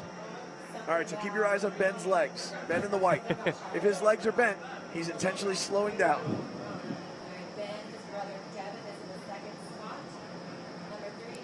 See, he's so fast, so tall, so thin. His body's built for flying. And he's very, you see it right there. Slowing down right there with the bent legs, yep. Making room for his competitors, making room for his teammates. And having that mental toughness we talked about so many times, and the awareness of, hey, I can't just step on the gas the whole time and expect them to follow. I have to wait to make sure that we're not busting, we're not getting that traffic we don't want. Yep. So there we go. That's a great example of the staggered head down circles, so you avoid that foot traffic. You see Ben wait for a second again? He's just so fast. I mean, he's 6'3", 6'4", almost, 165-ish pounds, tall and thin, a lot of surface area. His body's definitely built to go fast, and he has got the experience and the skill. Absolutely. Knows how to utilize all of it. He's one of the fastest flyers in the world. 1, 2, 3, 4. All right, a 124 with the two busts. So there we are. We're right around that 113, 114 mark so far with all the teams. The busts are the big factor. Flying clean. Fast is not enough at times. You gotta avoid the busts. And you really hate to see it on something like a collective pitch with the turn the wrong direction. Yeah. You know, that's just a mental mistake. Absolutely. They'll clean that up in the next round. Okay, now the judges' team.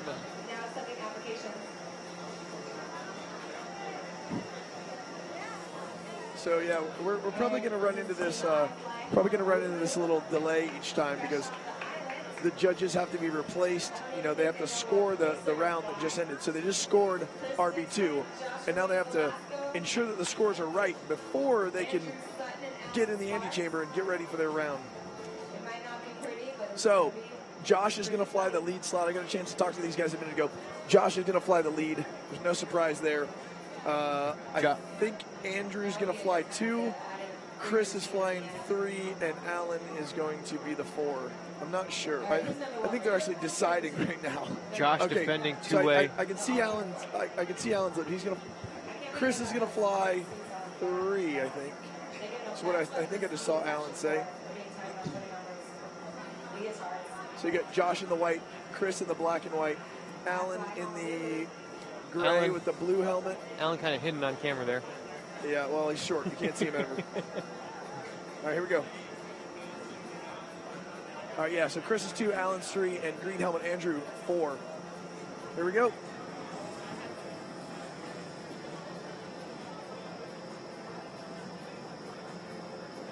So these are the judges. One bust there. Oh, the Line judges are busting. Who was it? Maybe it wasn't. Maybe they're just messing with him. No, it was a bust. Yeah, it was a line bust.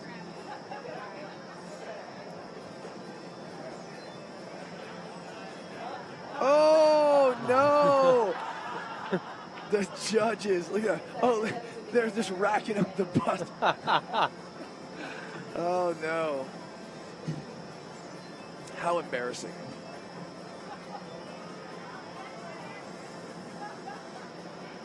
You can't have the director of training and safety not outperform his disciples, if you will. Oh my God, ladies and gentlemen, this is a circus. These guys literally decided to put this team together, maybe 15 minutes before the competition started? Yeah. On the whim. It was kind of a random thought last night over over a delicious Jack and Coke, and this morning it became more of a reality. It was kind of a joke last night as we were all hanging out at our sponsor, CP Shuckers, and they got the go-ahead this morning. Hey, you guys can do it.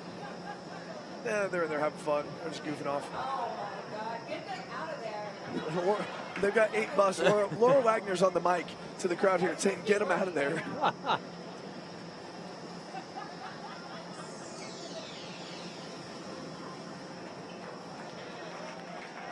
Okay, your judges score. Team iFLY Honolulu. The time is 1 year, 48 days, 2 months. They're goofing off. 9 busts. A lot of fun. No big deal. They just want to get in there and share that space with everyone else. Absolutely. And have a good time. It's tough sitting there all weekend judging the competition. You really do want to get in there and just fly around with your friends. So even if they're busting, they're having a good time. We're going to go hit the tunnel in a little bit. Probably not. Maybe. I've never flown in this beautiful machine. I'd love to before I leave here, but got to go before you leave. Duty calls. All right. All right, so we're going to move straight into round 2. Okay?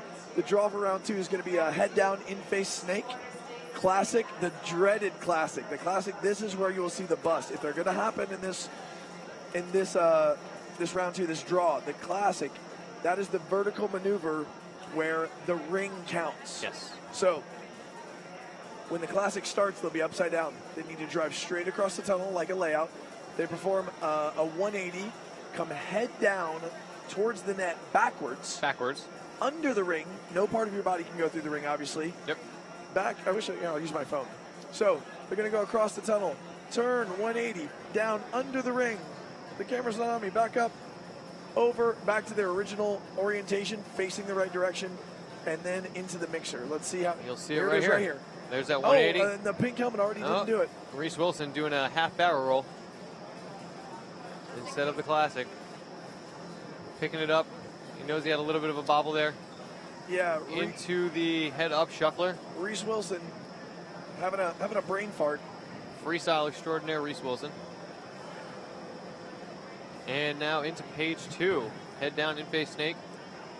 So what I've seen in the past, obviously it's not going to be true for everybody, but you take a lot of these super creative, awesome freestyle flyers, and they have some difficulty at times being restrained by the compulsory rules and design of something like dynamic, right? Too much of a free spirit at times, wants to do what he wants. I don't have to turn this way. I'm going to turn this way if I want to. Well, guess what, buddy? In 4-way dynamic, you have to turn the correct direction, or you're going to be penalized 5 seconds. So 4 busts in. 4 busts in. Coming into the third and final classic right here. Very close on the. Very close there's a by ring Reese. bust. That is on, I believe, Dusty. I think you're right about that. It's hard to tell the difference between Jason and Dusty, especially from a distance like this. Yeah. They both have the similar suit, well, the exact same suit, and very similar body types. All right, crossing that start line one final time. Everybody's exiting the tunnel. And the time is a lot. 2:07. Yeah, but all smiles, no worries. All right, that is going to get us into Team Ziggy. From Arizona, Friday Friedman, Sarah Curtis, Andrew Prock, and John Blackburn. Here's a replay of some of those busts. A couple busts right there on that one. A ring bust, incorrect move.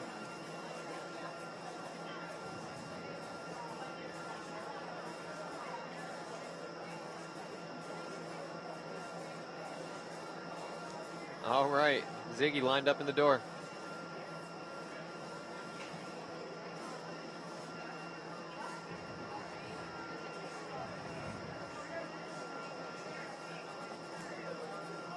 The lights are white. Man, after this weekend, I gotta grow a mustache. Yeah, there's a lot of talented mustaches in here.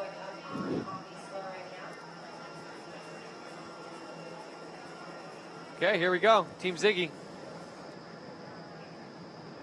Head down in face snake. And here comes the classic. Over the ring. 180. Under. No part goes through. Very close, but nicely done. Yeah, perfect. Right into those The head-up Head-up shuffler.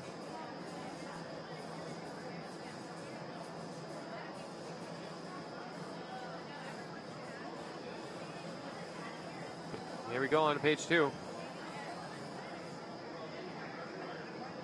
And here comes the classic.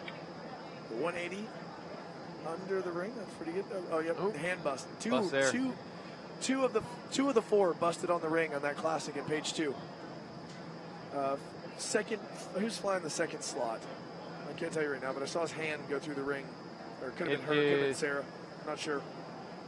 I think it was Sarah and Andrew. And Andrew, okay. Yep. Just because your body's below the ring doesn't mean your arms and hands can't actually penalize you by crossing that line. You got to get every inch of your body underneath the ring. Looks like another one right there to me, but maybe not. There we go. Into the head-up shuffle on page 3.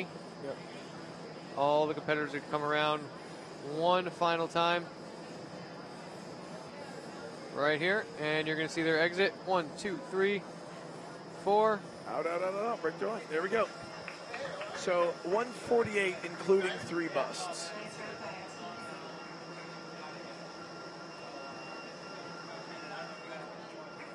So not ideal, not the end of the world.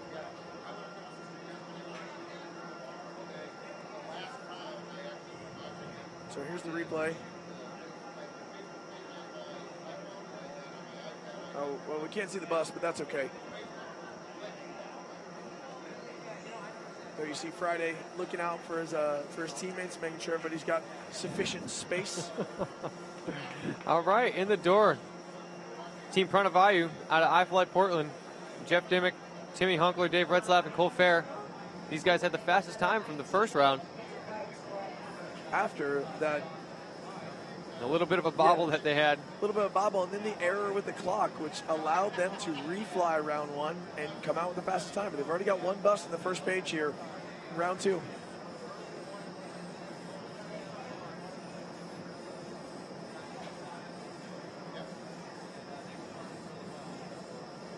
On to the second page. Yeah, they're moving fast. Yeah, this is going to be a good time.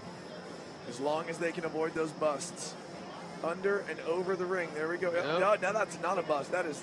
Yeah, we're still at 1. That's correct. That's good judging right there. Good job by Cole. Yeah, Cole's feet, they were very close, but did not break the center line of the ring. Good tunnel awareness. All right, into the 4th page. 3rd page. I'm sorry, 3rd page. I'm with you, my friend. It's been a long weekend. Oh, sorry. You're good. All right, 3rd and final classic. All right, from this point on, the ring doesn't matter at all. They're just going to finish up this head-up shuffler, cross that green start line one more time here right after this. Watch, they're going to cross. And it's going to be a Cross speedy the line exit. and out the door. 1, 2. There's Cole. That was close to being a bust by Cole at the end on the exit. You got to cross that line. Yeah, it was hard to tell from that angle, but yeah, they look pretty happy with it. Definitely a fast time. So a 129 unofficially. All right, let's take a look at that 1 bust. Right there on Timmy. Too tall for his own good. That's where height can be a disadvantage.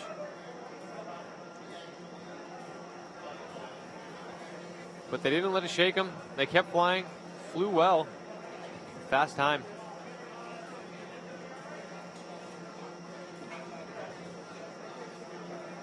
Yep, clearly across the line there on the finish for Cole. So, all right, so here we go. The Houston-Austin combination, United Airlines. That means they're going to beat you. All right, so you got Tex leading the way, followed by. Who's in the second slot? Our angle's hard to see. I know that Marlon's in the 4 spot, so that means that that is Wiggins. Wiggins is flying the 2 slot. Wiggins and Dusty with the white shoes Dusty is in 3. 3, and then Marlon in 4. That's right. So 2 independent 2-way dynamic teams coming together to create this 4-way team, both out of Central Texas.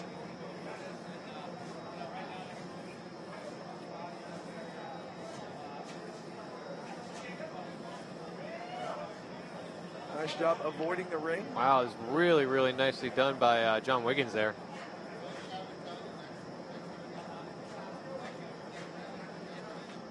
These guys are flying good, tight lines. Nicely done. Yeah, it's fast time so far. Only one bust. Obviously, they'd rather see that as a 0, but if they keep this pace up, they're going to be putting the pressure on the rest of the teams for round 2. Nope. Another, right as I say it, never fails. It's Murphy's Law. And onto the exit coming around. Here comes Tex out the door.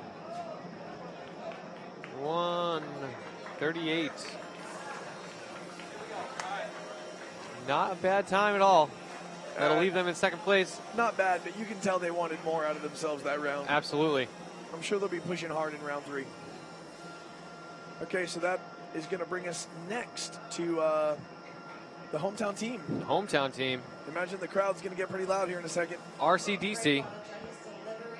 Ray Kubiak, Cameron McMahon, Colin Robb, and Dave Manuel. They're ready. They're in the door. All right, so Colin's super fast. But remember, as we talked about before, you got to stay within reason of the 4 slot. You can't get too close to 4 and uncomfortably push them. So it looks like the spacing is perfect right now. This is what you want to maintain for the rest of the 3 pages. And what you'll see from a lot of flyers when they're first learning to fly dynamic, especially on the snakes, is they'll want to switch directions. For example, 2 will want to switch when 1 switches. Yes. But that's not right. Right. You need to go behind 1 a little bit, create that space. Think of go where I've gone. Go where I've been, rather, not where I'm going. Don't meet me there. If I'm drawing a line behind me, you need to be on that line, too. Absolutely. That's why it's called a snake. Yeah, couldn't have said it better. And they're doing a really good job of keeping that spacing. And the best thing they're doing right now is not busting. Yep. Right? They're flying fast and efficient, but clean, no bust. Right as I say it. Never fails. Oh, there's going to be 2. All right, but they can recover from that. They're still fast enough to come out with a good time. They can stay clean for the rest of the round. Let's see.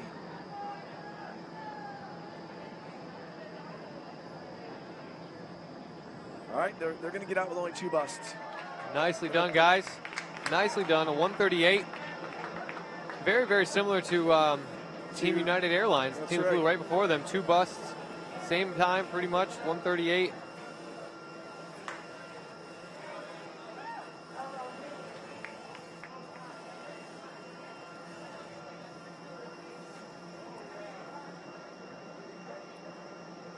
Anybody's competition. All in all, strong performance. And there was that 1 bust on Dave, it looked like. All right, getting his knee through the ring. Here's collective pitch getting ready to go in for round 2. So these guys had a very, very minor hiccup in round 1. I can guarantee that they were talking. I've seen these guys train. I know that they're studying the game a lot. Expect a much cleaner round here.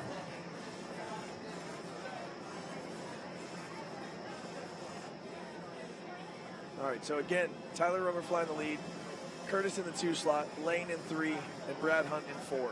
Nice transition to head up there on the head-up shuffler. Oh, no. Good save, though. Lane and Brad got together. Really good It's save. only going to cost them 5 seconds. Now they're already back in line. Brad needs to step on the gas a little bit. There he goes. All right, now they're back in line. 2 busts in, which was pretty much the average of what we've seen so far. Let's see if they can stay clean for the rest of the round. Oh, Lane's feet just got the ring. I'm just going to be quiet. I guess that's counterproductive to my job, though, isn't it? I don't want to jinx them, even though I don't believe in it. But even being quiet at this point and just watching them fly, let the flying do the talking. All right, so they busted 3. No. As I say it, they bust a 4th time. Onto the 3rd and final head-up shuffler. I'm gonna leave Virginia Beach a superstitious man. Right out. So I know what I'm gonna start doing now. is I'm going to start talking about winning the lottery constantly. That's a good approach. You don't have anything to lose. Well, except the money the tickets cost. Oh, that's true. Can't win if you don't play. A couple dollars here, a couple dollars there. I'm thinking about buying 1,000. Go big or go home. I'm going to build my own wind tunnel.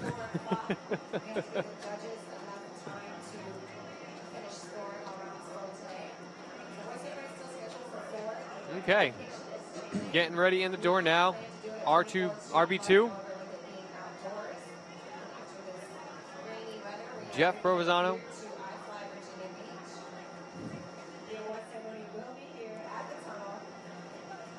Amy Shimalecki. Ben and Devin Roan. Ben in the white. I got a fun fact for you.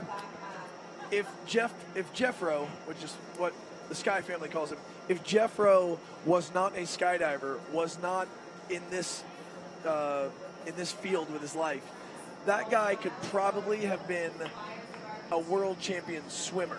I have no idea if he even knows how to swim. I say this because he has the biggest hands I've ever seen in relation to his arm size in my life. Absolutely. His arms are long, his hands are like giant paddles, which is something they say about Michael Phelps. So he could have been the Olympic all-time champion. We never know. But instead, he's a shredder here, member of the Red Bull Air Force, and he's found another use for his hands. It's funny that you say that. The first time I met him, I thought the same thing. I was like, man, this guy's hands are massive. It's like a clown. Yeah. Oh, no. Right as we say that, he takes a little bounce off the net.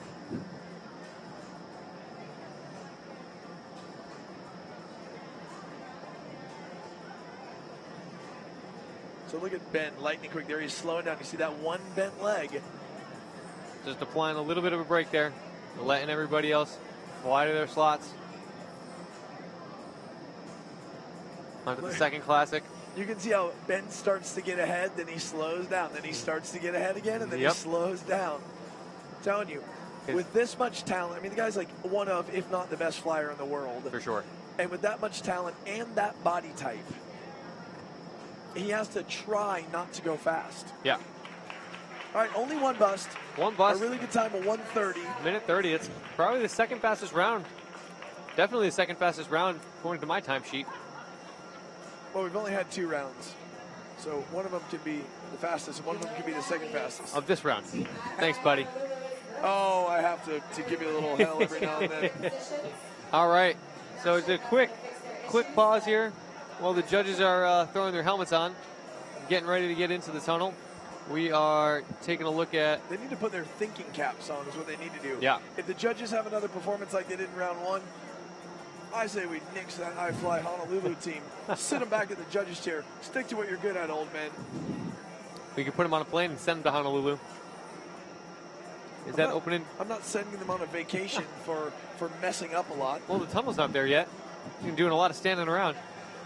No, we're just giving them a hard time. It's awesome that they're in there playing around and having fun with everybody else competing here today. Yeah, absolutely. If it wasn't for guys like our judges, four-way dynamic wouldn't be as big as it is. So we thank them for everything, and we definitely thank them for taking their time to help us judge this event and get the scores right.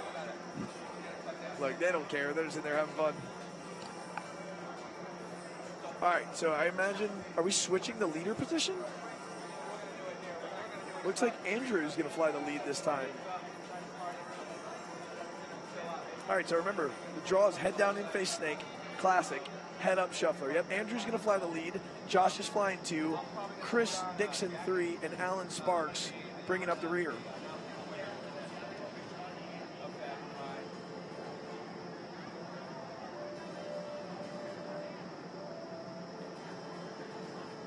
All right, so what they're doing here,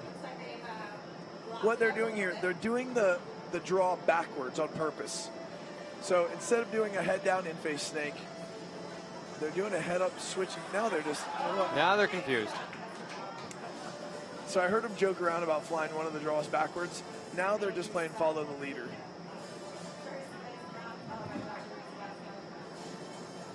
Oh my God, this is like so embarrassing for them.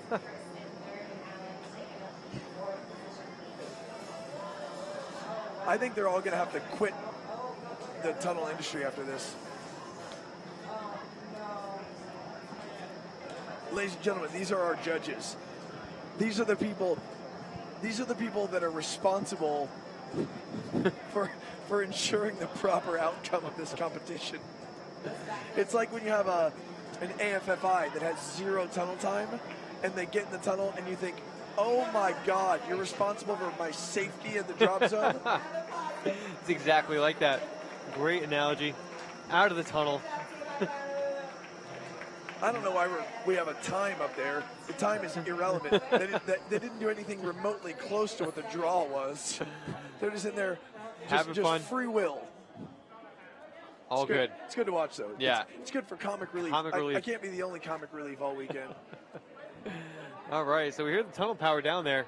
Not sure what exactly is going on. Maybe we're going to take a quick break. Maybe not. No, I think we're just letting them get back into their judging seats, and we're going to move straight into round 3. So for round 3, the draw is going to be head down switching snake, half barrel roll. Equally as difficult, if not more so, than the classic. The verticals seem to be the bust. We'll get some line bust every now and then, but the ring is the killer. The ring seems to be the one that gets people. This was getting everybody yesterday. So head down switching snake, half barrel roll, mixed shuffler. If we're going to see bust in a mixer, it's going to be in the mixed shuffler. Yeah. Because flyer 1 goes over flyer 2. Yes. Right? Yep. Whereas I feel like when I fly it, I always want to go under. That just seems to be my natural tendency. But 1 actually goes over. You'll see what we mean in a minute. Yeah. Yesterday during the dynamic two-way part of the competition, the half barrel roll was giving a lot of the competitors problems, not waiting until they crossed the center line before they started to roll over into the half barrel roll. All right, here we go. Switching snake. So the first time they switch directions, they go to out face, which right now. Now they're going to go back to in face. Half layout across the tunnel. Now here comes the half barrel roll. Underneath, there we go. Can't go through the ring. Oh, no. Whoa, We got a wow, he bust saved right it. there. Nice job. I don't agree with that. I think that was a bust on the flyer in the 4 spot. And see, there's that mixed shuffler there, just completely lost at this point. Uh-oh. It's hard to believe that we're this far into the competition. That was the first time we've seen any outface head down. There hasn't been another outface head down round all competition. That's a very good point. And this is the only one. So this is a good example of the difference between 4-way and 2-way as far as how spacing comes into play so much. You see them all get kind of huddled up into one quadrant of the tunnel at one time. That's obviously a bad thing. Yeah. You never want that. You need that even spacing so everybody's got clean air, and it helps a lot for knowing where to go. If you get lost for a split second, you can look to one of your teammates who's not, oh yeah, that's what I'm supposed to be doing, and hopefully you'll recognize it before you've made the mistake. For sure. All right, so here comes that half barrel roll again. This is page 3. Blasting way up into the diffuser. That's going to cost him some time.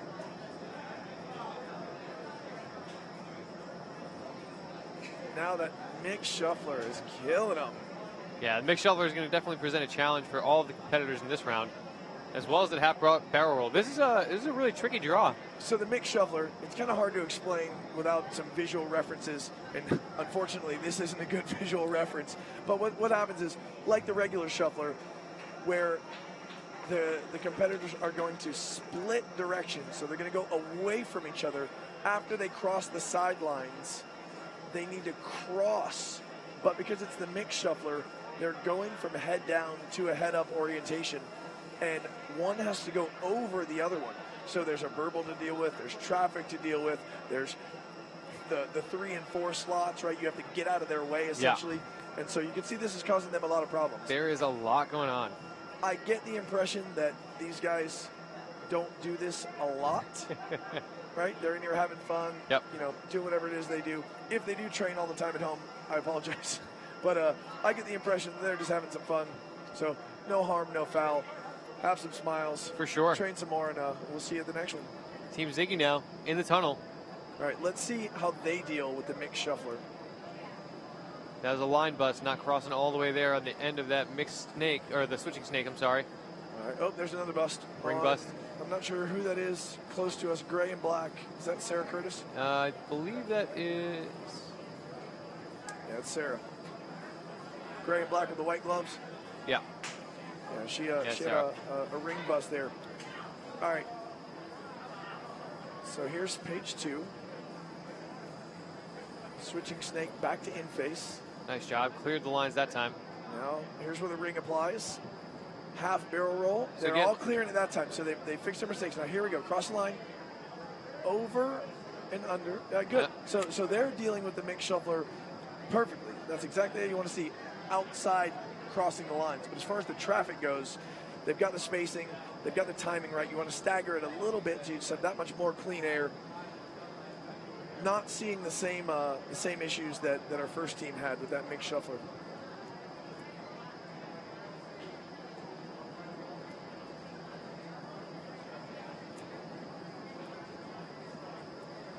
So I think the big issue with the half barrel roll, other than the bust you were talking about, how people go too early, I think the reason why they do go too early is so that they can start getting their arms out to get that lift. Yeah, absolutely. You don't want to bend your legs too much because you've got to drive all the way under the ring before you come up, but you also don't want to run into the glass either. So there's a balance there. And even more so in four-way, where you're worried about your teammate coming down on top of you and trying to give him room for him to fly and do the same thing. So it again goes back to that spacing we were talking about earlier. That mixed shuffler. Another way to think about it would be like an interlocking figure 8, where your partner that you're paired up with, in terms of 1 and 2, 3 and 4, 1 and 3 fly together, 2 and 4 fly together, 1 and 2 are breaking off and doing an interlocking figure 8. Not only are they doing that, but they're also switching from head down to head up. Very, very complicated move. Not surprised seeing a lot of busts there.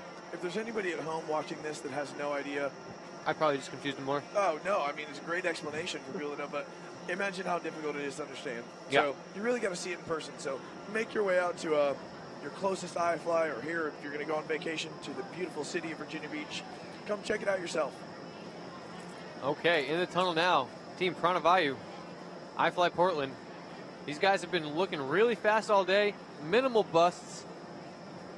The curse is alive. Right as you say it. But even with the busts that they've had, still putting out really, really strong times. Right into the outface part of the switching snake. Half barrels looking good. Let's see how they deal with this mixed shuffler. Here we go. 1, going the other direction. So that, perfect. The staggering is the key. Yeah. Right? You give everybody room. There's no traffic. You're not worried about levels so much. You got to stagger it. I think some people feel like it takes longer to do that. I'm going to disagree. It might take longer, but in the long run, it's going to be faster because of the clean air and because of the lack of traffic. No question. Strategy, my friend. Here we go. So who's your pick to win? Right now, I'd say it's right between our hometown team, RCDC, and Pranavayu. They're looking really, really good. That's an awesome time. A 125. Wow. Very good. They had the time to beat in round 1. They were right there in round 2. And that is an excellent time for the draw in round 3. Yeah, I'd say that RCDC is probably the team to beat at this point. You know, having that hometown crowd and then the familiar tunnel doesn't hurt, but their flying is just on point. So we're still early in this four-way dynamic competition. Anything can happen. United Airlines, they're flying with us if you're not flying with them. So, into the head-down switching snake. All right, these are 4 instructors. Whoa, way up on the... Talk about room to clear. Yeah, the top of that... All right, here's the shuffler. Good job by Tex of waiting and being patient. So on that half barrel roll, I'm not sure who it was, but one of them was pretty much disappeared from view in the diffuser. A little bit lower. I think they'll wrangle that in this time around. Here we go into the half barrel roll.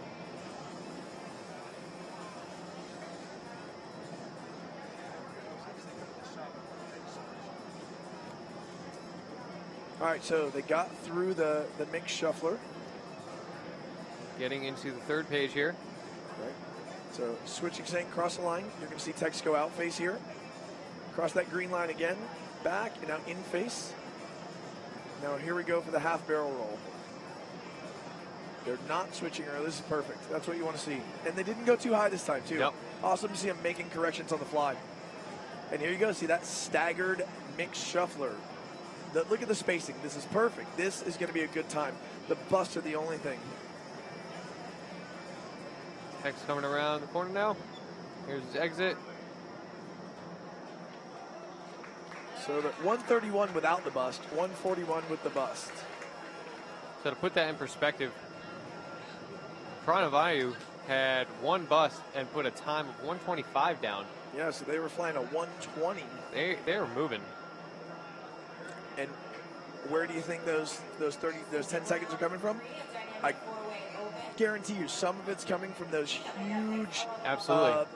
Blast huge up. lifts, huge blast up, excuse me, in the second half of the half barrel roll. Yeah. Right? Too high, takes too long to go up, too much time to come back down. You're losing power, you're losing speed. You can generate some more power on the way back down, but all that floating, that's just hurting your time. Absolutely. All right, here's our hometown team, RCDC. Ray Kubiak, Cam McMahon, Colin Robb, and Dave Manuel flying in his first competition and crushing it like a rock star. Keep it up, Dave. Not busting on the half barrel roll and dealing with the shuffler, no problem at all. Nice job in the mixed shuffler.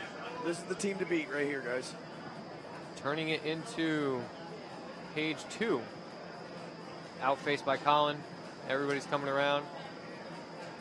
Nice job. All right, here comes that half barrel roll. Oh, nice. No bust there. Good job, Dave Manuel. Yeah, Dave getting his feet out of the way of the ring. Really good spatial awareness in the tunnel. Absolutely. That staggered approach to the mixed shuffler again. That's what you want. No bust. These guys are killing it. Crowd's going to go nuts. Yes, they are. On to the third page. Colin's going to go right into the vertical here. Half barrel roll. Oh, one bust. Looked like a line bust. Line bust before that, yep. Dave, again, barely getting his feet out of the way of the ring, but having that awareness to bend his legs and not bust on the ring. See, so sometimes bending your legs is cool, folks. Despite what Alan says. Listen, right now, Alan doesn't have the authority to speak on anything after those last couple performances. Awesome time. Yeah, very good. 132 with one bust. But still. A 125 by Pranavayu. Yeah, that's exactly where I was going with that. A 125. That's fast. Those guys are flying really well right now. Up next. No, please go. Into the tunnel. Collective pitch out of iFLY Tampa. Tyler Romer, Lane Packman, Brad Hunt, and Curtis Weaver.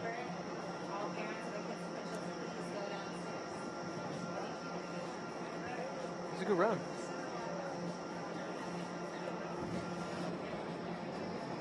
Okay, we're off.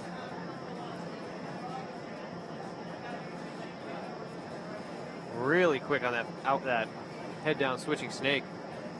And one bust on the ring already. Not sure who it was. We'll see if we can get that replay at the end. That seems to be their biggest problem, is the bust at this point.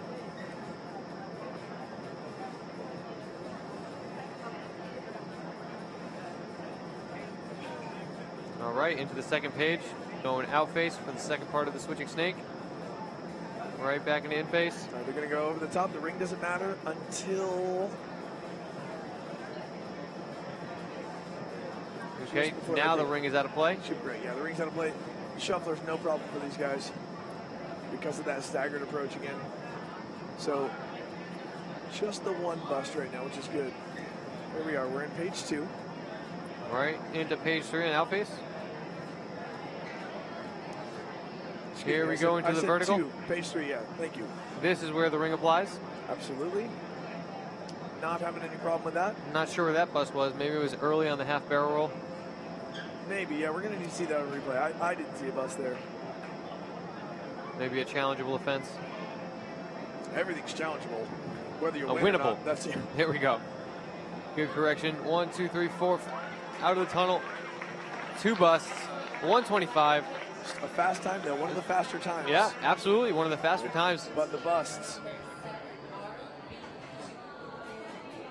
Not exactly sure what that bust was right there. Yeah, that's awesome job by our replay crew queuing that up for us. I'd have to challenge that. Okay.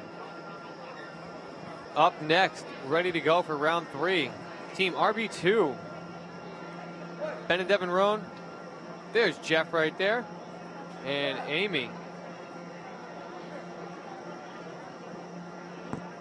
The tunnel lights are on. The judges are ready. They look ready. Ben's ready to go. And they're off.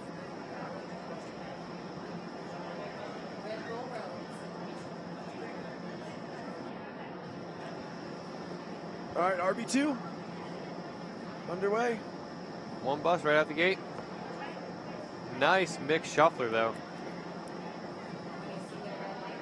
If you follow Red Bull Air Force on social media, you notice they've been posting a lot of really cool videos the last couple of weeks, training hard for this competition.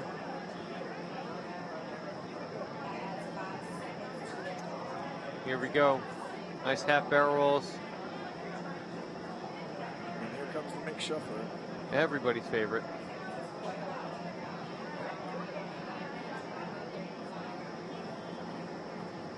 You know what it looked like? So Ben's the leader. It looked like he went under on the mixed shuffler. I might be mistaken, but I thought you had to go over. Or perhaps it doesn't matter. But that looked a little funny there. Maybe we can get some clarification from the judges. You know, I do think Flyer 1 I don't think it matters, but Flyer 1 would make more sense going under. He's going to get there first. I agree. 2 should be coming over the top. I don't know why 2 would ever be there before 1 got there. You'd have to be flying really, really fast in slot 2 to get there. 1, 2, 3. There's a really good time, a 129. 1 bust. Awesome job. RB2. All right. And for the next round, the judges team, we can take out our sundial. We'll get it ready to go. These guys are awesome. They're in there. They're going to have a good time. I'm losing it right now. Sundial. You're awesome. Are we going to start taking bets on how often they're going to stop and look at each other and be like, which way do we go? All right, hey, let's get someone here. Tex, you're the leader. Let me get you for a second. I know we're not going to do a formal interview, but on the mixed shuffler, if this is the leader, as you cross the line, does the leader have to go over, under, or does it not matter? Doesn't matter. Under, yeah. Right? That's what we said. I thought I wanted to say that somebody said over before, but definitely makes more sense to go under. They're going to get there first, right?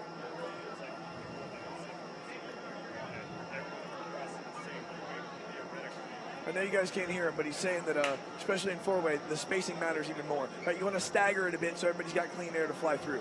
Awesome, man. Good luck. Sweet mustache. All right, man. Yeah, buddy. Thank you, Tex. And all right, here we go. Into the tunnel now, our team iFLY Honolulu. All right, let's see if these boys can't clean it up. Switching up the leader again, it looks like. Yep. Josh is back to the lead. They're going to bust already. Good job by Allen right there to avoid the ring. It looks like they switched up all slots. Allen's flying number 2 now. Yeah. Chris is 3. Obviously, they didn't do any training together. Yeah. You know, this is a pickup team 15 minutes ago. So they're experimenting right now to see what works. And this looks like a much better formation. Nice job. Nice. Andrew getting his feet out of the way of the ring. Really good. This is what we expect from the judges. All right, this is the end of page 2. They're going to go back, head down after this bottom loop, and start page 3 with the switching snake. Josh throwing those bottom loops so quickly. Not a surprise why he is the reigning world 2-way dynamic champion. He's tall and skinny. That helps as well. And he's an amazing flyer. Yeah. Oh, that's another bust.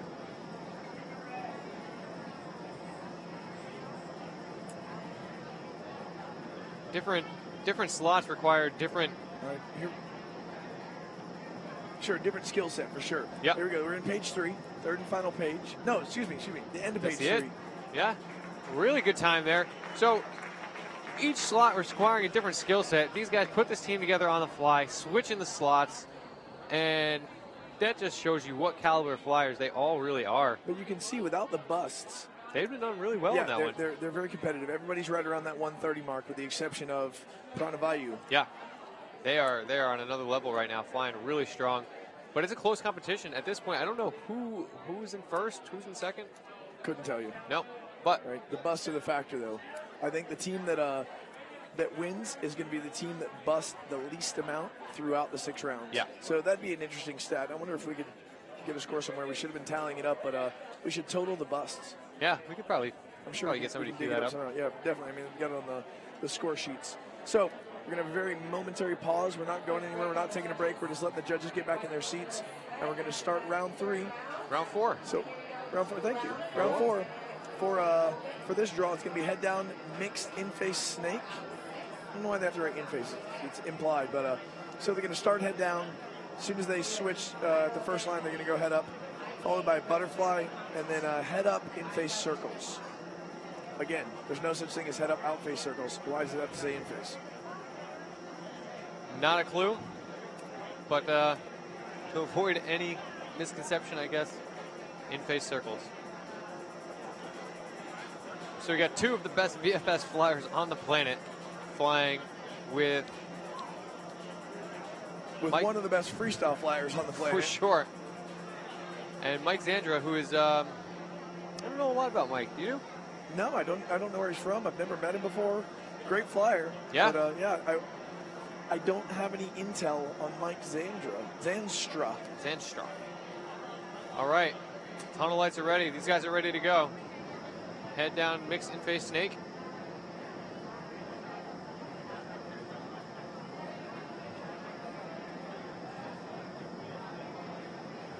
Into a butterfly. So this is a layout maneuver where flyers 1 and 2 cross the sides of the tunnel, flying on the other side and then coming back to the side they started on originally. I think I saw 2 busts there, but easy to see when we have that center line. That's where it really applies, especially in the butterfly. Clearly on your half of the tunnel is what they're looking for.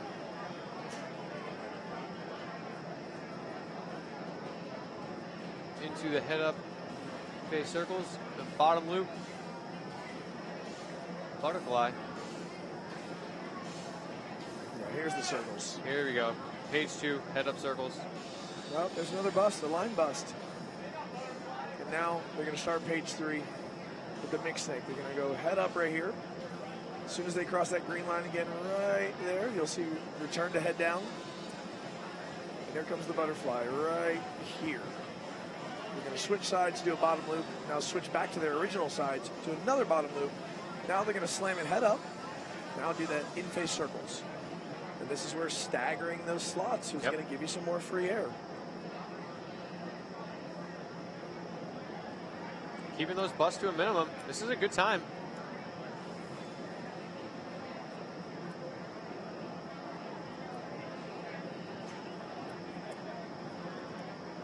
Is this the 4th page? I think they did 4 pages. They got a little lost. Yeah, what's going on in there? I think these guys just want to fly a little bit longer. Are they flying 4 pages? Yeah, they're doing like a 4th and possibly a 5th page. They said, hey, we're going to take some free tunnel time. Yeah, well, I'm not exactly sure what the thought process was there. They thought they were going so fast they wanted to give the rest of the competitors some time to catch up. They decided to fly 2 more pages. I'm going to do some homework. I'll be right back. All right. They know it. They're having a good time. All is good. Would have been a great time had they gotten out on the right amount of pages, but got a little lost. No worries. You can see the judges on the right-hand side of the screen. They're going to start throwing 4s up. Check the results page for all sports. As judges prepare, update the results tab. Find your scores there. All right, up next, Team Ziggy. So if you guys are wondering what was exceptionally lengthy about that Team Ziggy down the tunnel.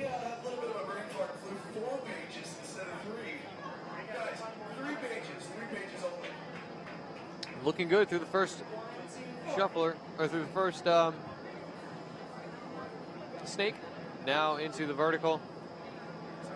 It is confirmed. They flew 4 pages. I don't know what they're thinking. Clearly they weren't. Excited in the heat of the moment, right? Yeah. Now, like you said, a little bit of free tunnel time never hurt anybody. Okay, so in the tunnel now. Team Ziggy. Ziggy. Working on their second page here, going into the butterfly. Crossing back to the original slots. That bottom loop there. Into the head up in-face circles. You're going to see them do a bottom loop here, right into head down. Start of the third page. Ray was telling me that the judges now decided that everybody should fly 4 pages. Now we'll be here for 2 years if that happens. Yeah.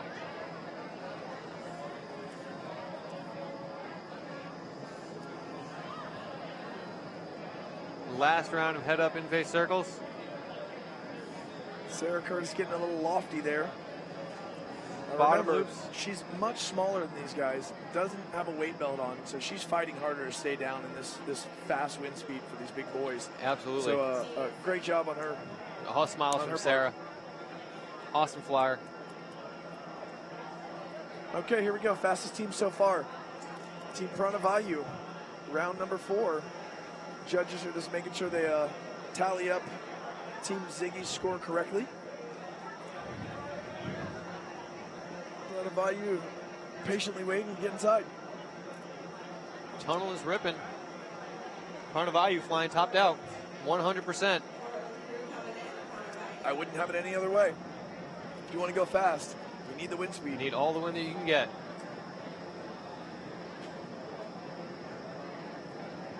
Let's see if these guys can keep a bust-free round. All right, so you'll see the difference in flyer styles on the bottom loops. I'm a big proponent of when you fly the bottom loop, you need to arch your hips. You need to push and get that power so you have that lift and that drive forward. Yep. If you fly with de-arched hips like a sit-fly position, some people will argue that it's just as fast. I will tell you those people are wrong. The more you're going to go toward your arch, right? If you're on your belly and you arch, you go down. Yep. If you're on your back and you arch, you go up a little bit. The arch is your power. Why would you want to take away power? Absolutely. Arch your hips, throw your head back, get as much rotation, as speedy rotation as you can through that bottom loop to just set you up to go the new direction as fast as possible. And then you're going to explode from there, straightening your legs out and driving back across the tunnel, using all that power that you retained. Absolutely. Even in a head-up carving, yeah. Arch your hips, lean back. You want to make a big wing. Broken hips do not equal speed. Just like what you're seeing there when they switch from head down to head up, they're still arching through it, driving themselves all the way across the tunnel.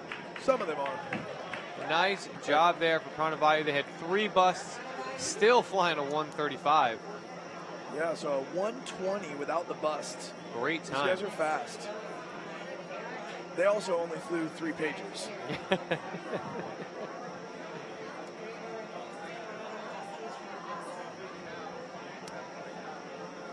You know, that was something that helped in the old format of Dynamic, was that you didn't have to get out of the tunnel. You just flew as fast as you could. You could fly 4 pages. The time stopped as soon as you crossed the line on the 3rd page. Well, I like the introduction. There was 4 pages back in the day. 4 pages. But they all went the same direction too. Right. Which was very redundant. And then you had mirrored rounds. Yeah. You'd have I think rounds 2 and 4 were backwards, but it's better to mix it up like this. More fun to fly, more action, and more to think about. Yeah, more technical for sure. So here we go. United Airlines. This is the Texas team that's been put together from 2 different teams. Only got 1 bust early on already. I think that was a ring bust on the bottom loop part of the butterfly there.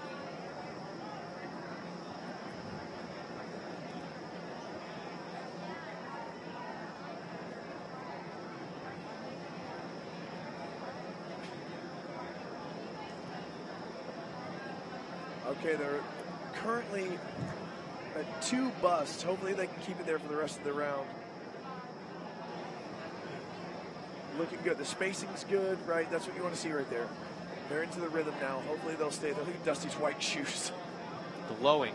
It's funny. There's the line bust. They're just white Vans, but from a distance they remind me of like those white Reeboks that my dad would wear. That he's had since '97. He cleans them every time he wears them. All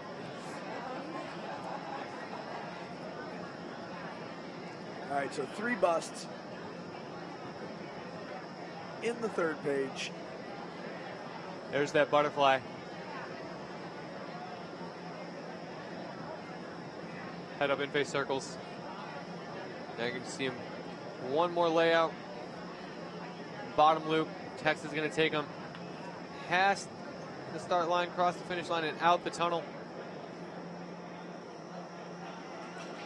Solid time of 1:48. 3 busts really hurt him there. Marlon with his tinted antisocial visor. Ladies and gentlemen, if you're listening at home and you want to get tunnel coaching, please don't wear a tinted visor. We can't tell that you're acknowledging the instruction we're giving you. We go a lot off facial cues. Makes it really difficult when we're staring into a space of darkness. So, here's a tunnel instructor tidbit of information. Actually, let me take a break on that, and I'll come back to it when after we watch the hometown team. These guys are about to hop in the tunnel. Team RCDC. Flying right out of here, iFLY Virginia Beach.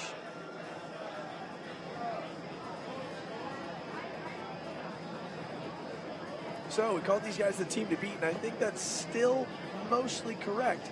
Their last round wasn't the best one, and they showed some areas of vulnerability. But if they have a solid round here, then I think they're going to regain that momentum, especially because they got a crowd behind them. All right, so no bust so far. For me, one of the most important factors. Right into page 2. Looking good. Here we go, Colin and Cam coming around for the vertical. Switching slots, bottom loop.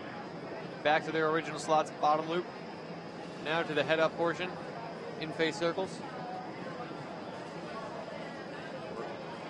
All right, so you're in the bottom loop right here, into page 3.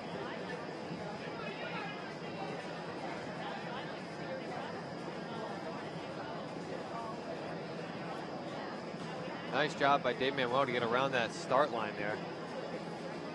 No Last bottom loop bust. on page 3, or the butterfly.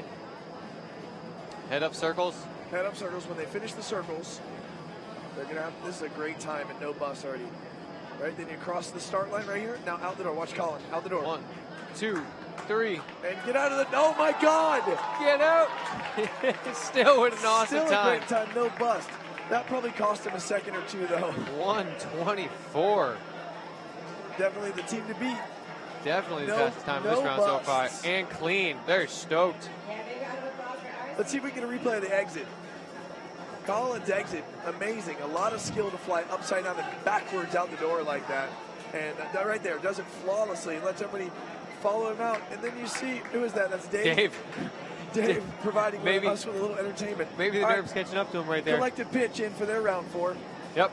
Tyler Romer, Lane Packman, Brad Hunt, and Curtis Weaver. All right, so you can guarantee these guys are talking, trying to make some little fixes here and there. Hey, what's going wrong? What can we do to get a faster time?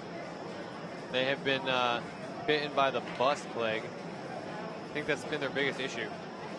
Yeah, they're fast enough for sure. They are fast. It's just the ring. But no bust through the first page. Right. There's the butterfly for page 2. Now they're going to go head up for the circles. See how they're staggered. That's what you want. The spacing is why they're not busting. They're not worried about traffic. They're not worried about verbals. All they're doing is flying. And the time is a direct reflection of that. Absolutely. Here we are. We're in the middle of page 3. They're going to go right into the vertical now for the butterfly. The time is awesome so far. They're 1 minute and 4 seconds. No busts. They finally found the rhythm. Last there part. we go. That's that staggered flying that I'm talking about. Here we go. Bottom loop. No bust. They're going to get out with an awesome time. Cross the line. Watch Tyler Romer out the door. 1, 2, 3, 4. Out. That's the best time we've had so far in this round. 122.5. Look at those smiles. Those guys are pumped. Nice job from the fellas from Tampa, laying it down. just when you thought you had a top run 2 seconds earlier. Comes in with... So they're putting some pressure on the hometown boys. Yeah. Strong run, fellas.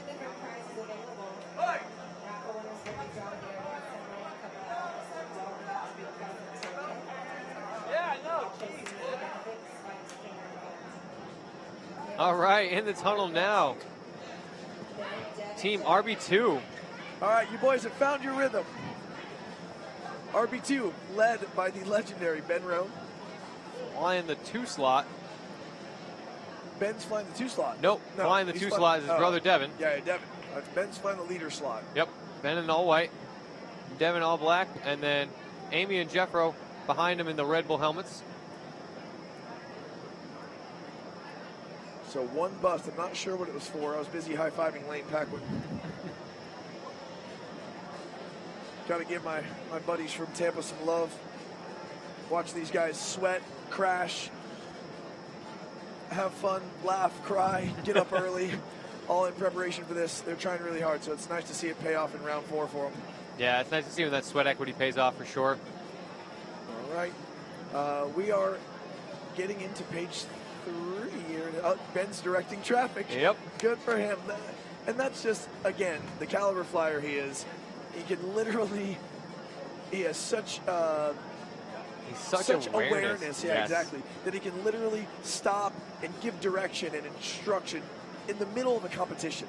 Unbelievable. Yeah, it's insane. 1, And out the door. 2, 3. Oh, and a very quick time, but the bust. The bust. So a 1:23.5 is one of the fastest times so far. It's a second behind collective pitch, but the 10-second busts are killing him. I want to be like a drill sergeant coach for some of these teams. There'll be punishment if you bust. Throw some shock collars on him. Absolutely.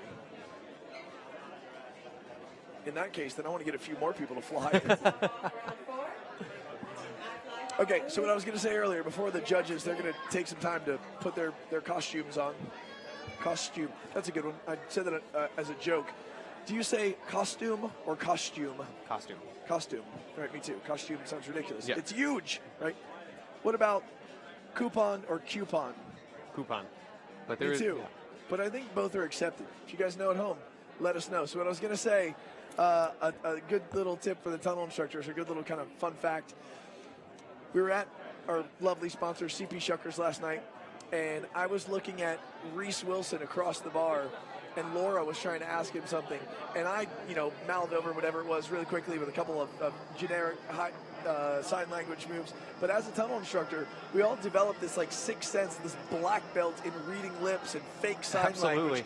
Reese and I have never worked together. I've never even really hung out with him, but he instantly knew what I was saying from 50 feet away in a crowded, loud bar. It's so awesome. We got this awesome, extended communication skill that will last for our lifetimes as long as you'll know when somebody else is a tunnel instructor. Yes, you will. All right, so in the tunnel right now, we have, for round 4, excuse me, we're having a little break here. The judges team, iFLY Honolulu, and they are I don't know what they're doing right now.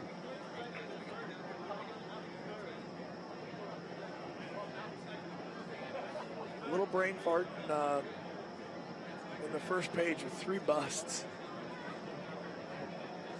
But this goes to show you, they obviously know what they're doing. They know what they're looking for. They know how to fly. Oh, wow. They know how to fly the lines. Now they're just playing around. Oh, Josh's shoe came off. He's going to fly it in his hand. No worries. That's what kind of flyer Josh Velasco is.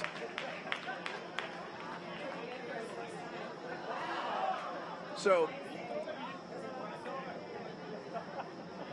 they know what they're looking at, but the training is so important. You got to have training.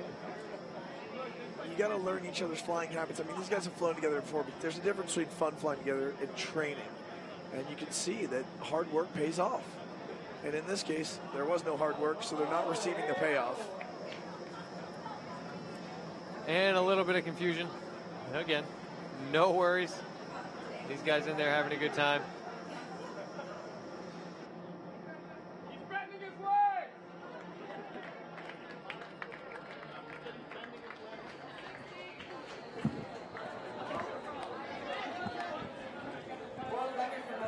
Okay, so at least that was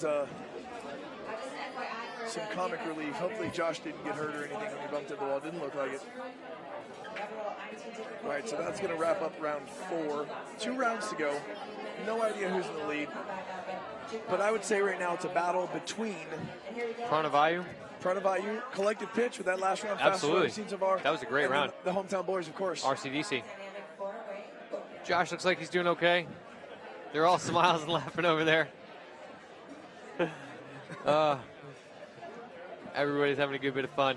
It's been an awesome competition. We are happy to be bringing it to you live. 2017 National Skydiving Championship here at iFLY Virginia Beach, presented by LaSalle Solutions. Up next in the tunnel in round 5 of the 4-way dynamic competition is Crossfade out of iFLY Denver. Let's not forget with these judges, playing around this iFLY Honolulu team participating. They're still men. They're still tunnel instructors. We like to be on stage. We like to be in front. If you think they don't want to get in there and perform well, you're kidding. So they are having a good time and they are laughing, but the expectation's very high of them. They're the judges. Yeah. They're, I'm sure that there is some pressure there. Absolutely. And individually, they're all top-notch flyers. So, nobody wants to get in there and put up a bad performance. Right. It's just an example of how the training is a key factor. Yeah. All right, so here we are, round 5. The draw for this round is a head-up, in-face snake, back layout, and mixed circles. As I said yesterday, I think mixed circles are some of the most fun lines to fly. This is probably the fastest draw in the competition. We should have seen some really low times here, even though it is head-up. Also one of the easiest draws. Yeah. Because the vertical is the easiest vertical, just the back layout. That's it. Right? So here are the mixed circles. The end of the mixed circles. Now we're going to go with a bottom loop and get back. No, excuse me. Layout through the belly, head up, snake, page 2, the new direction.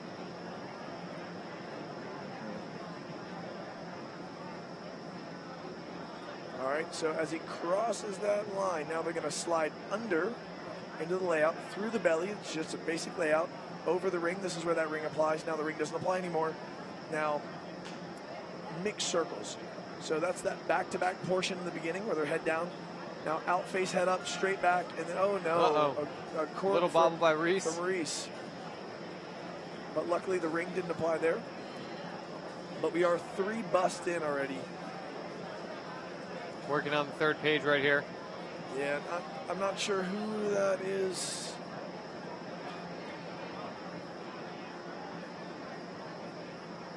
Yeah, it's tough to say between Dusty and Jason. They have literally the same costume on. Yeah. I think that's Jason closest to us here, closest to the ring. Yeah, so it might have been Dusty that looked like was floating a little bit. And these guys are world-class flyers too, but right, this isn't their area of expertise. But they can get in there and compete with the best of them. And all smiles no matter what. It doesn't matter. These guys are in there having a good time. But like you said earlier, they definitely want to get in there. They want to compete. But at the end of the day, they're having fun.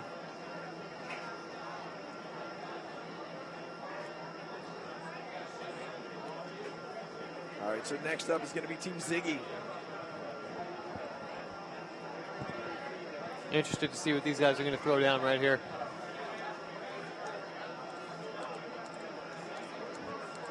Andrew Prock, Sarah Curtis.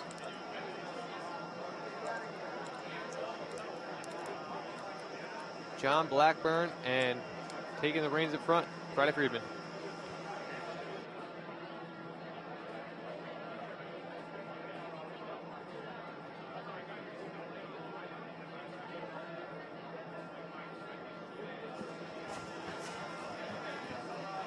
Okay, so after the 4-way dynamic concludes, we have a kids competition that's apparently organized by Mike Wittenberg.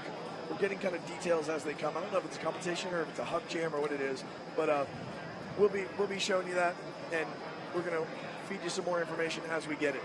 Yeah, it should be some form of a sequential type thing of all the junior competitors that we had. So interested to see what we get, and like Daniel just said, as we get more information, we will pass it along to you. And that's going to happen a little bit after we're done here with the four-way dynamic part of the competition. But right now, round 5 for Team Ziggy. No bust so far in the first page.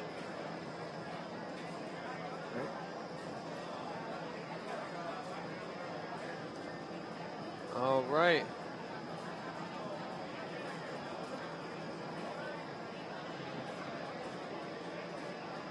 All right, so one bust there. But everything else looks to be in line. That was a bust right there on Sarah, not clearing all the way on that on the center line. Right as I say it again. So you can see Sarah fighting to stay down a little bit. You know, she's right there. See it? Yep. She's just so much smaller. I mean, some of these guys might have 50 pounds on her. Easy. The wind affects you in a much, much bigger way. There's no question about it. So I don't think the weight belt is a good idea, right? You don't want that for this competition. I wouldn't suggest that, but maybe, you know, flying in that higher wind speed a bit more, or a tighter suit. Tighter suit would help. All right, guys. Coming up next, Team Pranavayu. Second fastest team so far. Can they fly a clean round without bust, though? That's the big question. Take 5 extra seconds. Yeah. To not bust. I mean, don't take 5 extra 4.5. seconds. But if that's what it takes, as long as the length of time that you're taking is less than the cost of the bust, worth it. Yeah, it's worth it. It's a win. All right, and they're in. Head up in face snake.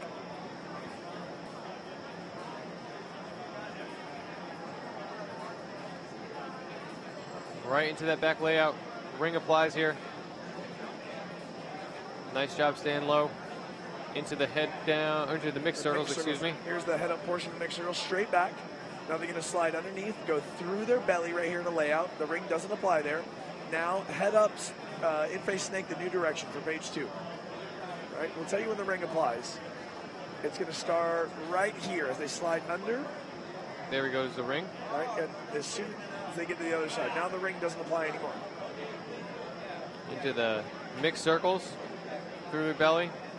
Now straight back. Now they're going to slide under. This is going to be the beginning of page 3. They're going to go through their belly for a layout, head up, and now the original direction for the third page. So the ring begins to apply. Let's go back to the other shot. The ring begins to apply right here. So it's okay, as long as they don't touch it now. That was close by Cole. And now it's over. So now whatever they want with the ring. So very close, but close is what you want. That means you're going fast. Absolutely. See if they can just stick it right here in the final seconds of this round. I think they heard me talking to them about no busts. 1, 2, 3, 4. That's a good time. Bust 3. 125.3. Awesome job for Pranavayu.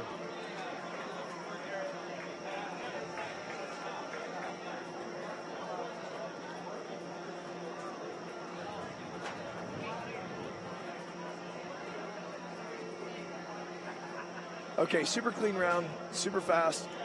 Awesome round 5 for Pranavayu. Yeah, the bar's been set. That's a strong score. See what United Airlines can do. Well, they can beat you and drag you off the plane. That's right. Oh, you meant the team. Yeah, but at least in here, they're not going to arrest you. They might arrest Tex for that mustache. The funny thing is, it actually wasn't United Airlines that did it. I'm not saying they're innocent, but it was the TSA, I think, that was responsible for getting the guy off the plane. Yeah. But that's neither here nor there. We are currently in the middle of page 1 for United Airlines, the four-way dynamic team. There's the head up. Oh, what happened there?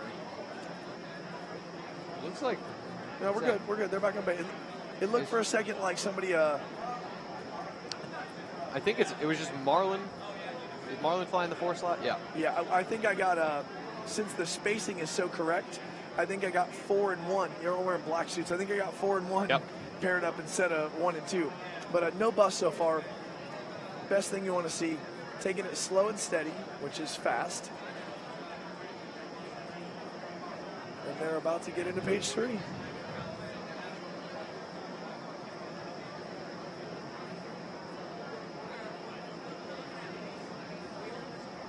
So here, Tex is about to go under. Right there. Now the ring applies. All the way under through his belly. No busts here. No worries. Now the ring's not a factor anymore. Strictly the lines. Steady round. Through the mixed circles to the head up, out face portion here.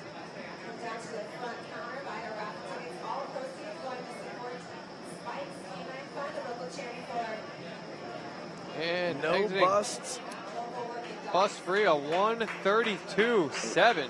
But we just saw Pranavayu do a 125.3 with no bust also. So that's a apples to apples comparison. Yep. And Pranavayu just, 7 seconds faster, 8 seconds faster. Laying down the law. All The right. United Airlines team is going to have to hit the gas pedal if they want to compete with Pranavayu. Hit the gas pedal, not your passengers. Now, RCDC, next up in the tunnel. Ray Kubiak, Cam McMahon, Colin Robb, and Dave Manuel. Looking for a good, clean round right here. And we said this is one of the easiest draws. So no reason to bust. Yeah, not a surprise. We're not seeing a lot of bust in this round. No reason to not step on the gas. And you know Colin's going to do just that.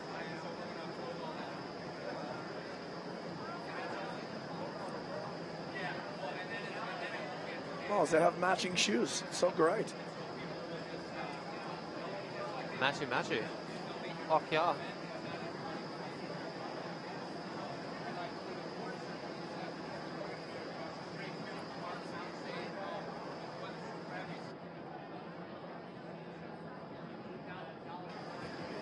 Okay, everything's looking perfect so far.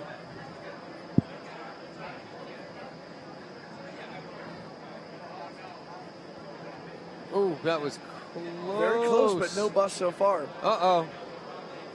Oh, a little one bust, but they're back on track. Okay, as long Good as they recovery. recover, get that out of the way, get focused, and get back to what you're supposed to be doing. Good recovery by Dave there. Hey, we've got to remember, this guy hasn't been flying long at all. It's unbelievable. Yeah, it's that incredible. He's on the team that's probably the favorite at this point. But, the last couple rounds have kind of shaken up that ideology. Absolutely. With collective pitch in the fast round, and then Pranavayu is at a couple fast rounds. It's up in the air. Okay, 2 busts there. Third and final page. Good job waiting by Colin and Cam there. And here comes the exit. They're going to get out right here. 134. 142.4 with the bust. That's going to hurt them. Yeah, they're not going to be happy with that one. Okay, so this is a really important round right here for everybody, not just collective pitch. They're up next. Yeah, so collective pitch is up next. Obviously, it's important for them, but it's important for everybody else. I know that nobody's rooting against collective pitch. They don't want to see them bust. But if they make a mistake, that's where that door is going to be left open for somebody else to have a really strong round 6. If these guys have a solid round, they're in right now. If they have a solid round right now, they could extend what I believe they could possibly be a lead and maybe close the door for anybody else to come in there and take it away from them. We're sitting here watching it on the monitor that's in front of us, and we turn around and watch the tunnel, and it looks like they are flying so much faster when you turn around and watch the tunnel. TV doesn't really do it justice. Absolutely. So, bust free through the first page. These guys are moving. In-face snake for page 2. All right, here's where the ring's going to apply. Right now it applies. Over it, no problems here. See the back layout, the most basic vertical, nice and easy. Now they're going to go upside down, back to back. Now the head up portion of the mixed circles. Straight back, they're going to slide under right here. And back to start page 3. After through the belly, head up, and there we go. That was one bust. Tyler busted right there. Tyler didn't make it all the way back before heading the new direction for the third page. So that's a 5-second penalty right there. Could be a costly mistake. Could have easily been avoided. Just trying to go a little bit too fast. Maybe he got too excited in there. Yep. But it was a good job by Lane right before that to slow up and wait for his team, let him catch up. Yeah, he's an amazing flyer. So here we go. I follow him around the tunnel every now and then. Very poorly. All right, still a great time. 134. So 134.7. So this is going to get really interesting at the end. Round number 6 is going to come down to who's going to win this competition, honestly. So with that 142 by RCDC and then the 125 by Pranavayu, that time right there by Collective Pitch is going to really kind of even everything out. I don't know what the scores are, but based on my guesstimate math, it's really, really tight up top. Top 3-4 teams are probably within a few seconds of each other. Okay, we have RB2 ready to get in the door, led by Ben Roan.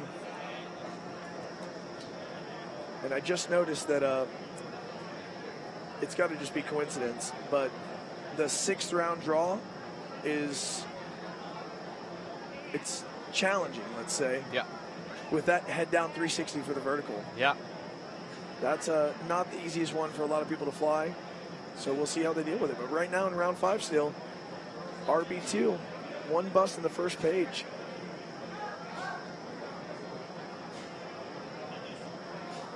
Two busts.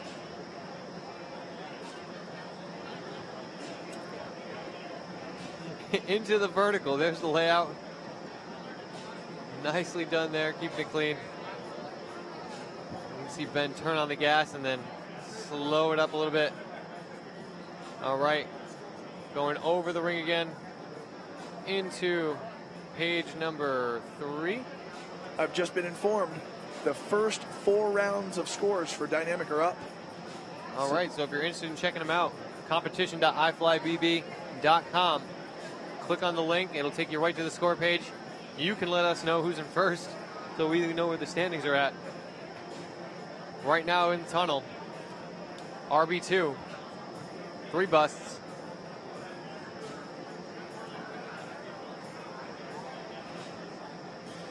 Getting out. Here we go. Here's Ben. 2, 3, 4. A 148. Those busts really hurt him. The 133 wasn't a bad time. But all smiles, all laughing, having a good time. That's what it's all about here.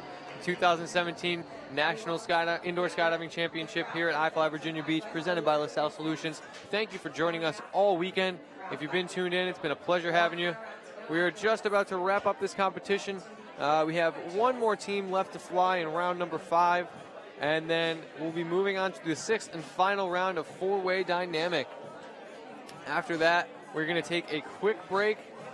Not exactly sure how long yet, and then we will be back with the kids sequentials for about 30 minutes, and then we'll be done for the day. We'll hand out the awards, and it's been a great competition. We're not going anywhere just yet. I got the scores in front of me, and right now, in the lead, just in the lead, Pranavayu. Wow. Followed by the hometown boys, RCDC. And in 3rd place, RB2. So Collective Pitch sitting in 4th right now. It was that number 2 round, the round number 2 that really, really got him. Yeah, round 2 was the low score for them so far. Yep. So wow. It is it's a 1-2 race right now with Pranavayu and RCDC. That's Mr. Lane Paquin, ladies and gentlemen. And the 3rd and 4th spot, the fight for 3rd, is separated by less than a point. Less than a point between Collective Pitch and RB2, so they're fighting for the podium right now. Yeah, we do know so that RCDC had at least, they were probably number 4 in that round.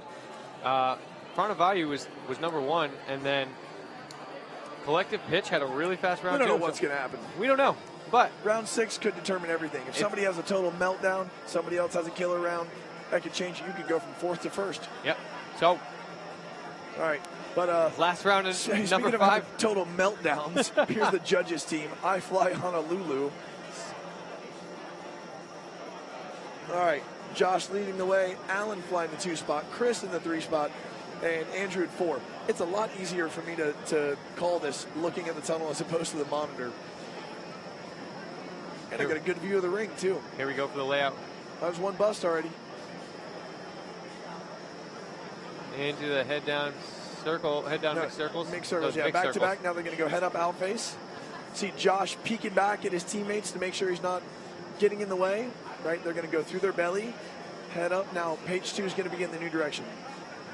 Alan following Josh, straight legs as usual. All right.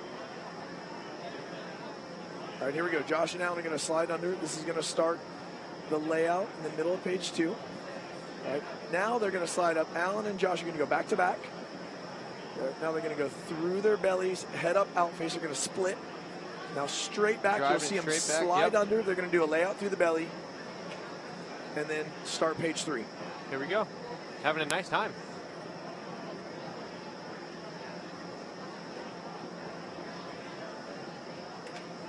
Oh, Josh adding some other. You can't bust him for that. Get out of here. The judge, our competitor judges are trying to bust Josh because he's showing off doing snake 360s. Yeah, he's laughing at it. Oh, it's great. Josh is one of the best flyers in the world for sure. And he hasn't actually been flying for too long. I remember the first time I saw him fly was in the Dallas competition. Blown away right off the bat. Really good. All right. So they're just having a good time in there. Okay. All right, so that's going to do it for round 5, right? All comes down to this. Sixth and final round. 1 round to go. And the draw is head up, mixed snake, right? Head down 360 for the vertical. So that's going to be the tough one for most of these guys. It's a little awkward at times, especially if you try and push it too fast. And then reverse mixed circles. So the same thing you just saw with the mixed circles, but backward. They're going to do the head up, out face portion first, then the back to back, head down, in face before they return to the previous page. This is going to be an exciting round. Difficult draws we alluded to earlier. Really looking forward to. Anything can happen. Bust is going to be a problem. Don't know. You never know what's going to happen. Flying clean is going to be the best bet for sure. Even if you fly it a little bit slower, keeping that clean round. 3 busts, 15 seconds.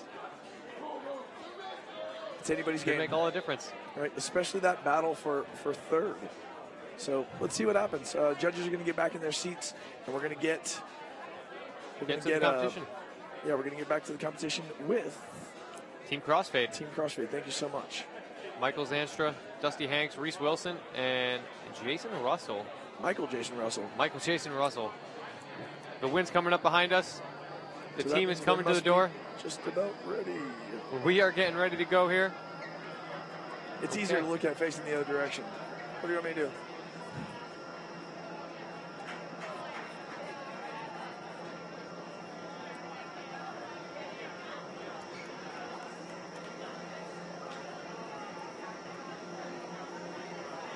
And these guys, let me see if I can see the speed. It sounds topped out. Yep, these guys are flying it topped out. Only way to go.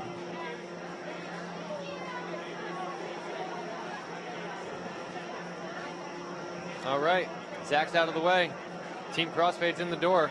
6th and final round for our dynamic 4-way competition.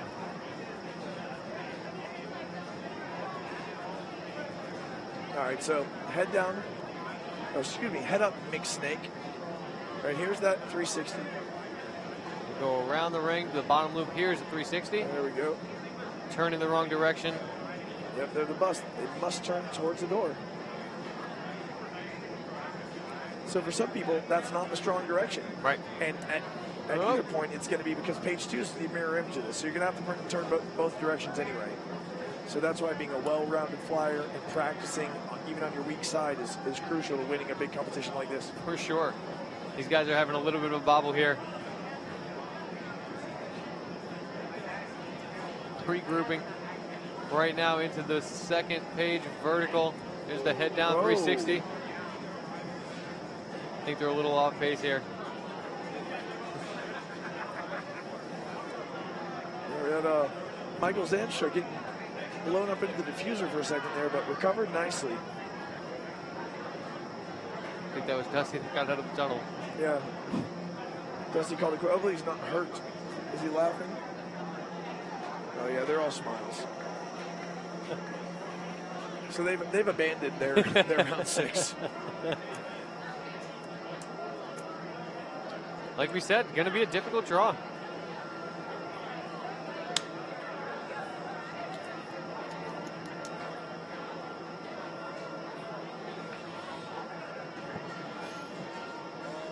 Yeah, those head down 360s.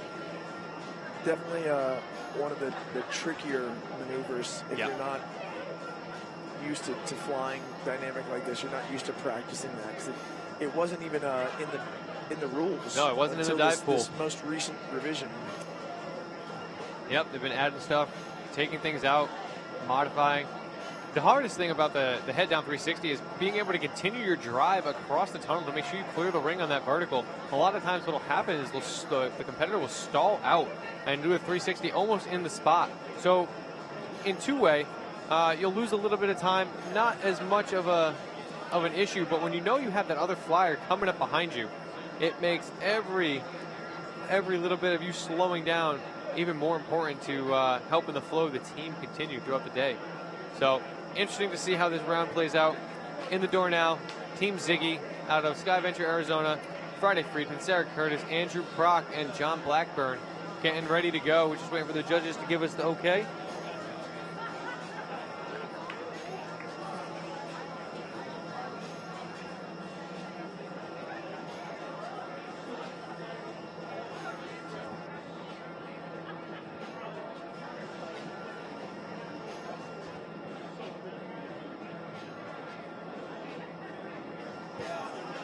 Okay, not sure what the holdup is. I think the judges are just getting ready. Looks like they're ready. There we go. Lights are white. That's the all go. All right, head up mix, in-face snake.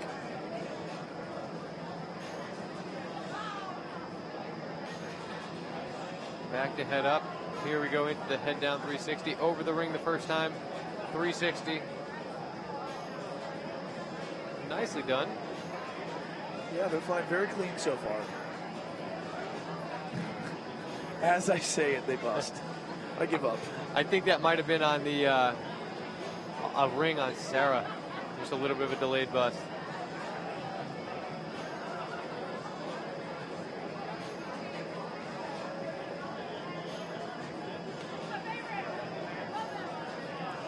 All right. On to those head down 360s in the second page. There you go. Who's that? The black and red. Black and red is the red helmet. Yeah. That's black Andrew. and red jumpsuit. That's Andrew Prock. Watch when he does the bottom loop. Perfect form, right? He arches through it, right? You're gonna see it in a second. Arches through the bottom loop, gets the power we were talking about before. On to the third page in the mixed snake here. There you go. Watch Andrew on our side. There's that bottom loop with the nice arch. You see him get that power to blast up, not having a problem. Oh, Sarah, yeah, having some traffic issues there. Not getting the drive across the tunnel, as you spoke about before, with that head down 360. Now finishing up with the reverse mixed circles.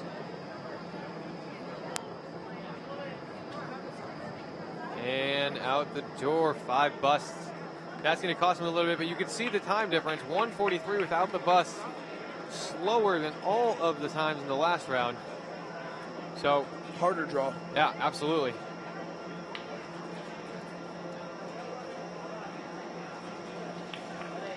All right, up next. How you doing? Up next is going to be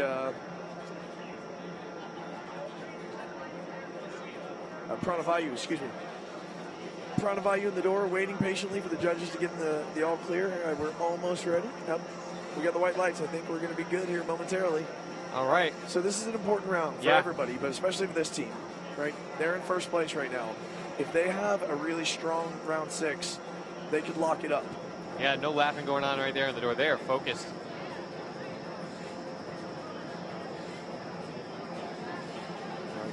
All tunnel instructors. Pride amongst your peers right there here. you go. See stake. that beautiful head down 360, getting that drive across you're talking about, not having any issues. We did have a bust there. I'm not exactly sure what it was. Nope. As I said, not having any issues. They recovered nicely. Right. So one bust could make the difference. Let's see if they can keep it to 1. I really shouldn't be saying that, but head down 360s. Nice job. Nicely done. Oh no. Oh no. Good recovery. Oh no, they're having a meltdown. Oh my God, this is what we're talking about. Pressure. They could be opening the door to let somebody else steal that first place slot from them right here. Still only 2 busts. Yeah. But time wasted. Right. Hopefully the time wasted was less than busting again.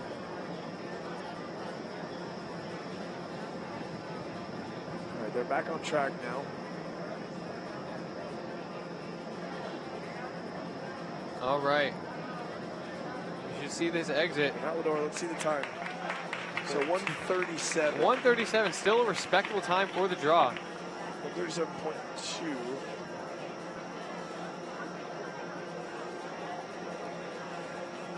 They got to be a little disappointed with that one, but still a solid time. We're going to see where it stacks up.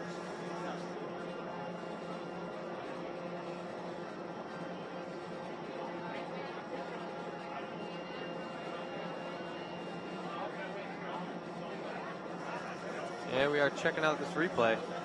Got a little bit of a mix-up, but they recovered nicely. Like I said, tough draw. So anything is still possible, but they did leave the door open there. Getting in the tunnel now, United Airlines flying out of Houston, Tex Leos, John Wiggins, Marley Mahoney, and Dusty Shaw. Tex is in the tunnel leading the troops. He's the general. Bottom loop into the head down 360. Nice job. I've had the pleasure of working with all these guys at some point or another, whether it's been at iFLY Austin or I spent some time at iFLY Denver when we acquired that tunnel back to corporate. Got to know Marlon. Took me on some snowboarding trips, and these guys are, they might as well go on a snowboarding trip after that meltdown. That is very cool. Yeah, good times, great guys. Yeah. And good flyers. So nice recoveries after that little hiccup in the first page. Hopefully they can keep it to that one bust and come out with a respectable time here in the final round.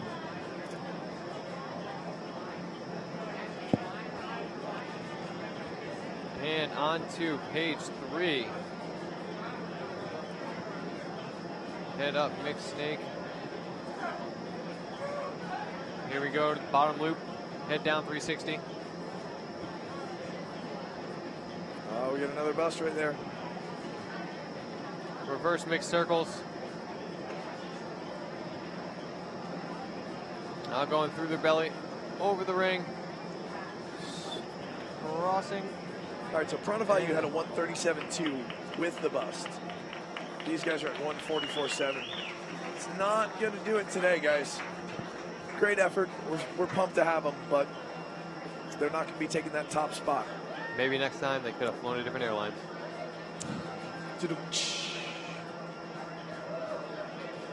All in all, a long day for those guys. A lot of competing for all of them. Yesterday, today, so maybe some fatigue playing a factor there at the end. Oh, I am getting updates from Mr. Shane Schaefer, one of our newer instructors in iFLY Tampa. 10,000 jump wonder. His comment was, how did we not notice this? We're going to have to go back and check it out.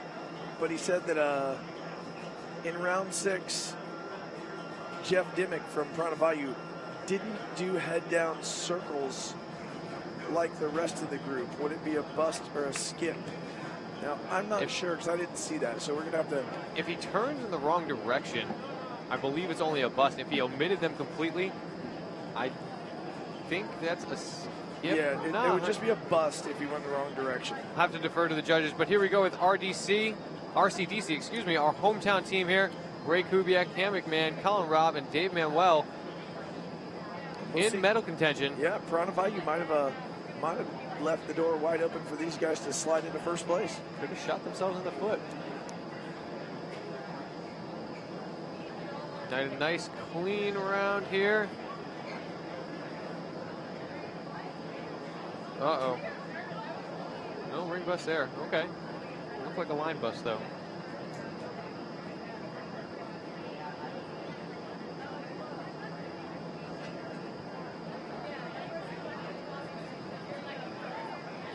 No bust so far.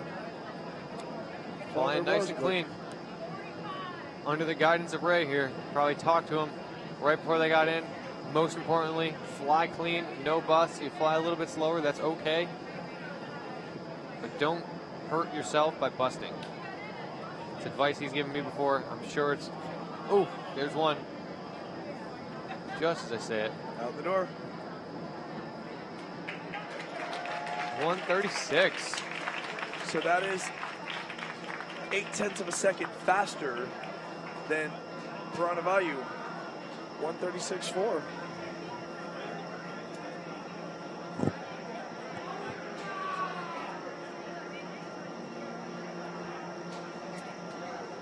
Was it enough? We don't know because we haven't seen the round 5 scores yet.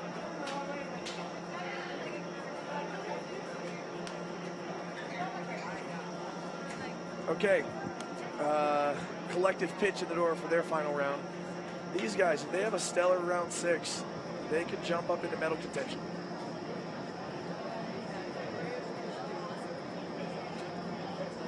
I had a little chat with Lane a few seconds ago. Said, hey guys, don't bust. Take charge of this team. Head down 360s, Avoid the really penalties. clean. Yeah, these guys are all absolute shredders. So keeping it clean is going to be the key to success for them in this 6th and final round.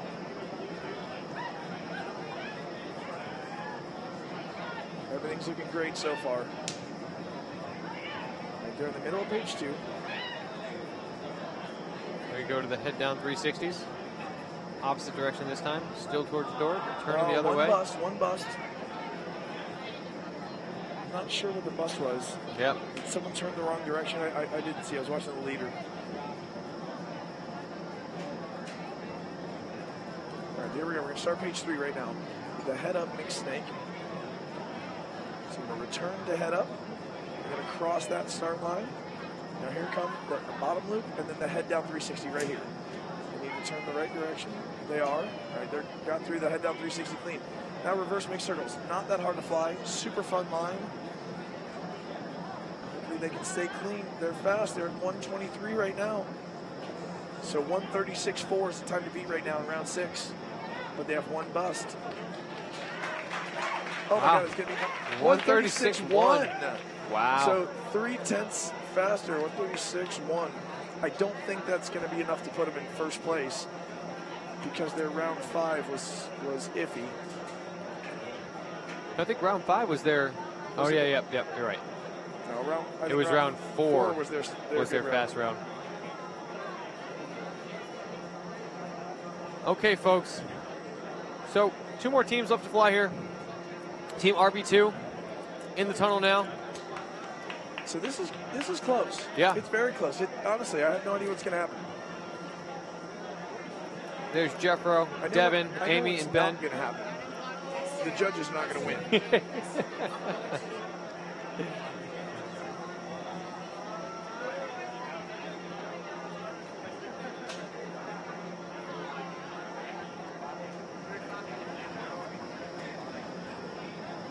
Okay, RB2 underway, 1 bust straight out of the gate.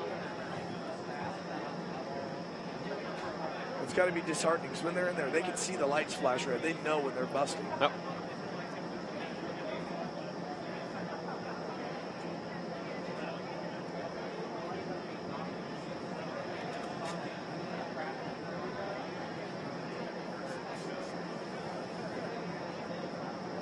All right, so after that one little misstep, they seem to be on track right now.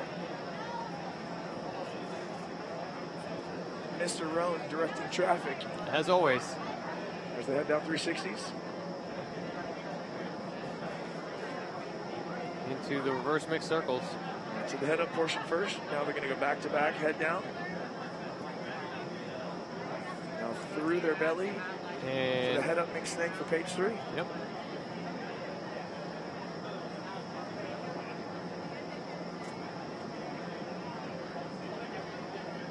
Amy getting a little high there. It's going to cost him a little bit. Amy did what? A little high over the ring. Into the diffuser. She made it up nicely. Head up. Back to head down. Still just the 1 bust. That's good. They had a little slip up right when they got in. But everything's been clean since then. They're getting out the door with a good time. 137.9. Best round they've had so far. Yeah, absolutely.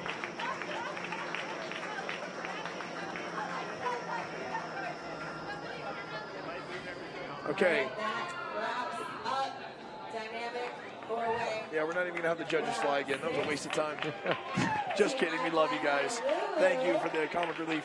Okay, so that's going to do it for Dynamic Four-Way, my personal favorite event, and one of the closest I think we've had so far. Yeah, there's no question about that. Some of the other events like Four-way VFS. Two-way VFS, four-way VFS. We had Mike and Josh just kind of run away with the two-way. Four-way VFS, SDC cord, no surprise there. Kind of the obvious favorites, but here we don't know what's going to happen. It's kind of killing it. We don't know what's going to happen, and we really need those round 5 scores before we can tell where round 6 is going to settle us. So let's see. Right now we are going to take a quick break. We'll be back with the kids sequentials in about 15 minutes. So please stick around, and we're going to wrap up our coverage here shortly. Come back and see us after we get out of this break, and we'll see you soon. Thank you.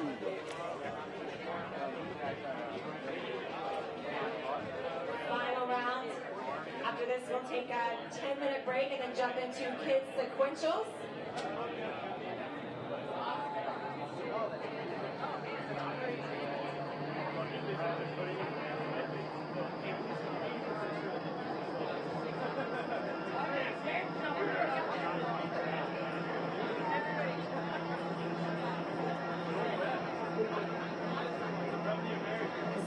Team is a little bit larger than this one. Looks like we got some guest flyers.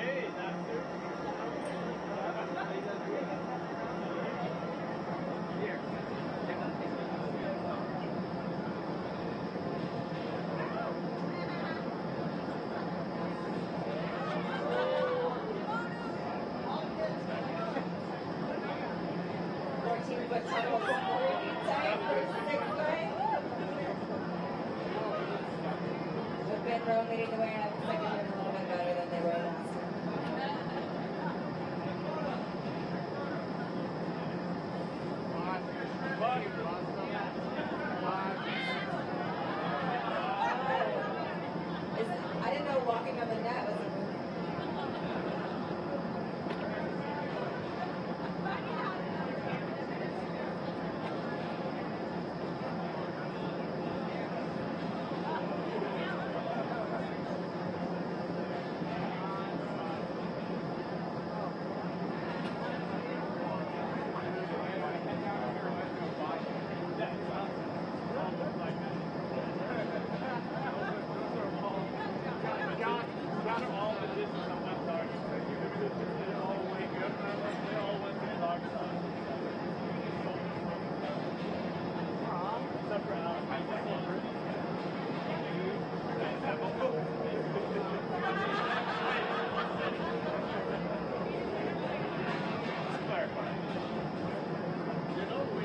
Rounds 1 through 5 are up now on the results page.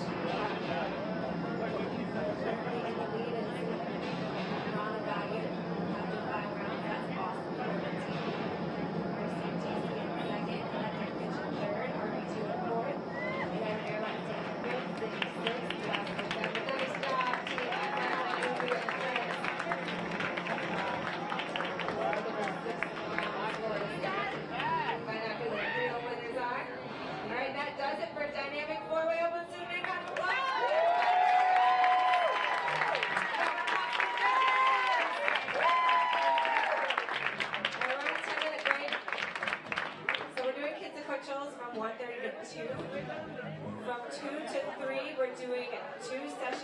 huck jams. It's limited to 12 people in each session. Safety restrictions require that you must be able to fly safely, sit head up and head down, high speeds. If you want to sign up, head to the front counter. It's $40 plus tax per person. Only 24 spaces. You better run down there and get your spot. From 2 to 3, there's 2 sessions. Yes, 2:30 and then 2 to 2:30 and 2:33. Only 24 spots available, so are already taken. Get it or quit it.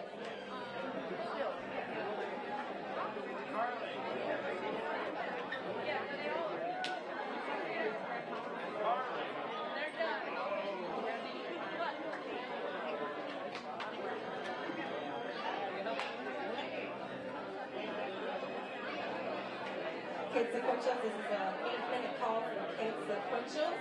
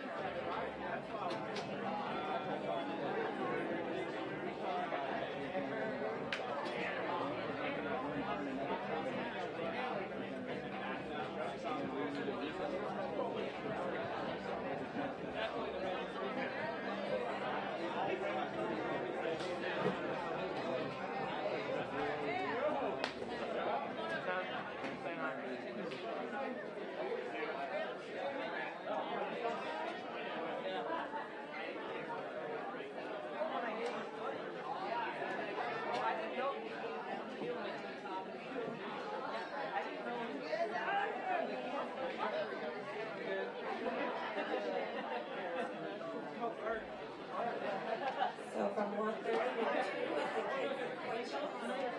Just a good time. We have 24 kids. It's junior 16 and under registered for this event. It's about 18% of the total competitors, so we figured we'd give them some time to show us if they really got it, fly together, take some cool photos. After the kids sequentials, then we have 2 huck jam sessions. 2 to 2:30 and 2:30 to 3. Limited space available. If you want to be in the huck jam, you have to be able to fly at high speed safely, have your head down. It's $40 per person, that's at the front counter. From 3 to 4, please vacate so we can set up the building. And at 4 o'clock, the award ceremony will be here at iFLY Virginia Beach. Thank you.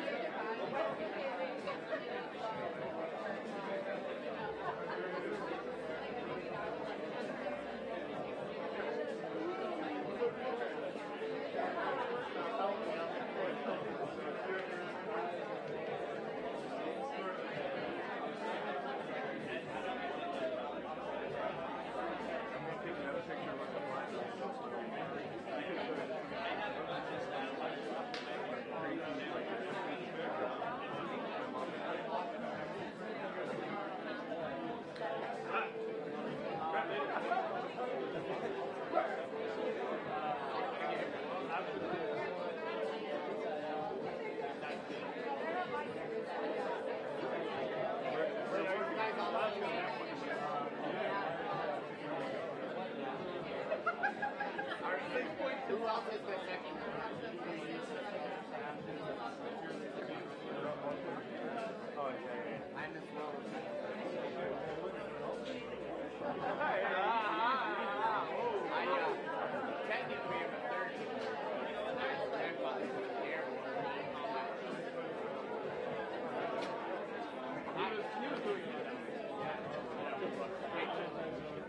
wanted to.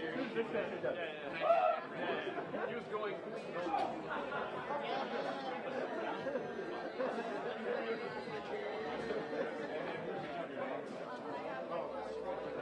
My mom and dad, my sister, the only person in my immediate family that has looked up to me.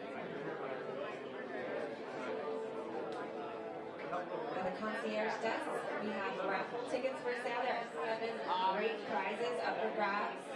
Discounts on wigs, helmets, suits. Each prize is a bundle of multiple different prizes. There's everywhere, big ones, some different prizes. For locals and people that like to visit Virginia Beach, we have a hotel stay as another prize. All proceeds of the raffle ticket sales go to Spike's Catering Fund, a local charity supporting working class. The founder, Jimmy Hatch, is here in building, so introduce yourself to them. They're not mine. It wasn't me. My friend calls it that. One ticket for $3 or 3 for $5, and it goes up from there. Support a good cause, maybe when that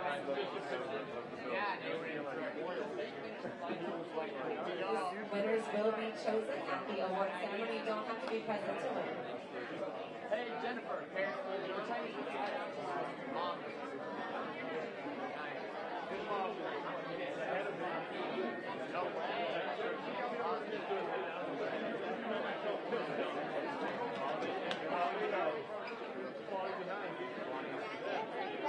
Yeah. Hey, give me a hug. I see you.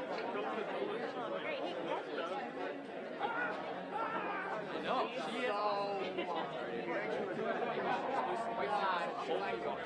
Muscling everybody around. Hey, so fun.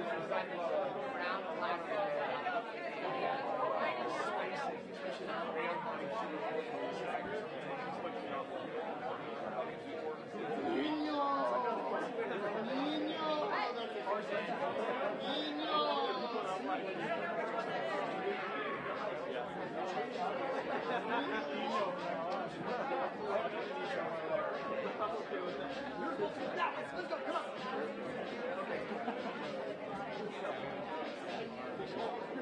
Hug it out, hug it out. I was rewatching the live feed this morning. Oh, really? As always, why do you always do a good job being hilarious?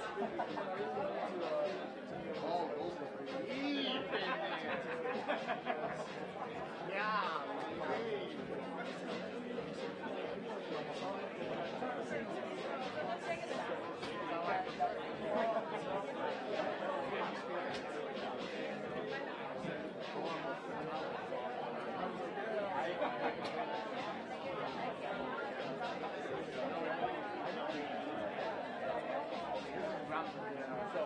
Like no stress.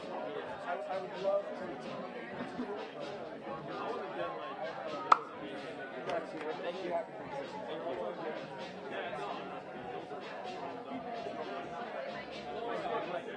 Like 3 of those kids.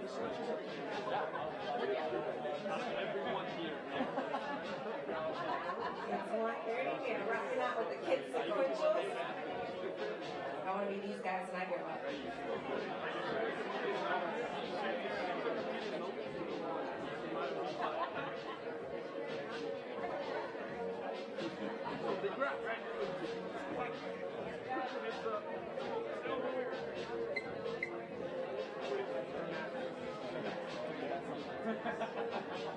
Ladies and gentlemen, boys and girls, can I get everybody's attention briefly over by the judging table? We have the honor of being sponsored by LaSalle Solutions, headquartered in Chicago, Illinois. And Mr. Stephen Robb, the president of LaSalle Solutions, is here today. He came out for the competition. I want to introduce you to him. Round of applause for Mr. Robb. Mr. Robb. This has been been an unbelievable event. I just want to say thank you for everybody that came out, and congratulations for being the fastest flyers I think I've ever seen. So this has been absolutely spectacular. Thanks, Bob. Thank you, Z.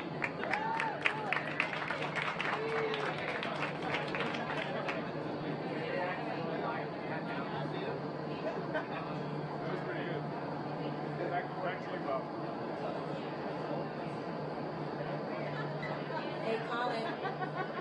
Colin, where you at? Come over to the judges' line, please. Colin. I want to say that. Shut up.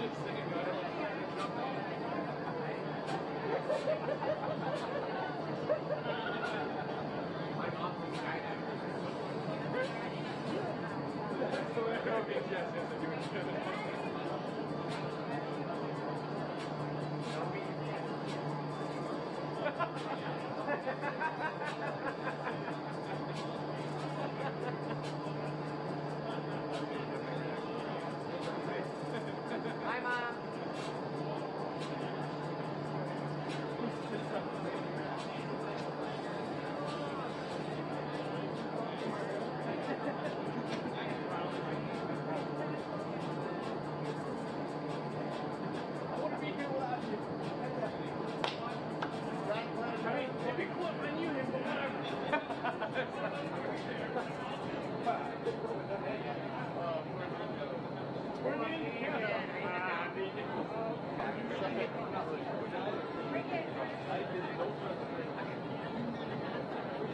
Okay.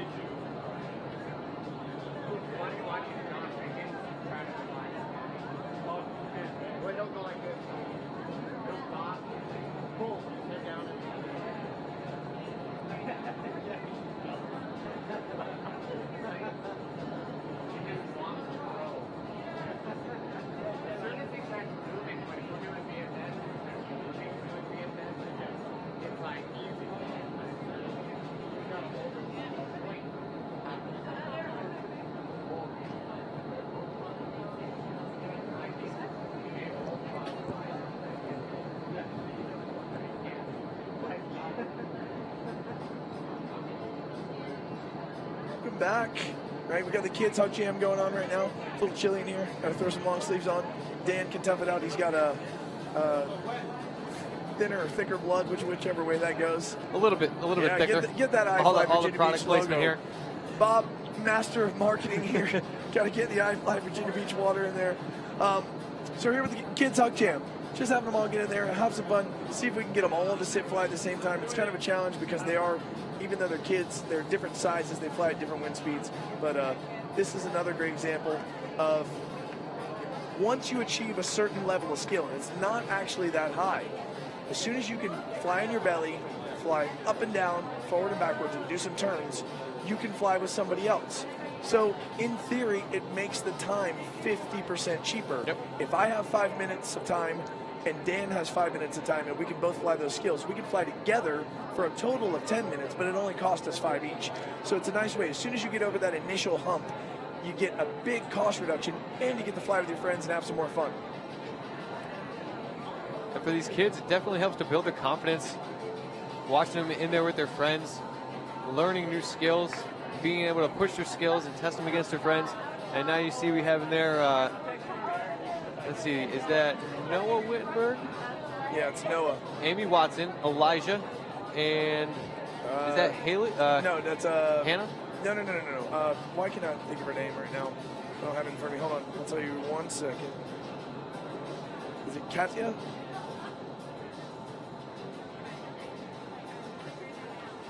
Freestyle intermediate. Here we go. Sydney Kennan. I said Katya. Sydney Kennan. The little ripper from Denver. So really no plan here, no judging. Just 30 minutes for the kids to get in there and have fun, fly together, make new friendships, do some cool stuff, and show you what they can do just hucking around like the adults do. So you were talking about building some self-confidence and things like that for the kids. I remember seeing Hannah Lewis start flying in Austin, and by no means was she unconfident, but very shy, very quiet, you know, and now she's flying with some of the best kids in the world around her age, making friends. She's part of that club, and I've seen her grow over the years into a very outgoing and awesome young girl. It's very, very cool. Just another thing that iFLY can do for you. That's right. The dream of flight keeps on giving. It is awesome. I think so. Let me say a couple things right now that are relevant to this conversation. First, I want to say hello to my beautiful wife, Christina Lovett. I love you. I miss you. What's up, Christina? Dan says hi. Christina said it best. We take it for granted so often about what we do for a living and what we see every day. You know, it's flying. It's the tunnel. You've seen it a million times. Yeah. People walk in, they've never seen this before. You are flying. It's insane to the average person to see you. You see their mouths. As soon as you go up toward the turning bangs, they run to the glass. Oh my God, where'd he go? Did he go out the top? Right? This is the craziest thing in the world for someone who hasn't seen it. So to get in there and be able to actually participate in it is awesome. And it's easy. Anybody can do it. This is one of the very, very few activities, few sports that the whole family can do together at the same time. There's no age restrictions, no physical restrictions. There's all abilities night. There's things like that. This really is fun for everybody. I couldn't have said it better. Very, very well put. You know, Wittenberg kids, you can't get them out of the tunnel. Why do you think they're so good? Let's see what they got in store for us here. Whatever. You want to talk? Oh, Ray Kubiak gonna take. No, here we go. No. Here we go. I'm gonna give Ray a headset. Turn around.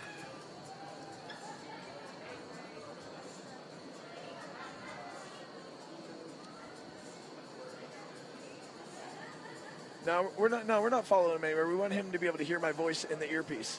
All right, Ray, just hold on to that. We're going to give you a mic. All right, Ray, can you hear me in your ear?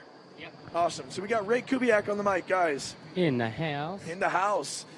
All right, so what do you think about what's going on right now? Man, I think, they're zippy little things, huh? It's like a drone race. Like a drone race going on. I called the Wittenberg kids bumblebees during the two-way time. Yeah, they're fast. Yeah. And imagine what the Wittenberg kids fly like 90%. 90% versus their weight, to me, would be like 190%. Yeah, it's crazy. The margin for error is so small. That's where the skill set comes in. Like, they train like champions, right? So 1, 2, 3, 4, 5, 6. Look at that. How many? I can't even count them all. There's like 10 kids flying head down. There's at least 100 kids that were just in there. Under 15 years old, all flying head down at the same time. A collective weight of 200 pounds. I was in my 30s. In my 30s when I learned to fly in my head, and I thought it was the greatest thing on earth. Oh my God, I'm doing it! I'm doing it! Drew Steele taught me to fly in my head. Love you, buddy. Drew Steele's the bomb. He is the man. He does a flip twist that you wouldn't believe. Best in the world. Now, you know what? Brett Adams had a dope one. If you've never seen a Brett Adams I don't know. I don't know a Brett Adams, but I do know a Drew Steele. He ain't doing them anymore. And you know the craziest thing about Drew? Nobody really taught him. I know that I think Chris Reynolds helped teach him to fly on his head kind of early on. But as far as like the crazy like double anti-breakers, he just did it. Yeah. Nobody taught him. He didn't have to worry about it. And he learned most of this stuff in iFLY Hollywood, that tiny little tunnel where I used to work. I have no idea it's how. so funny. Like I snuck up on Hollywood. I didn't have anything that said I was me. I wanted to just be a first-time flyer. I wanted to do that thing, you know. And all of a sudden I hear, Ray Kickin, come over here. Drew, of course. I went in there and I did some flying. I did some flip twists, and he was like, "How are you getting that? How are you getting that rotation?" And I was like, "I don't know." You know. So I remember hearing your name when I first got into skydiving by someone I consider family. And dude, Javi, if you're listening, dude, I love you, buddy. But Javier Serrano, right? He went to Paraclete for the 2012 championships, right? Basically this event, but in 2012. And he did well in best trick or something with you. And he was just, to be alongside her, his name even mentioned in the same sentence, he was thrilled. Yeah, that's pretty cool. I like that history. I'm a couple knee slams into the wall, and it slows you down real quick. Look at these kids. What do they got going on? They're just in there having fun. Yeah. Right? This is just a bit of a free-for-all. Obviously, they're all skilled flyers. I kind of feel like this is where people get super good, right? Like instead of just, you have the bricks, the belly fly and the back fly, the sit fly, the head down. Then you got the mortar, the stuff in between the bricks, you know? Absolutely. And it's like all of the fundamentals, all the basics. You know those good, you can make anything rip. Like you just, That's why when I get a coaching student, or if I'm talking to someone about flying, I say, hey, get in there and just do whatever at times. Don't be so structured in what you're going to do, because a lot of people say, oh, it's the instructors who are good flyers because we spend a lot of time in the wind. It's not always true that being in the wind helps, but it's being in the wind doing things that you wouldn't typically pay to do or you wouldn't typically think to do. That what gives the instructors that quote-unquote sixth sense. Right? And that's what these guys are doing there. They're just playing around. They're running up the wall. They're doing backflips. They're doing whatever. It's not just, I need to fly on my head so I can be on this skydive. Right. Like if you already can sit fly in the sky. Absolutely. And They're you using their and you don't like imaginations. back flying. You don't like back flying because you're not very good at it. Why do you want to come into the tunnel and do a skill that you already know how to do? Work on the fundamentals, turns into carving, turns into awesome. Look at this. Look at this. What we got going on? I can't even count. I can't count them all, but there's a lot of kids in there. 1, 2, 3, 4, 5, 6, 7, 8, 9.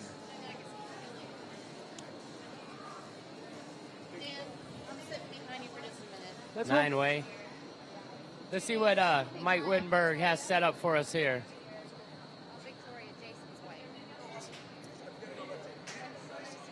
Little sequential movement, huh?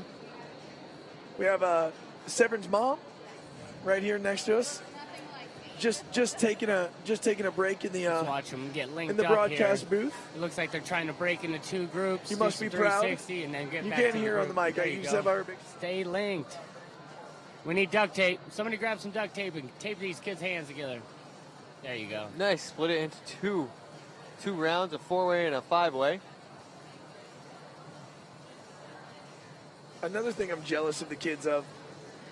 The tunnel's like 3 times the size compared to me, because they're so much smaller. You and I are right. A tall drink of water. Yeah. Yeah. I'm jealous of their skill level too. I need to fly more. You know what though? They're the first generation of kids, so they get to they have to. I say they have to hear, "Oh, you're going to be a world champion all the time," and it's like, man, maybe I just like flying, like. Just because you're a kid and you're doing this doesn't automatically make you a world champion. Like, you got to earn it, like anybody else would have to earn it. Yeah, sure. And you don't and have to year, compete. And you gotta want it. Every year, there's going to be a group of kids that, because you were doing it, are way better than you were at the same point in your progression. So Absolutely. It's life, man. Like, be a good person and a shredder. Ta-da! So we had something like 7 or 8 kids flying head down at one time right there. They're all awesome, right? you talk to these kids on an individual level, and they're good, they're genuinely good humans. Like, speaking of good human kids, right here, twin look brothers. at these twin brothers Connor over and here. Casper Shaheen. We're not going to be able to hear their voices, but yeah. some Hey, of my just say personal hey. favorites. What's up? Hey, there you go. These guys compete in 2A Dynamic Open for the very first time and had a very respectable finish. I'm not exactly sure what the placing was, but somewhere middle of the pack. So basically, they beat half the adult teams. Yeah, it's crazy. And you know what? They're like my favorite. They're my pick. I was like, they're my former students. Yeah, that's dope. I heard you say that earlier. And I thought, were they your former students, or do you do like what I do? Like, oh yeah, I taught. Yeah, that was my dude. Yeah. I'd like to say that all the credit goes to them, but I worked with them a little bit early on. Yeah. I didn't get them to the place where they are now. That was all them. Right. I got them past those initial first couple humps, along with Andrew Kickin, the lead instructor in New York. Worked with them for a long time too. So what's up, Andrew? If you hear this, I miss you, buddy. Flat iron your hair and send me a picture. But yeah, man, this next generation of kids coming up is just unbelievable. I mean, look, Maya at 17 years old, sponsored by 15. Red Bull. 15. No, she's 17. I think thought it was 15. I think she was sponsored at 15.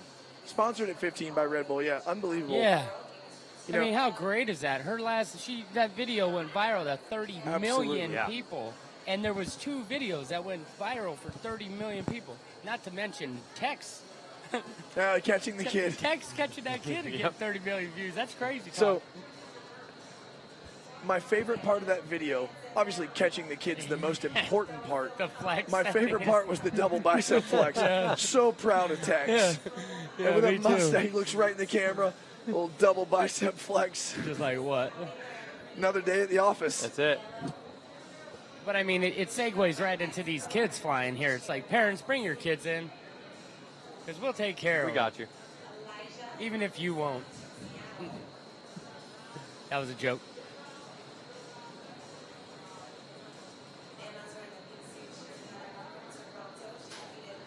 So we're basically just having conversations at this point. That kids are just having a hug gym there and they're having a good time. There's nothing structured. There's no rules. There's no time limit. There's no judging.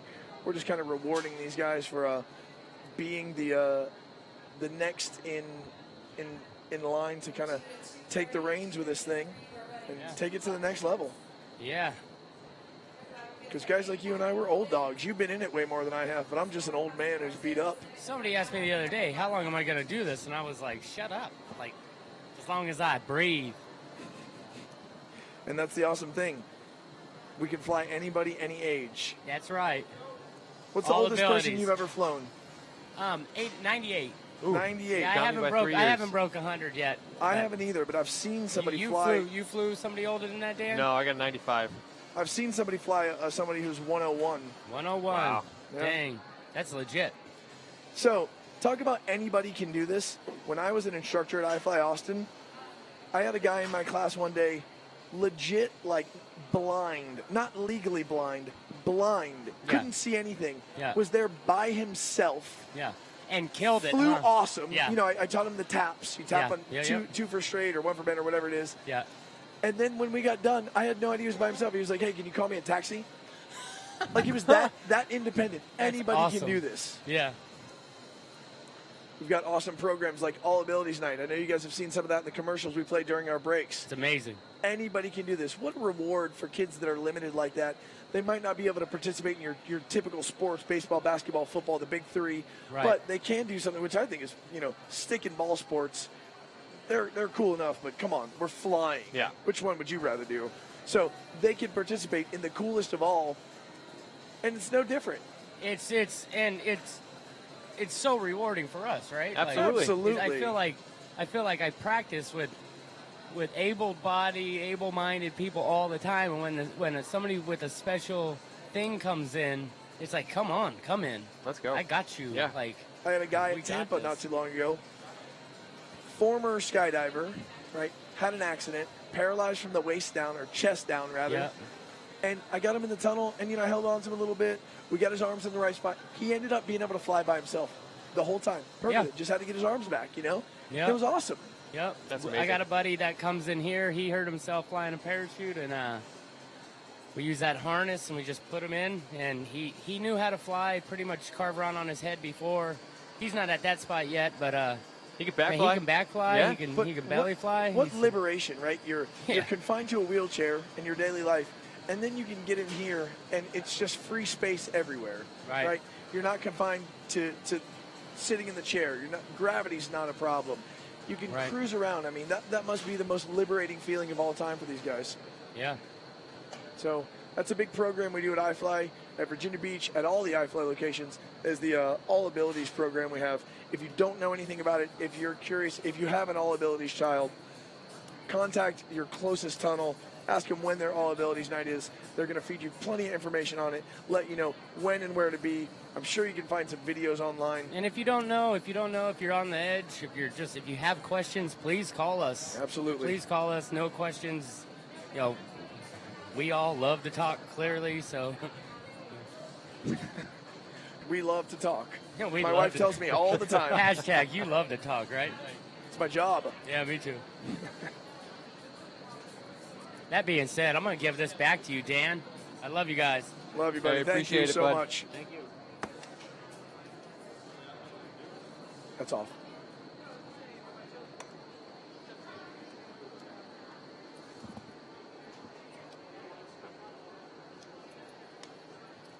Okay, that was fun. All right.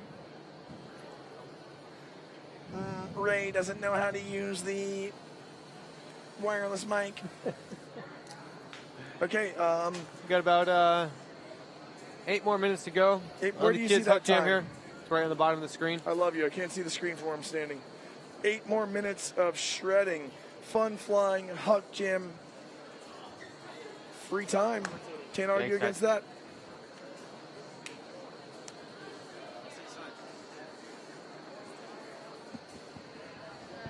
So we're slowly kind of wrapping things up here at iFLY Virginia Beach for the 2017 National Championships of Indoor Skydiving. It's been an awesome weekend. Had a long, long day yesterday. Not too long, but an early day today. But an awesome day. Yeah. Great flying. We still don't know what's going to happen with Dynamic 4-Way. No. I do know that at the end of round 5, Yeah. the second place position is separated by 21 hundredths of a point. Unbelievable. So round 6 really is going to be the deciding factor. Here we go. See what the kids have in store.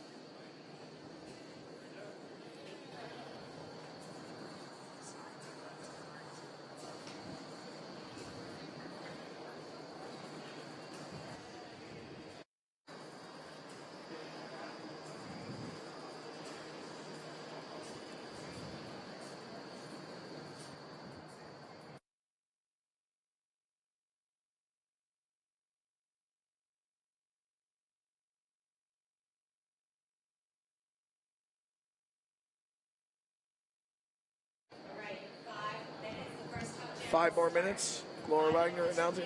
She's saying 5 minutes, but it says 6 minutes on the clock. I'm not sure if she can read. It's been a long weekend for everybody. We'll cut her a little bit of slack. Yeah, Laura, one of the biggest parts of this whole thing coming together. Yeah. She's had her plate extremely full and has maintained a smile and a great attitude. And I'm sure she's had some fun at the same time. So thanks so much, Laura Wagner. Thank you, iFLY. Thank you, iFLY Virginia Beach. Thank you to the IBA. Right, the IBA. Everybody involved with this. It really is awesome. Not just the competition, but the whole atmosphere, the whole crowd. Like, I haven't seen an upset person all weekend. No. We're running ahead of schedule. I mean, we've been super efficient, and it couldn't have been done without everybody here that's been contributing to this for the last months and months of preparation. I know Laura's been here for about 2 weeks getting everything ready. So it's just a testament to how well run of a facility that we have here at iFLY Virginia Beach. From the management up top all the way down to everybody involved. It's been a pleasure to be involved. I hope we didn't bore you too much on the commentary. Tried to keep it as fun and informative as possible. We really appreciate you tuning in and having us all weekend. Just nearing the end here. Looks like a giant with all his disciples. We got Mike Wittenberg. Can we get a photo of that? Mike Wittenberg engineering some sort of sequential dive flow, if you will, for the kids. And he's just towering above them.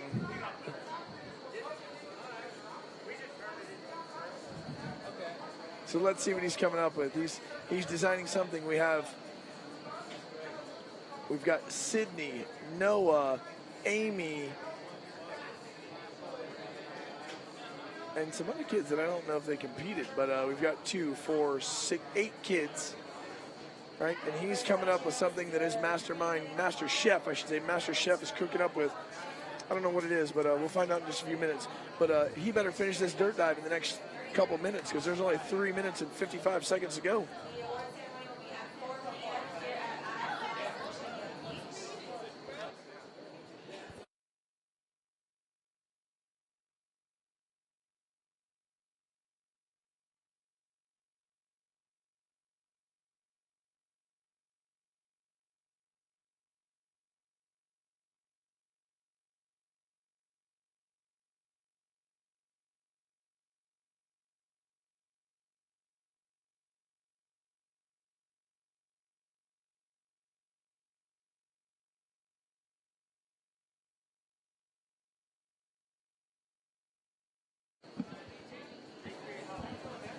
Ben Roan, high five.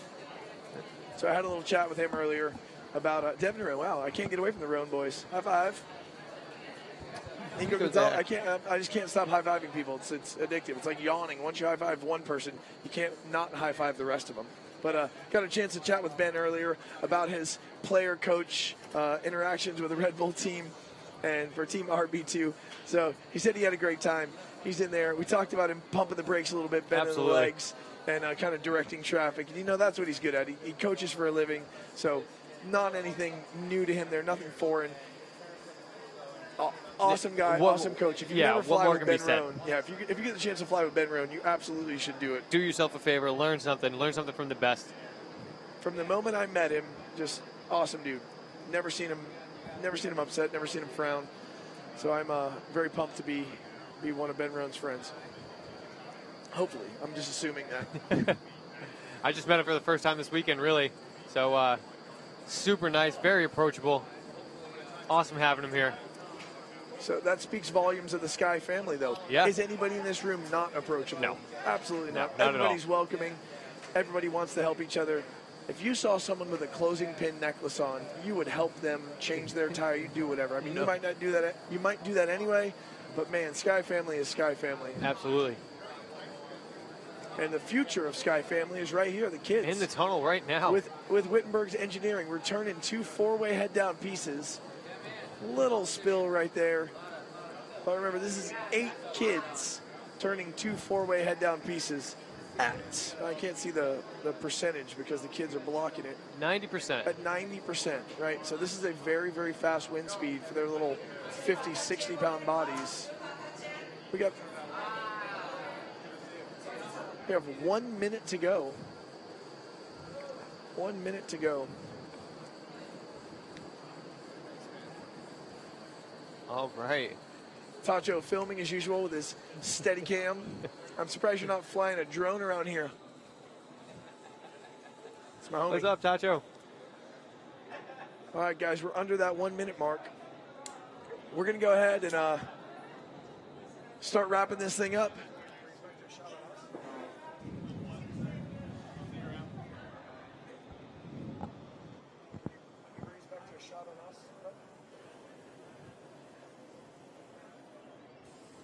All right, so we've got this overhead view right now. I'm not sure if you guys can hear me in the broadcast truck, but can you bring it to us here at the desk? There we go. All right. All right, so hey, we're at the end of the weekend. It's been an awesome time, right? We're going to find out the results of the award ceremony soon enough. Yep. All of them will be posted online on OmniScore, competition.iflyvabeach.com. Check them out there if you want to know who the winners are. We don't know. We're still waiting to find out. So in a little while, we'll have them all posted for you. Make sure to check them out. The award ceremony is going to be at 4 o'clock. So as soon as they're posted, should be around 4. That's when you can find out all the results from all the competitions we've had throughout the weekend. Right. So we want to take this time to thank our sponsors. Dan's got the list here. We have LaSalle Solutions. They've been our primary sponsor. Thank you guys very much. All of your support has helped to make this entire production this weekend possible. Virginia Beach Sports Marketing, Strikeforce Energy, iFLY World. Thank you all very, very much. Tonefly, Town Bank, the Breeding Company, of course, Aqua on 25th. CP Shuckers, our friends right across the street. Come on down, check them out. If you come here and fly, make sure you run across the street. They have been very good to us over the years, so we can't thank you enough for being part of our sponsorship this weekend. Red Bull, Fly Cookie, Bev Suits, Vertical Suits, Deem Flyware, Oregon Suits, Shooting Star, United Parachute Technologies, Frankus Suits, Live and Lifestyle, Tactical Distributors, Visual Vibes, Justin's Peanut Butter, Hubs Peanuts, Hilton VB, and the Maine in Norfolk. Awesome. I want to take this time to thank not only my co-host Dan, my brother right here. That's right. And Bob and the whole team here at iFLY Virginia Beach. Thanks so much for having me. It's been an awesome weekend. Thank you, iFLY in general. Thank you, everybody, for watching. Hopefully you enjoyed what you saw. Keep posted for the scores and the award ceremony. And we're out.